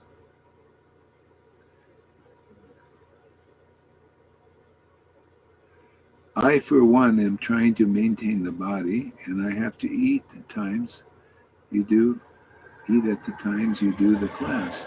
If I leave, eat again, it's context, If in the moment we were chanting and all this, it looked weird to me, to have somebody that was sitting there eating while we're all engaged in something. Just what is the problem? What do you want to? What do you have to be seen eating? I don't get it. So you eat and you finish, and then come on. That's what I told Karuna or anybody, So what's the problem? No problem. Eat, and if I saw it was just a little bit off time, then we'll put you back. I remember, I have to think in this family situation, when there's a father and a mother and the children, they are all eating together, yes? Yeah. And then the father, he has some rough way of saying, no, don't eat. Yeah, don't talk now. Yeah, do away your phone now. Yes, yeah. And the mother, she has a different approach. Yes, yeah. But we need this father approach at certain times. It needs to be a little rough. Yes. Sandpaper, I guess. Well, whatever. Yeah, so anyway, that's it. It's just context, that's all. And also, I think the great river's taken up for Karuna, but Gorhari's not, he didn't say anything about river eating. He was talking about in that moment when Karuna was eating. Yeah, I even said yesterday, I said, take you off for a while. When you're finished eating, you can come back because we're chanting right now. And it looks a little odd, you know. And we're all chanting together, and you're just sitting there like this. I don't know, man. It just. So anyway, I called it like it was, and I still makes sense to me to do that. I'll probably do it again. I don't know. Guru Maharaj, to make it clear, do you always want us to turn the camera off when we eat? No, as I said, Okay. it depends. Like if you're eating now, we're just talking more or less. You know, it's kind of casual, all that. But when we're chanting, you know, you got people chanting, the people are watching to chant. What kind of thing? You got to eat right there, and we're all focused, and you're like that. And what are the? It just seems odd. You know, this is it's like let's have a meditation, and you got everybody meditating. You got one person sitting there eating. Come on, man, use common sense. Doesn't make sense, you know. Yeah, While that we are makes sense. chanting. Yeah. The bread So of anyway, life. you have to learn to flow a little bit, and so this is the flow that I'm seeing. Why would you have a problem with something so simple? Who are you talking to anyway? Talking to me or her or what? You know. So anyway, And this is one of those cases. Then the method of communication, only text, is not complete. Yes, you don't know. We cannot see the face. We don't know what's meant by the words only. We need more communication channels like visual and audio, listening and seeing. yeah. Yeah, what is this? I don't get this. You seem odd. And now you say you will do it again. I'm leaving, you are wrong. I'll leave, man. You know, you don't come consistently anyway. You know, these guys, they come once in a blue moon and they're like this. That's fine. You know, I've been doing this for years, and these guys, they come once in a blue moon. So what? Go away. Who cares? Man, you don't see the gold here? You're worried about this thing, or you want to be right and all that stuff? Well, fine, no problem, man. Go away. I don't care. You know, this is for people that are serious about their spiritual life. You know, this to me is a disturbance. People, they come once in a while, then they say these weird things. You know, to me, that's weird. You don't see every day what we're doing. That means you're on the surface. And you get insulted and offended and all that. Okay, fine, get offended and go away. You know, sorry, gold is here every day. You know, treasure is here every day. If you don't see that, go away, man. I don't see that. You don't add anything to me. This doesn't add to me. I got offended this morning. I started out my morning offended. It's a risk even to wake up and turn the phone on. You know, that's how every morning is. It's like risky to turn the phone on. It's either he's yelling and screaming or he's chastising me or whatever. But if he can stick in there, yeah, there is some gold. There is gold there. You will experience some mercy, and you just hang in there. When I very first met him, he called me a fool. I didn't even know Gorahari. He called me a fool. He was talking about Krishna's story. And I said, why would Krishna laugh being called a fool? You know, and then he turned and called me a big fool. And I was so surprised. I just went, and I jumped up and I ran downstairs and I cried so hard. And then when I stopped crying, I felt I couldn't move. I laid there in bliss, and I'm like, what is this? And I laid there for an hour in bliss. And it's like, yeah, it's worth it to get the chastisement. If you can just hang in there, you'll get the gold behind it.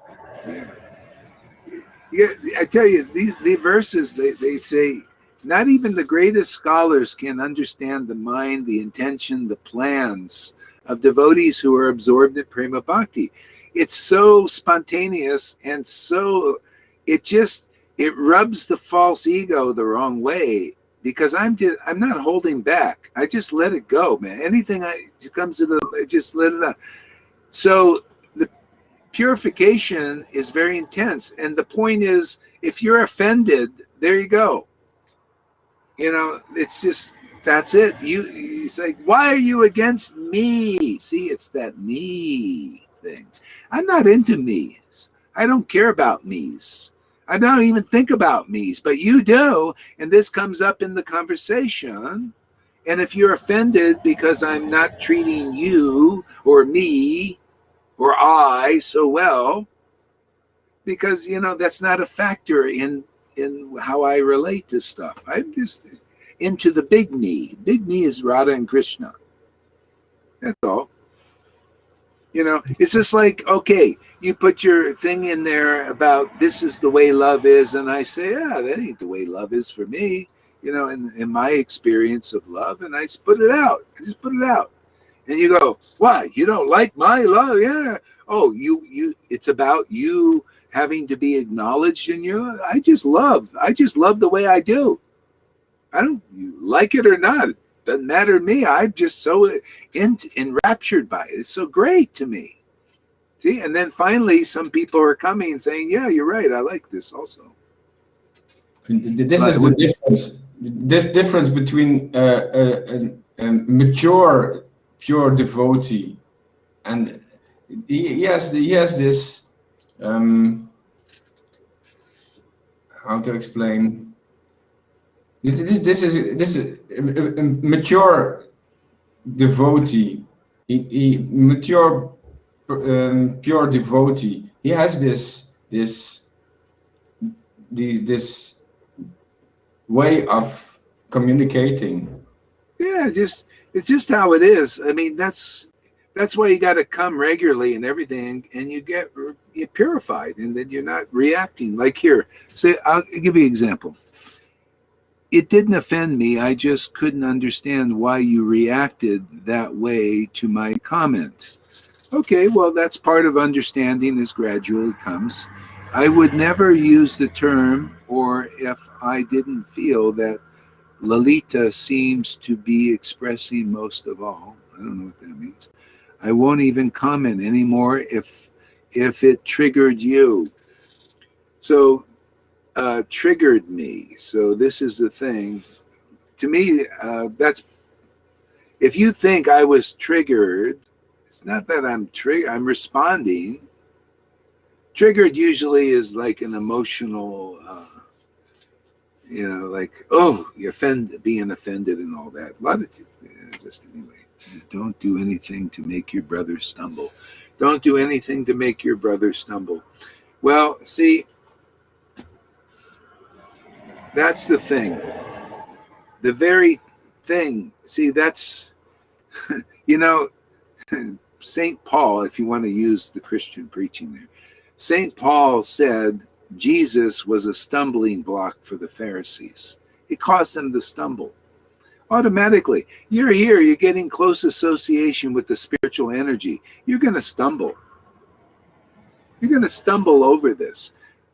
Unless you're purified in that, you're going to stumble. You're going to get offended. You're going to, like this guy stomps off, offended. He stumbled. Just automatically you're going to stumble.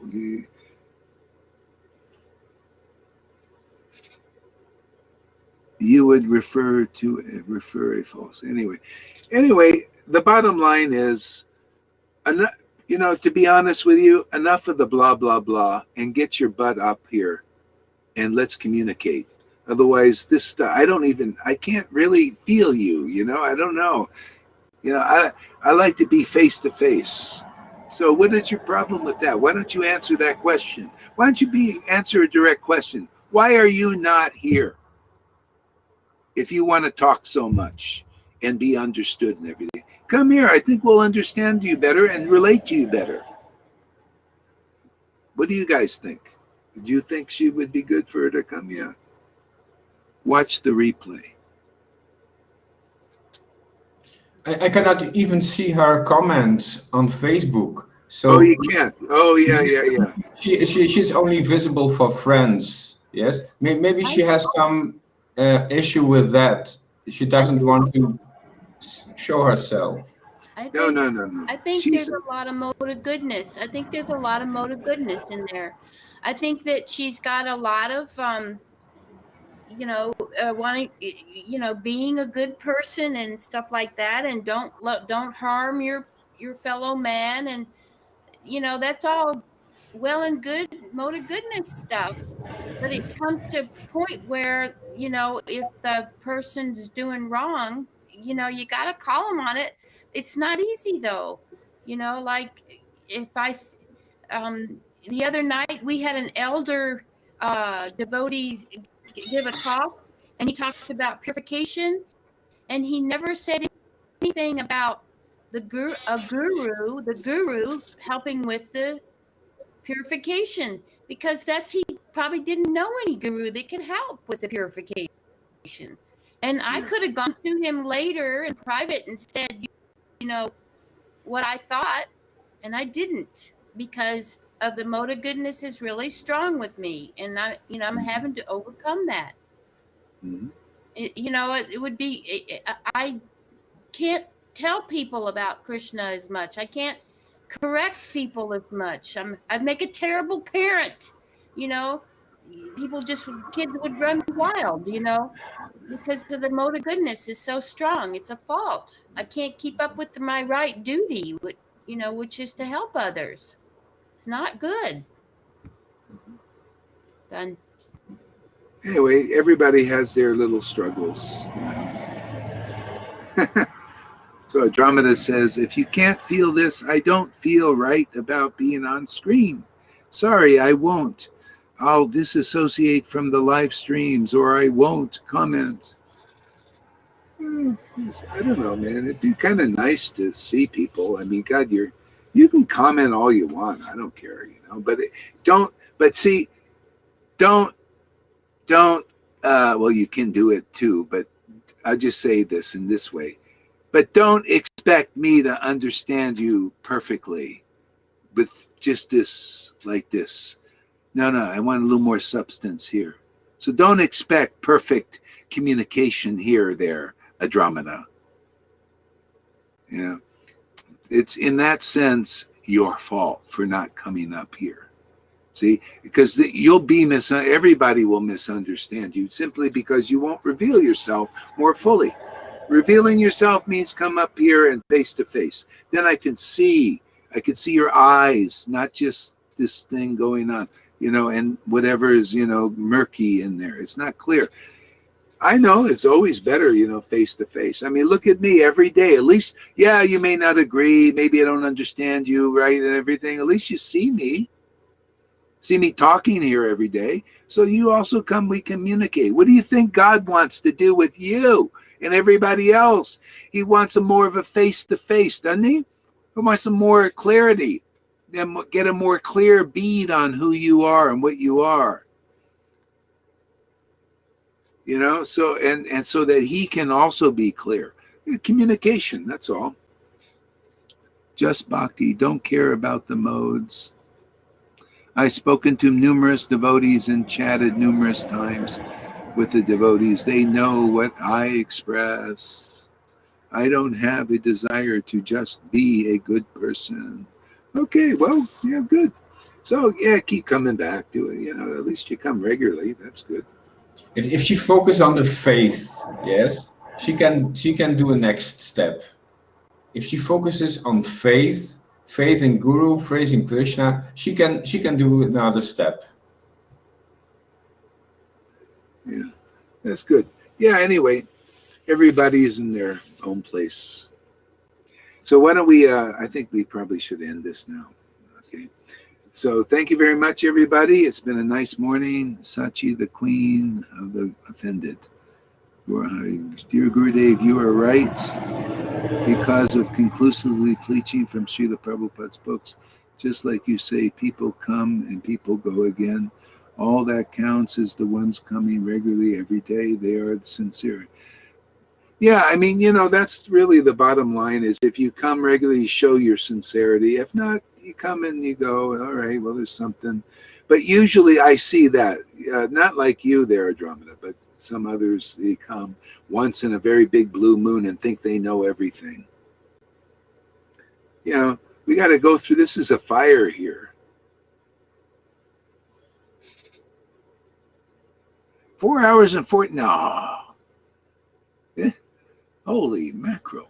4 hours and 45 friggin' minutes? How can that be? We can make a nice number of it, like 4, 4, 4, 4, 4. Yeah. Yeah. Well, you know, I have a lot of faults, you know, I can't, but you know, at least we are here for 4 hours and 45 minutes. That's pretty good. Go ahead there, Lolita. What?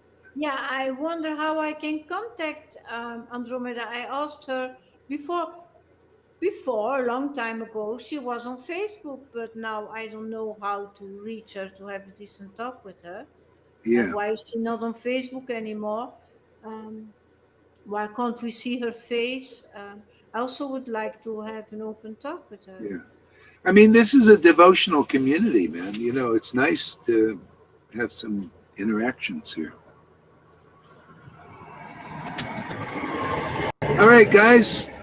Sorry, I'm not the perfect father or friend or whatever. Oh, Guru Maharaj, you are the perfect father.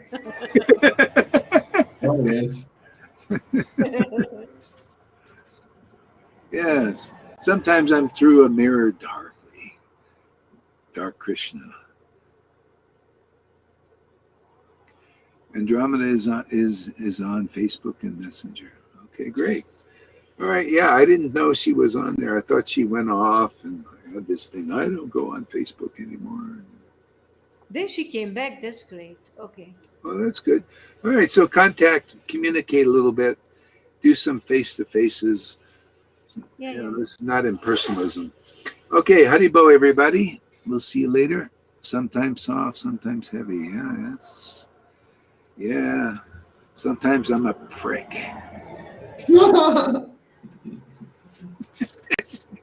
Sachi knows me. I would never put up with it with somebody else. Oh.